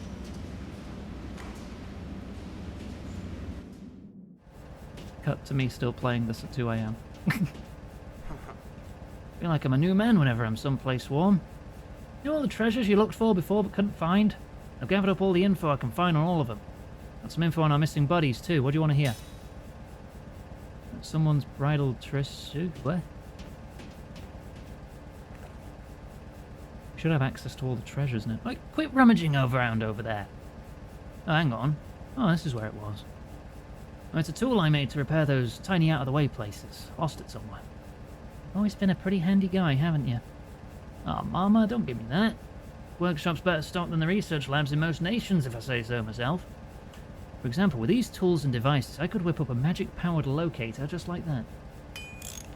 Level 3. You can now find all the treasure. There isn't any reflective interference anymore, so it should be a great deal more accurate. You can find treasure on the seabed with this baby.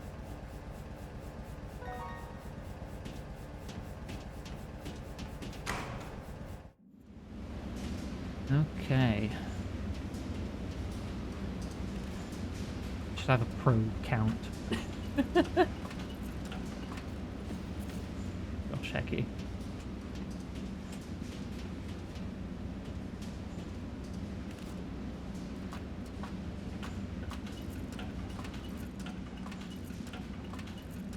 Got double quoted. I think the second one there's more accurate though, so that one gets to stay. Sorry, shark. Penguin! Penguin, penguin, penguin, penguin. Hello. Ooh. Ooh. Hippo. Secret collect. Cubic score 9, the last one. And I have one seed for you, I think. There are 12 left in the game. I'm not licking the penguin.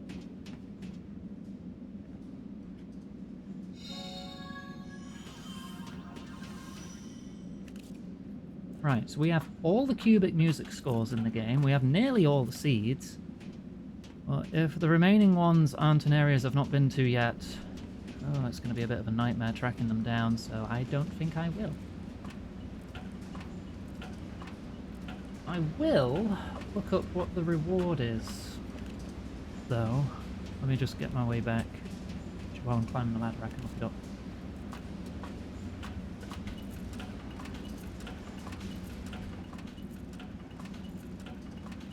Right, 99 seeds. Seed rewards. At 99 seeds, you get a Pippo collar, which lets you absorb Earth element. That's it. You get the ability to absorb Earth elemental damage. So it's not that exciting to miss out on.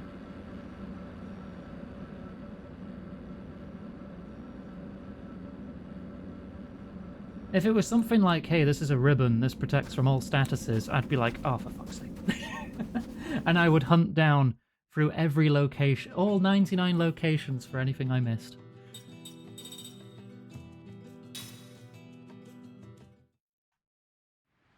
Hang on, if I can land there in the white boa, does that mean I can...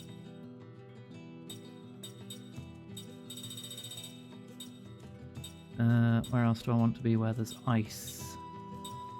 Up there. That would be faster. There we go. If we start in it, we can fast travel with it. A visual accessory to collar Kime. I don't know.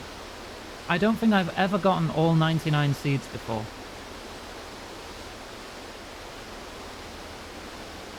This is probably the closest I've gotten with how hyperactive I've been on probing.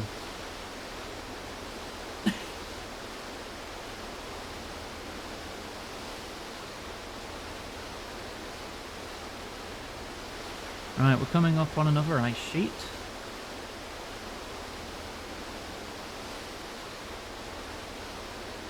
Oh, I'm a bit further in. Blech.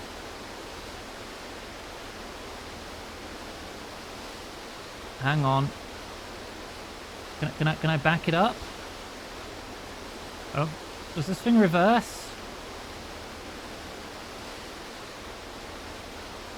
I don't think this thing can reverse. Hang on, let's try that again.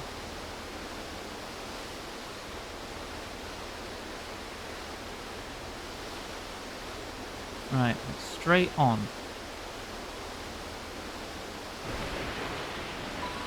There we go. Snowfields of the Northern Land.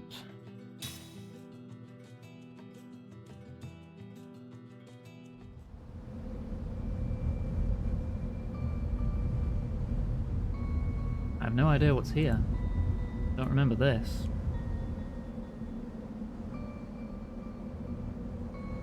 Forbidden spell. Malevola. You ever heard of the black magic spell that's sealed away from the world because it's so powerful? Oh, where'd that topic come from all of a sudden? Can't say it rings a bell. Never heard of such a thing either. Yeah, I suppose it's not something that average people would know about. But it was accidentally discovered by some random sorcerer. And it's said that he sealed it away before anyone could know of its existence. So you're saying that spell's around here somewhere? That's the correct response I'd expect from a pirate. What exceptional observation. Heard this rumor a long time ago. Actually, I've already been here before. The wind blowing through here's real nasty. Feels like all your energy's just draining away because it won't stop blowing. Because of that, I was lost, stranded, injured, and all sorts of other terrible... I don't even want to think about it. Sounds pretty pathetic. I mean, did that story even sound credible at all to you? I must admit that if such a powerful spell did exist, having it on our side would be a tremendous asset. True. I wouldn't count on it. If there's no smoke, then there certainly isn't going to be any fire after all. Well, it's worth looking for, isn't it? Besides, I wouldn't mind going on a little treasure hunt. Are you guys serious? I tell you, just forget about it. This place is bad news. Objection overruled. It's decided then. Let's go. I just had to open my big mouth. Ooh. Oh god, this place just hurts to be in. It hurts our magic, though, not our health. What are you doing, Jensen? I'm gonna go on without you. Wait, hold on a sec. This is important, you know. Based on my experience, you're definitely gonna run into some kind of disaster in this snowfield, no matter how careful you are. When we entered the snowfield, I put down a marker using magic. If things get rough, just let me know, and I'll be able to get us out of this snowfield using the marker. Huh, nice to see you being serious about something for a change. Don't be stupid, you think I want to get lost in this place again?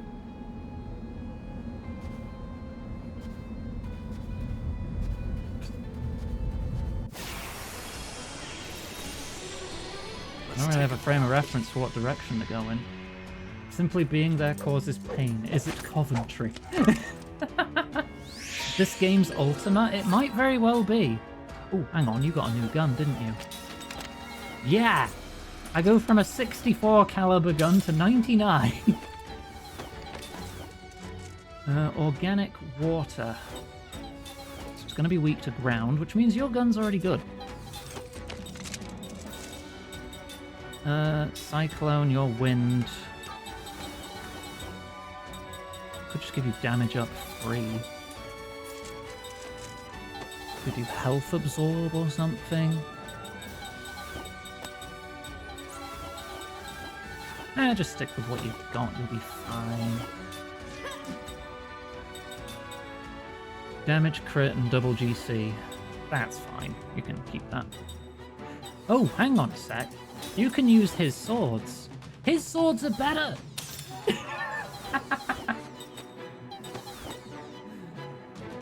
You can use the royal swords. Gain even more power. Oh my god, I feel silly for not realizing that. Looking for the death gun. Why are you looking for the death gun? Ooh, hang on. All grounder? Actually, do you? You don't. Okay, I have an idea.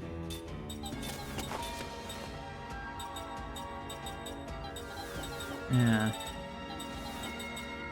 You just cast grounder. I want to put casting support on Sarah. Ooh, that damage. Oh, yeah. Oh, yeah.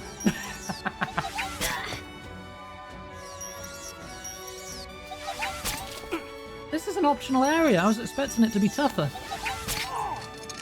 0? Right, now we're going to have all grounder on one enemy. Oh no, two enemies. I'll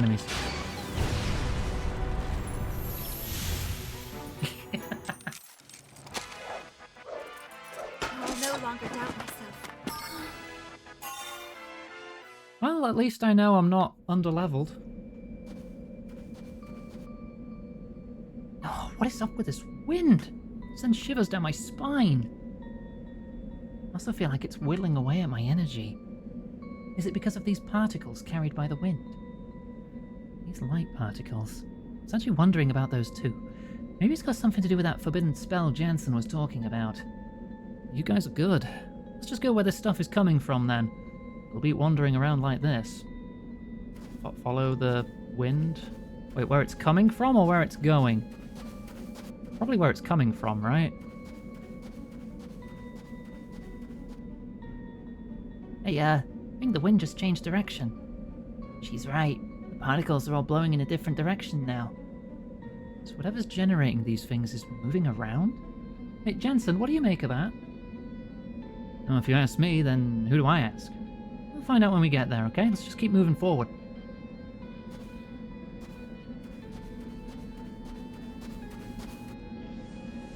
Hey, guys, let's take a break for a bit. Oh, here we go again. Jensen wants his break again. We might as well, I guess. It's not like we're finding anything here.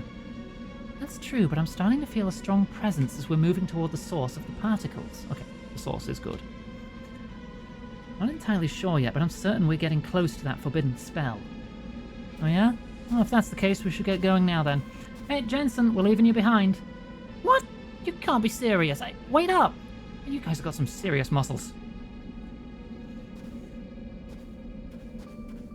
I can click the right stick if I ever just wanted to leave.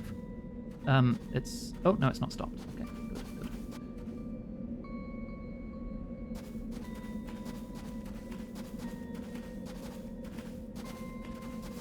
I guess the rumors were true, because here's the ferocious dragon. He's the protector of the forbidden spell. Wait a minute, Jan, so you didn't say anything about this? Well, I seem to remember telling you all earlier that this place is bad news.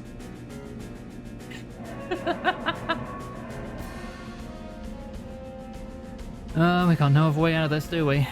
Let's do this, baby. I'll show you what we mortals can do. Oh, Jansen has to be here. That's fine. I did not equip casting support. Bollocks. Ooh, I think I'm gonna like this. Well, let's see how it gets on. 9,000 health, organic. Drops a blue dragon eye, equipable. Organic.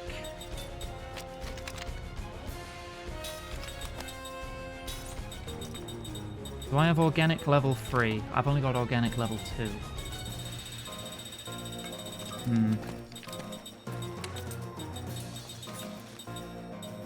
Machine and damage. No, I think we're sticking with what we've got. Don't know what this thing does. Well, let's just try and beat the shit out of it, I guess. All shield us, all barricade. It's moving first. Prismus!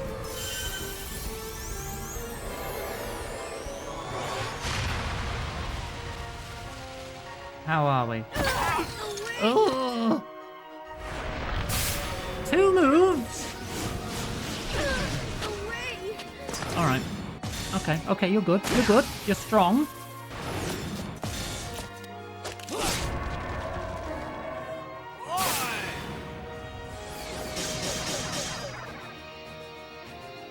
We're shielded. Seth is down.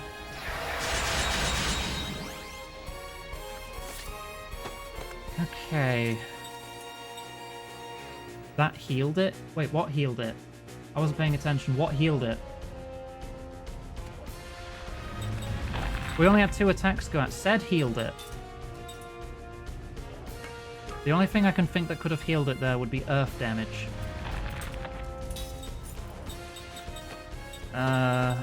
Let's just have a generic damage ring then. Oh no, you can just take Bio Killer level 2.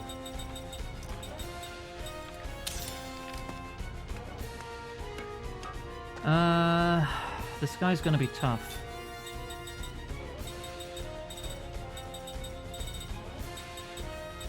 Give me Goddess Medicine for Seth. Double item. Do I have any multi-healing item, like group healing items? Because I don't think I ever found any. I don't know if there are any. Give a power drink to Kaim. Kaim, what are you attacking with? You're not elemental.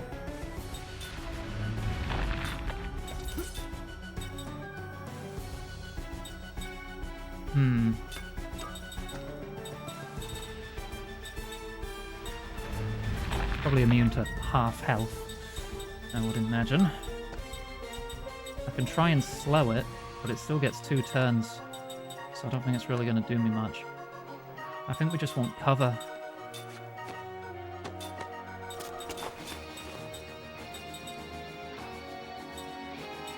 Thing is, the guard level has dropped, and that has me concerned. Have anything that could help here too? With 1 power drink left, could give it to Sed.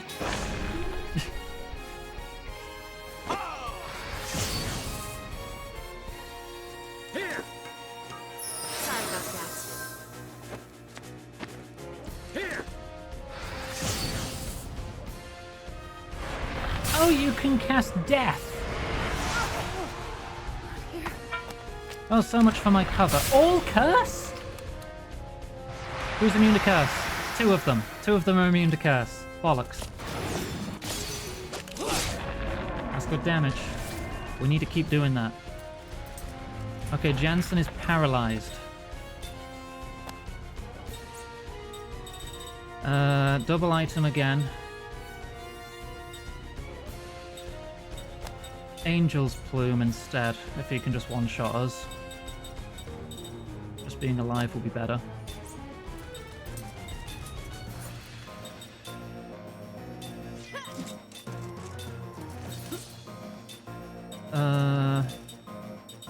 You don't have cover.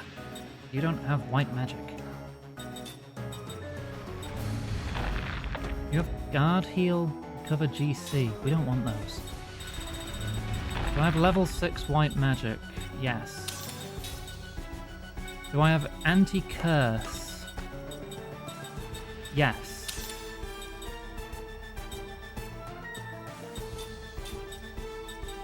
Right, cover. Cover our healer. Sed's gonna be the designated healer. Oh, you're still wearing a freaking elemental ring! Thanks for the help. Here. Change Seth's ring. Good damage, that makes up for it a bit. Leveler. The ultimate black magic. It's single target! Oh! 3,000? Heal full! Healing tank.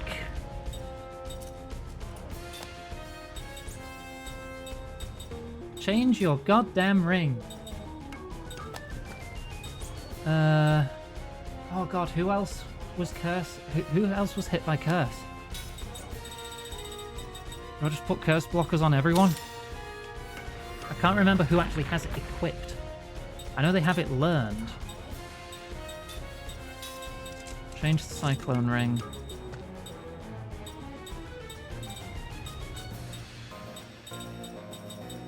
I don't know if it's Just take damage up free. Just take that. Actually, check your swords. Yeah, you can use Kaim's other sword for +7 attack. Right, Elemental seems to heal it. Are we good? Sed's still going to be a bit low on health. Sed's got cover on. I'm going to cover Kaim. I don't want our main damage dealer to die. I guess I'll cover Seth as well. You're going first? You go before items? That's not good.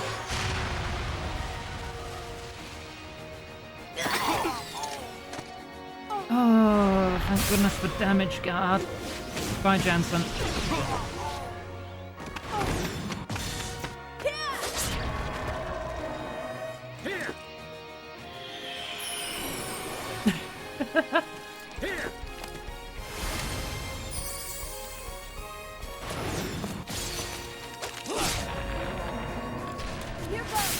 Could really go for a crit.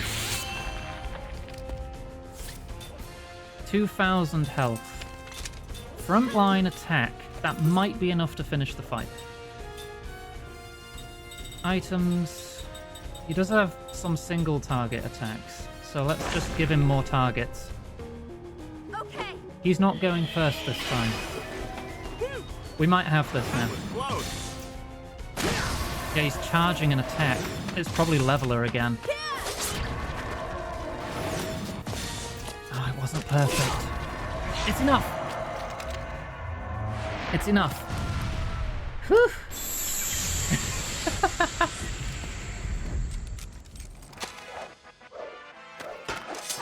That was close.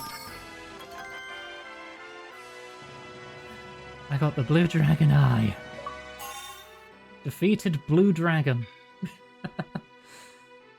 Mistwalker's game before this was titled Blue Dragon. Coincidence? No. No, it's quite clearly a reference. Leveler obtained. So, this is the legendary black magic. The Leveler. Alright, let's go sell this sucker back in town. How about let's not? Do you ever actually think about what you're saying? That's it, I'm confiscating this from you. Oh, come on now, that's not fair. I was the one who told you about this thing, right? Okay, everyone, let's go back to someplace warm. We're gonna catch cold if we stay here. Aye, aye, Captain. Hey, I'm still here. Wait, don't just leave me hanging. Wait!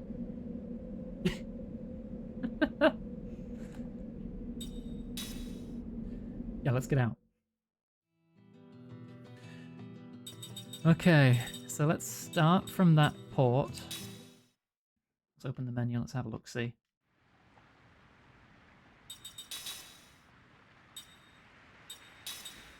Blue Dragon Eye. Absorb water. Nice. That'd be good to learn.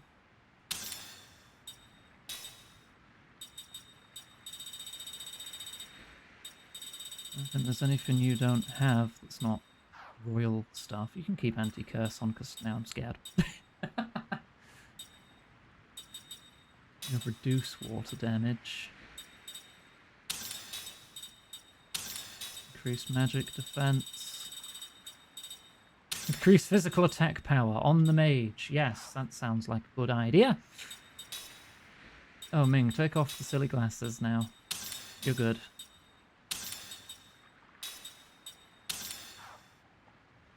Oh, she's not in the party right now, I know, but whatevs.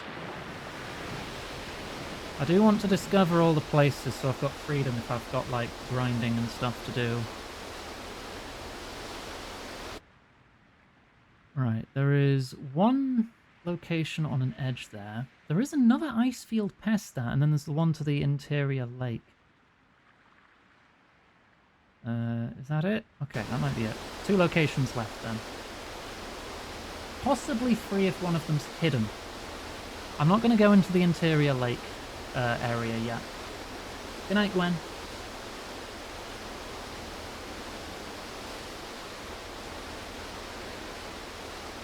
Alright, let's make sure we approach this dead on. Dead on! Great, now I want to play Metal Gear Rising again.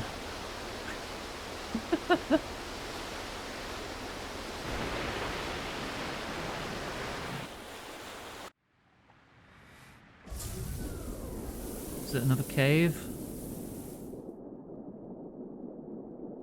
Yes. What's in here?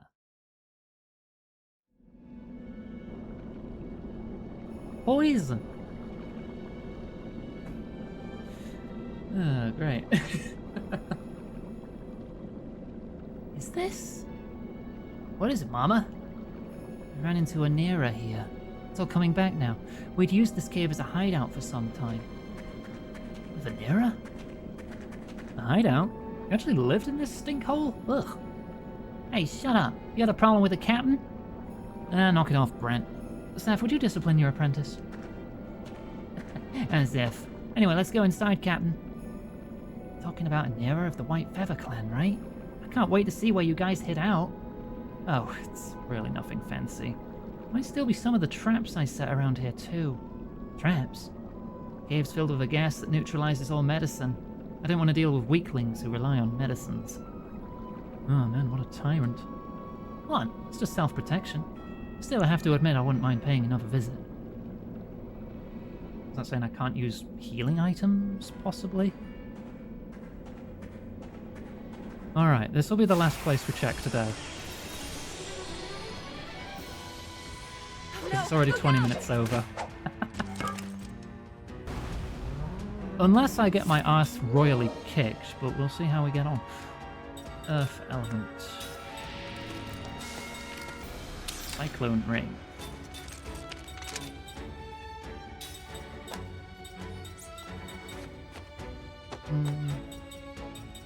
Don't have any other cyclone rings. No, just keep damage free, you'll be fine. What did you have again? You still have the Gaia ring. Yeah, okay. Yep, can't use any items, it's just grayed out. Cool. Windus.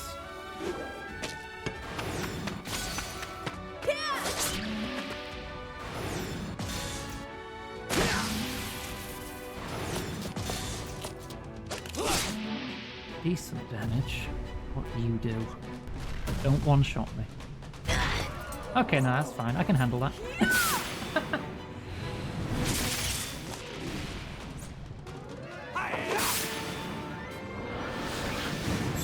Oh, that's some damage. Okay, if I remember to equip casting support on Sarah. You know it, don't you?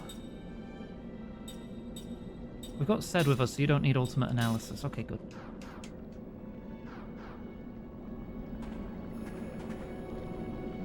Look closely.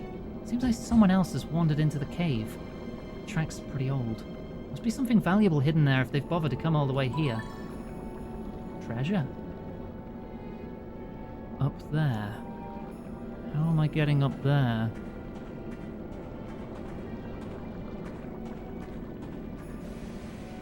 Oh, that's not walkable.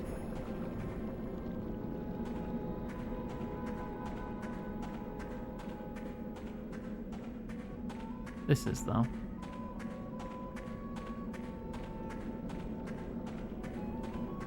Oh.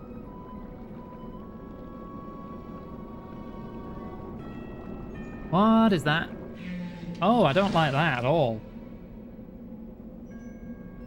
So this is an heir of the White Feather Clan? Got some pretty high-class taste, Seth. Don't start with that, Jansen. This isn't an era at all. Oh, so do you keep this as a pet or what? Oh, why do I put up with you guys?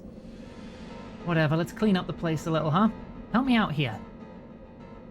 Well, you were already in the party, so that's fine.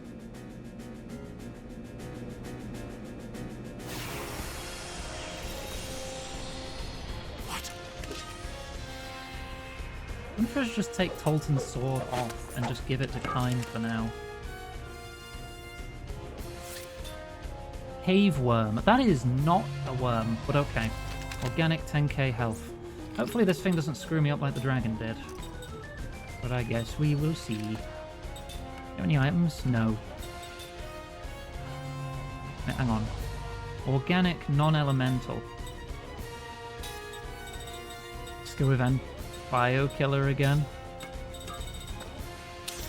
I'm worried it's going to just kill me if I use elements on it. You've just got damage up, and so do you. All shield us. All barricade.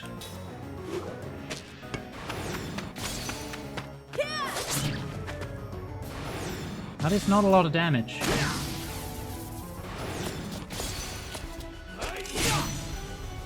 Eve, that was a crit! Wait. Oh. Oh, that's a lot of damage. This might be a magic fight boss.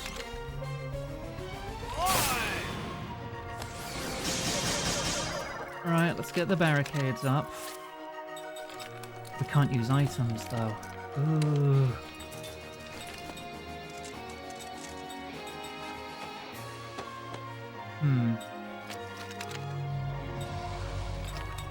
I need to get, like, barriers up.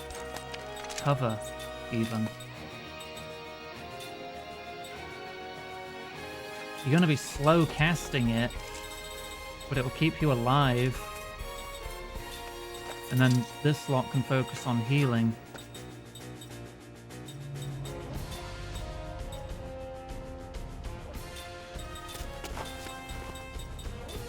Just their heals will come out faster, right? Also, with items being locked off, that also means we can't use grenades. Complete defense. Oh, you're just invincible now.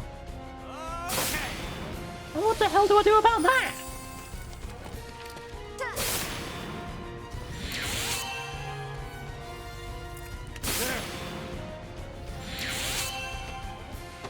Right, we're covered. I guess defend?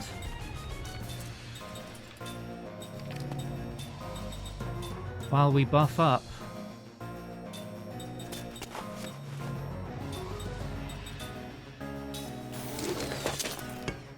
Back on level 4 guard. Stinky! Missed 2 of us. I have statuses I do not recognize on 3 of us. Okay, that's formation paralysis. Okay. I can't see what's... I think Ced's asleep. I think it did just the equivalent of bad breath, yes.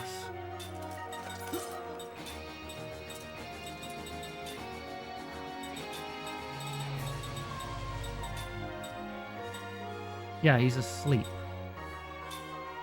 Let's buff up. Do I have anything that could remove sleep status that's not an item? Cure all? I need him awake. Good damage. Bad damage. About to be better damage. Earth shake. Earth element damage. Damage guard. Wake up, please. Thank you. Maybe we should defend again to get our guard condition more recovered.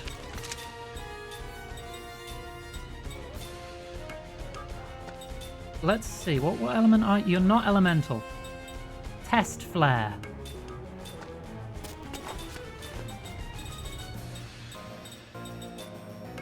Okay, them two still have cover.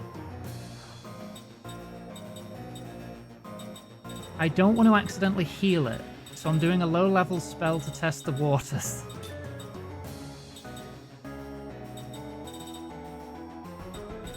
Yeah, I need to know if it takes elemental damage before I commit. You can just cast... Zephyra?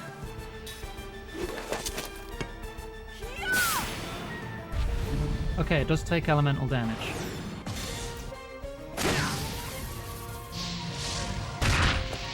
Okay, damage guard broke. We're okay, we're still level 4 guard. If you go for the back row, that's fine. I can take that. Doesn't affect our guard condition too much. So you can all attack. You're still charging the big heal. I don't know if that'll make him heal more or not.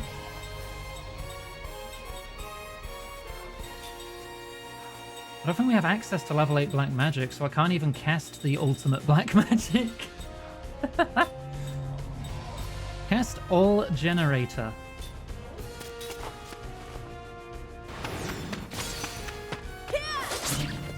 Good.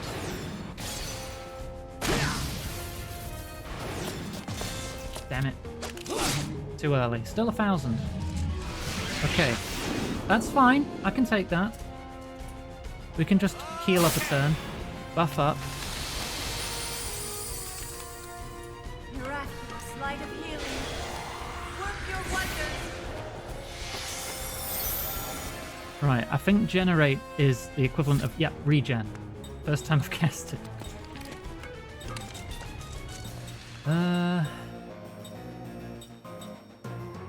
of those are going to help. You free defend, we'll get our guard back up. We get cover back up on Seth.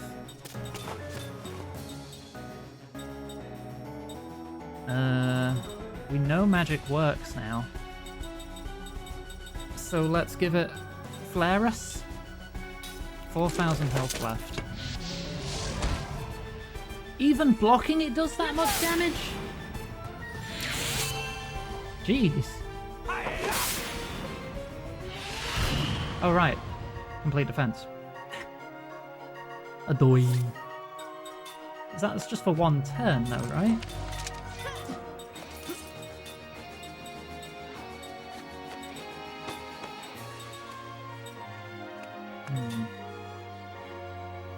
Could just cover yourselves as well.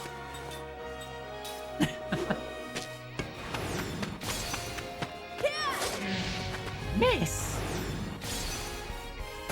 Yeah, it's just for one turn, okay.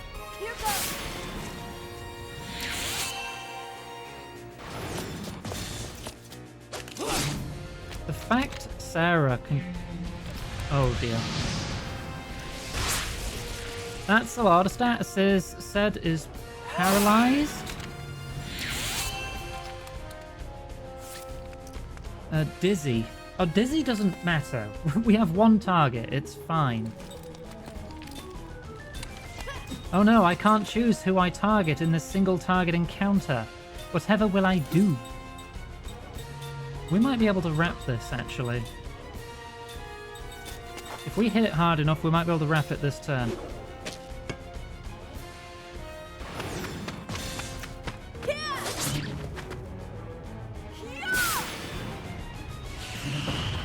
Maybe. Oh, with the perfect. Come on, Jensen. You're covered. You're fine. Finish the fight. Yes!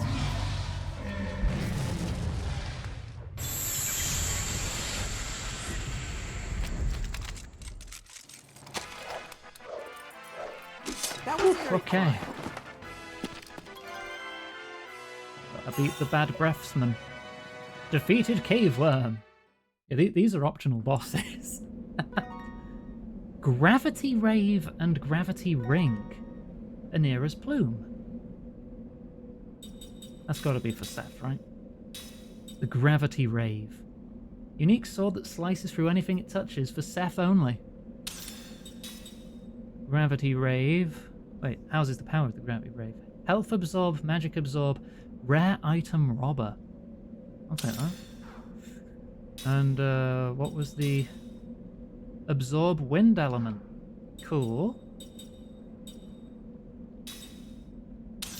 Absorb water and wind. Right, there's still a treasure here, and a couple chests at least. Oh, chest up there. I need to get down to that corner. That's where my minimap is saying the treasure is. Valerie, water. Water, thank you.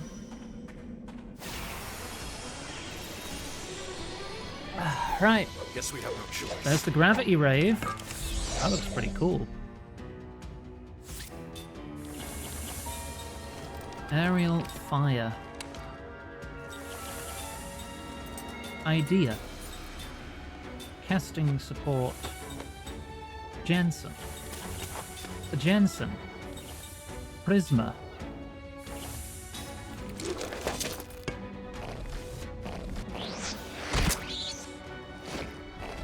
Oh, maybe I should give a composite magic book to Jensen, actually.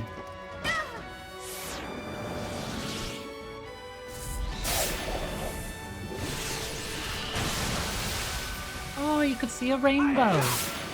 Also, ow. That was good damage. Jeez.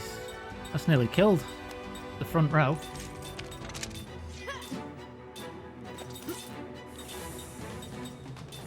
Do that again.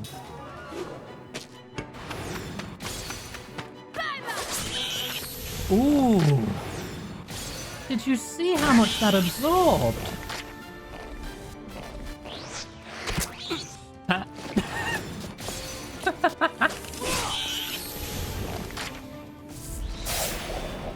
Oh, we still have curse here. Okay. Time, Sarah, and Sad do not have curse resist.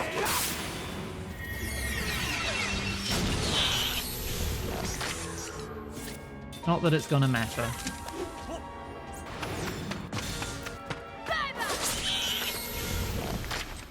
Oh boy, an invisibility potion. 79 more of those and I can make a ring.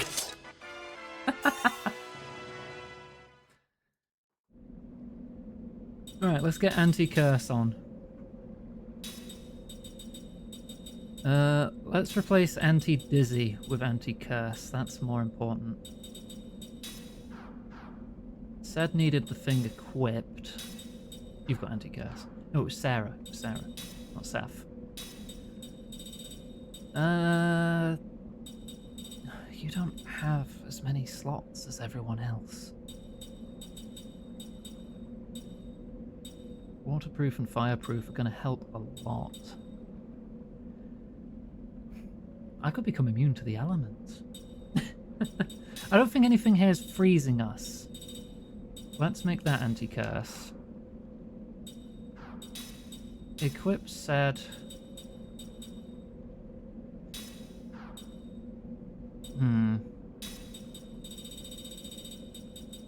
Curse blocker. I gave you a curse blocker, yeah. That's so you could cast white magic. Who's got the level 3 composite? No one. Good, you can have that. Okay. Yeah, I got that chest. Okay.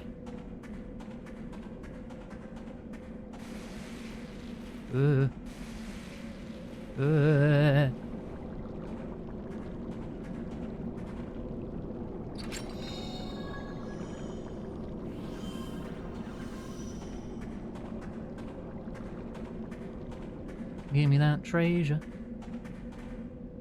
Yeah, of course, it's across the poison. It didn't actually hurt that much. Angel Guard.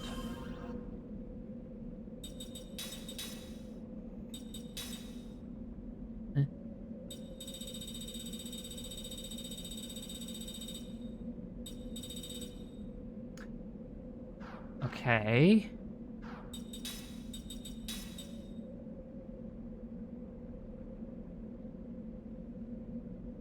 Immunity to all statuses. Requires the special accessory skill to equip. Okay. We found the ribbon. Skill, time. Poke one of the statuses, it's fine. Replace with, where is it? Special accessory. Equip, Kime. Angel Guard. You are now immune to everything. Which means I can drop all these and get more skills on.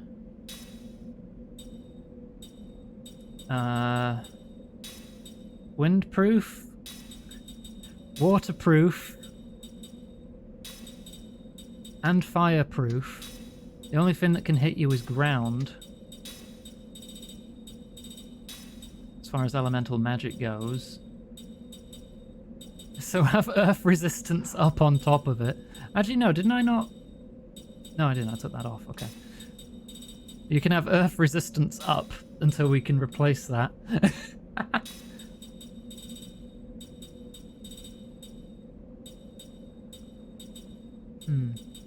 You can take the health max up so we can take that off.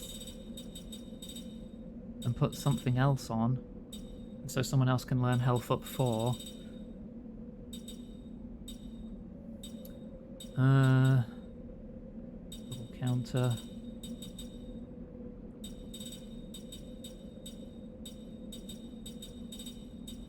Award medal.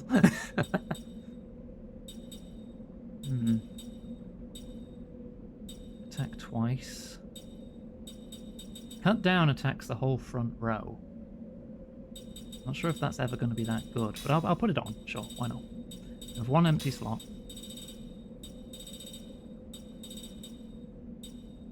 Defend becomes stronger. You already have stand ready. You don't have guard heal on. So your guards are good. And then we can replace HP max up 4 accessory with something else.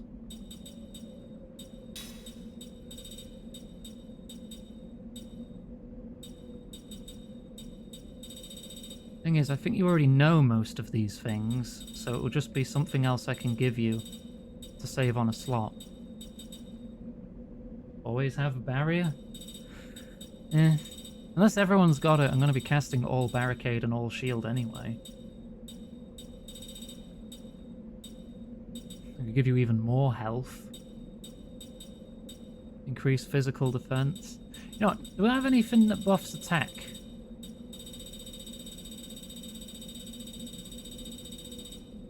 No? Thought I did. Maybe someone else has it on. I'll take defense up then. You can be the tank with loads of health. Actually, Tolton. Tolton. My friend, my buddy, my pal. Give me your best sword. I've just broke 1,000 attack.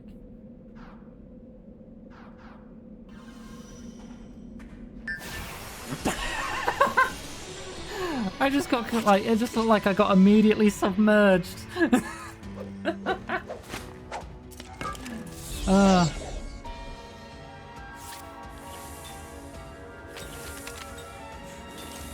That looked funny.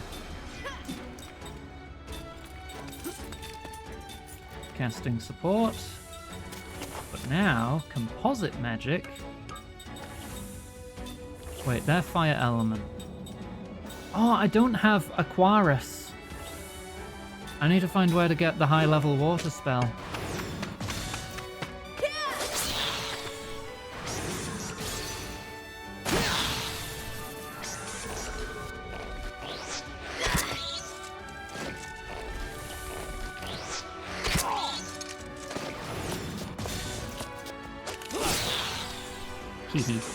Now I have the Master Sword. Right, we've reduced their guard condition. This should hit hard.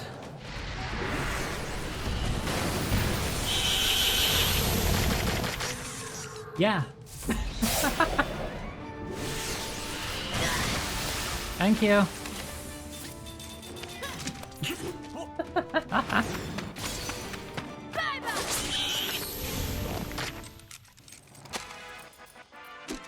I feel incredibly powerful.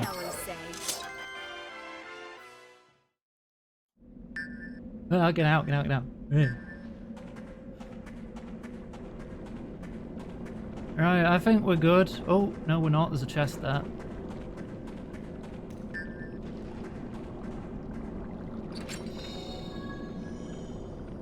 Fairy cradles. Okay, now we're good. Maybe.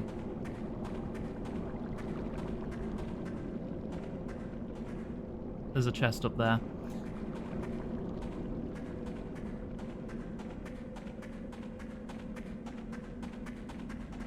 No chests left behind.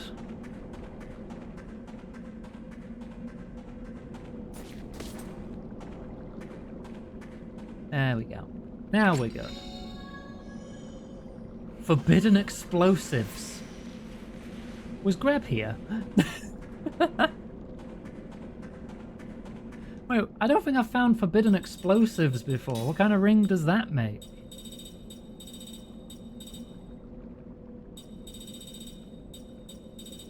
If I can tell at a glance.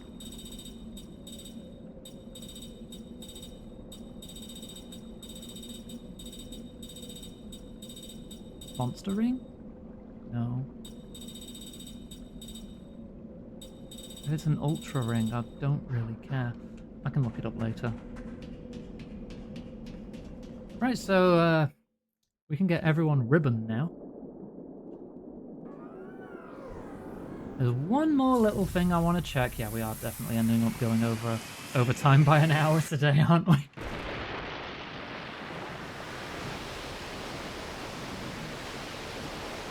Because it looks like there is a tiny inlet slightly over here, but it doesn't have a location marker on it. But it looks like there's still ice I can break through, so I'm curious. Right here.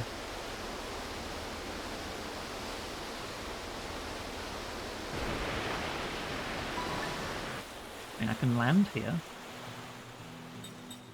Oh no, I think it's probably just a shortcut. Yeah, alright. It's just somewhere to dock the ship. To speed up a bit. Am I missing anywhere else? I know for a fact I am, and it's somewhere I want to find today. So I'm just going to look up where it is.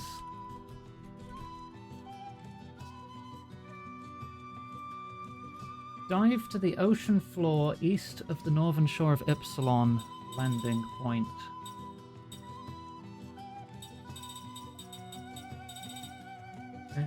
Northern shore of Ypsilon?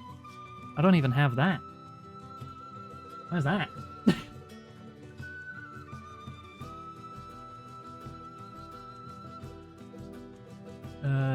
Great, now I've got to look that up. Wait, Ypsilon would be the Ypsilon Mountains, right? So it's somewhere here. Northern shore? Hang on. If it's somewhere I've got to go underwater to get, I can check out both sides of the Ypsilon Mountains relatively easily if we start at Numara. We can switch to the Nautilus as soon as I pull out enough to launch it.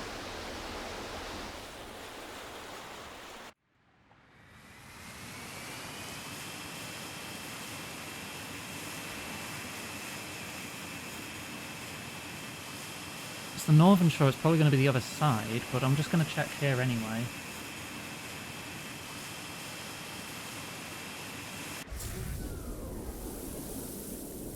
Is there a secret tunnel? Anywhere under here? Not here. Unless the northern shore of Ypsilon is inside the inner lake.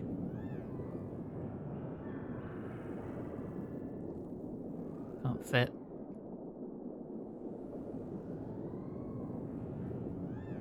There's also a treasure underwater here, so I might as well check that out. Right there. Oh wait, that's not it. That's a different one. Seed.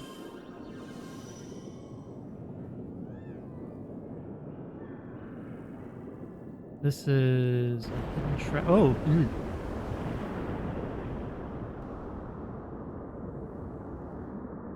Where's the treasure?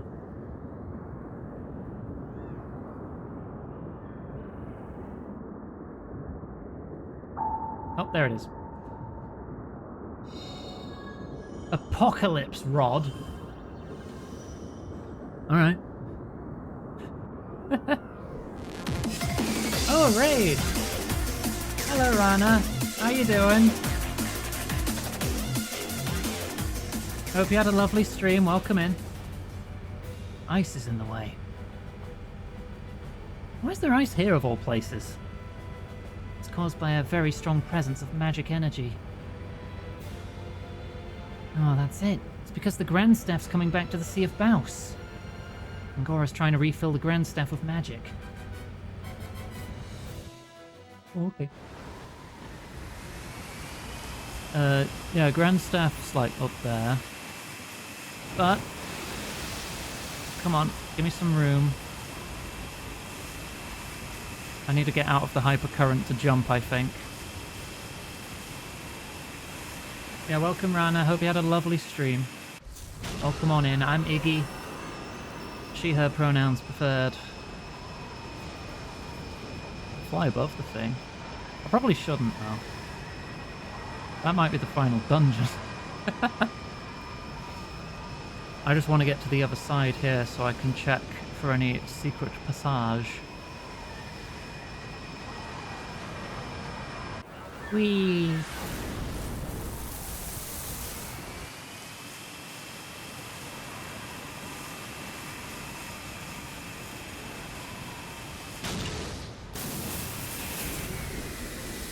Right, is there a tunnel under here?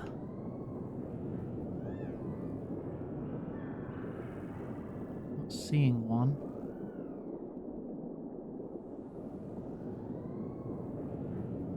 It's probably in the lake section, isn't it? Water. Oh, water? Thank you. Right, okay, let's dive into the inner lake. I'm sure we'll be able to do that, right?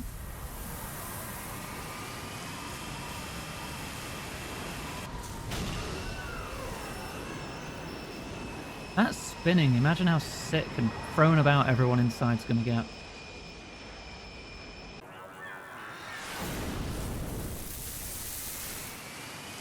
Is this a landing point? That's a landing point. That's the northern shore of Ipsilon. Okay. We need to be east of here.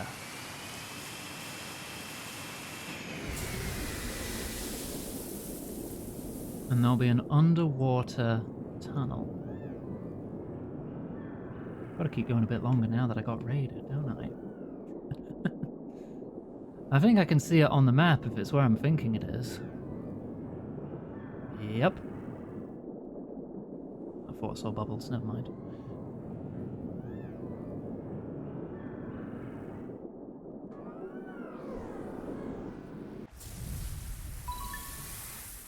There we go. Kalolan Village. That's where I want to be.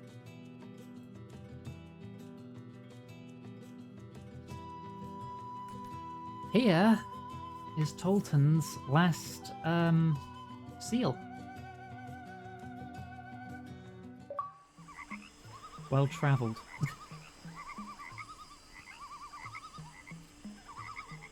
Probably go to every unique location or optional location, I don't know. Maybe it's just find this place. Hurry, hurry! The tournament's starting! Ribbit, ribbit. Who won this time? Ribbit, ribbit. Oh, we won't know until it begins, Ribbit, ribbit. Come on, get moving, Ribbit, ribbit. Oh, humans! Ribbit, ribbit. So humans in the tournament, Ribbit, ribbit? Tournament? What are you talking about? Right now in this forest they're holding the Kalolan Masters Tournament, Ribbit, ribbit. The test of strength and skill among the Kalolans, Ribbit, ribbit.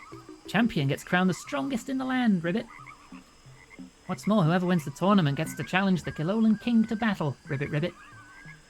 The King and the challenger each bet something that they want from the other, and then they fight over it, Ribbit, ribbit.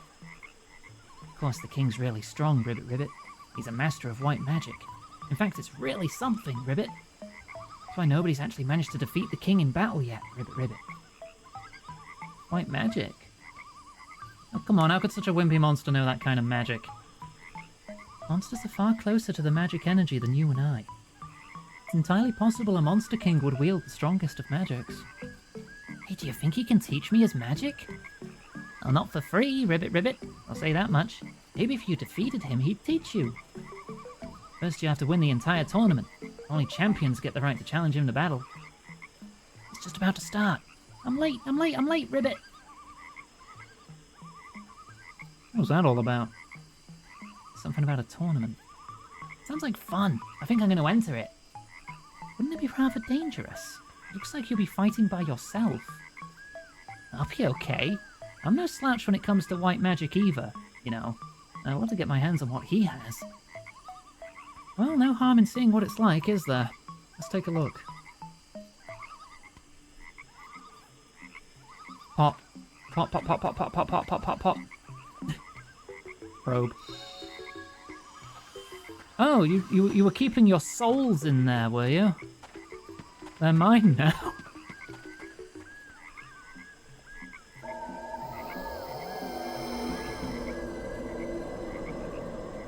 Royal seal broken.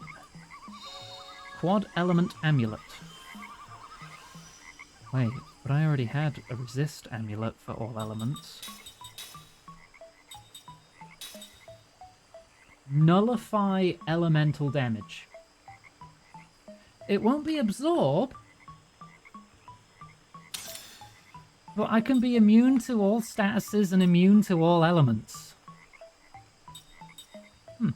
Where do I keep my souls? Up my butt.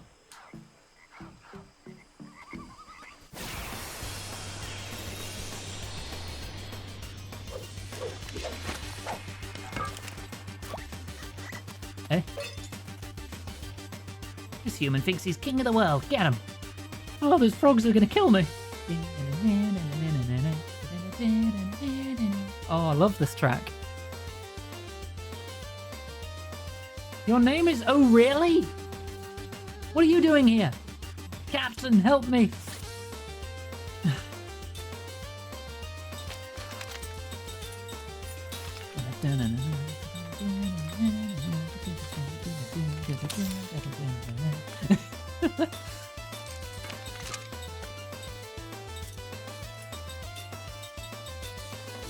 Crown quote bait? Don't know what you're talking about.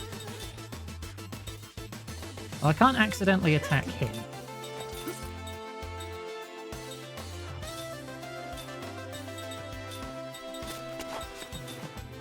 And Kilolans are all the same element, right? Yeah, they're all water. So they're all weak to ground.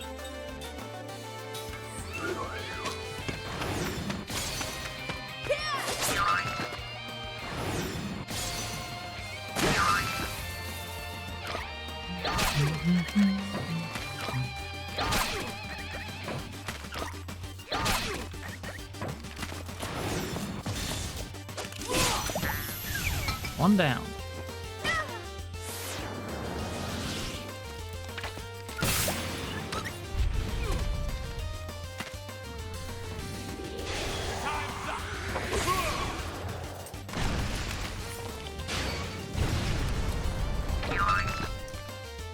Good damage.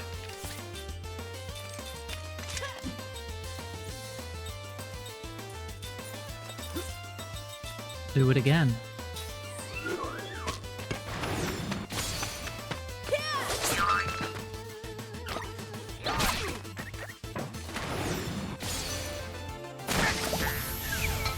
Two down.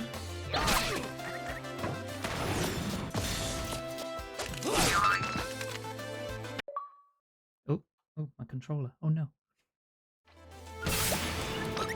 This is why I hate this kind of USB.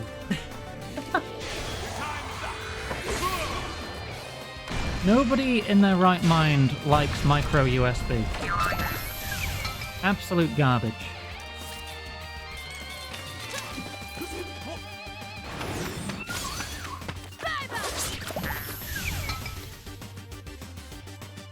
You alright, O'Reilly? I was over at our last hideout. You get moving over there too, okay? Thank you. Gosh, hecky. Is there a save point here? There is. There's also a shop.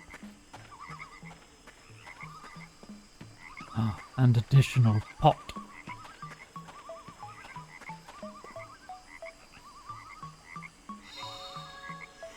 Godly dragon tears.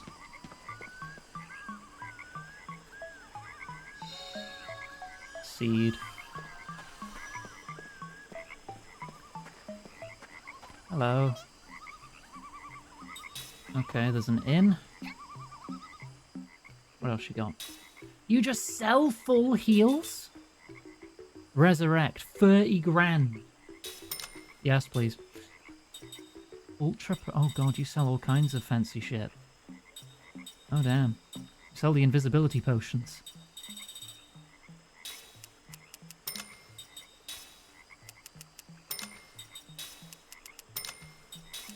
God, these are expensive.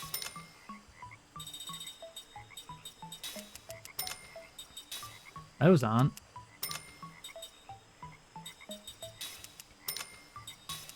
I stock up on the cheap shit.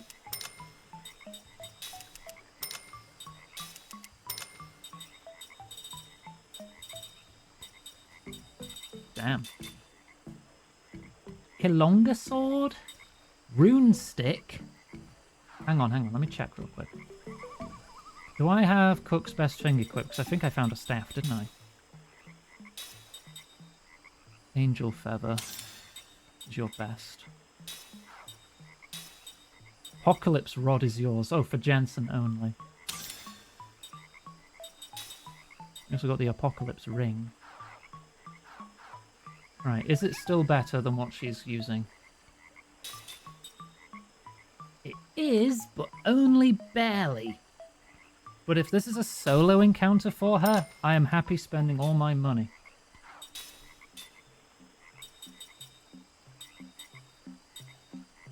$10 for a magic rifle? That sucks.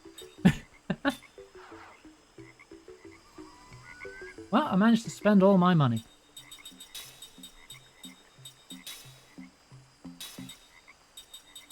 The rune stick. Alright, any new rings? Vampire bottles. Punisher. 8 times damage? That's what the forbidden explosives are for. But 8 times damage to the guard condition. That's still really good. I need a lot of forbidden explosives for that. The Mauler ring for 4 times damage.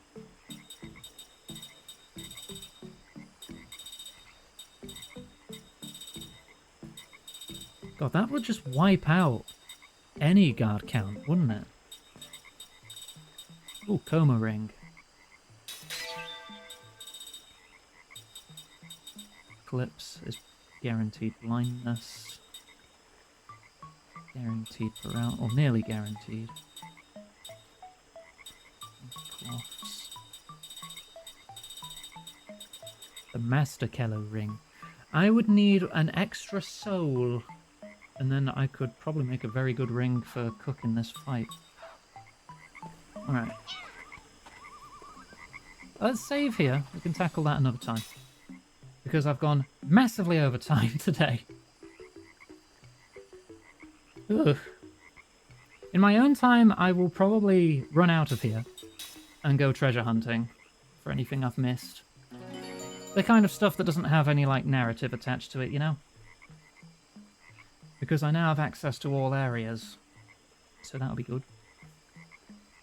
And probably get anti-status on all the immortals. Let's save so many slots. Right, okay.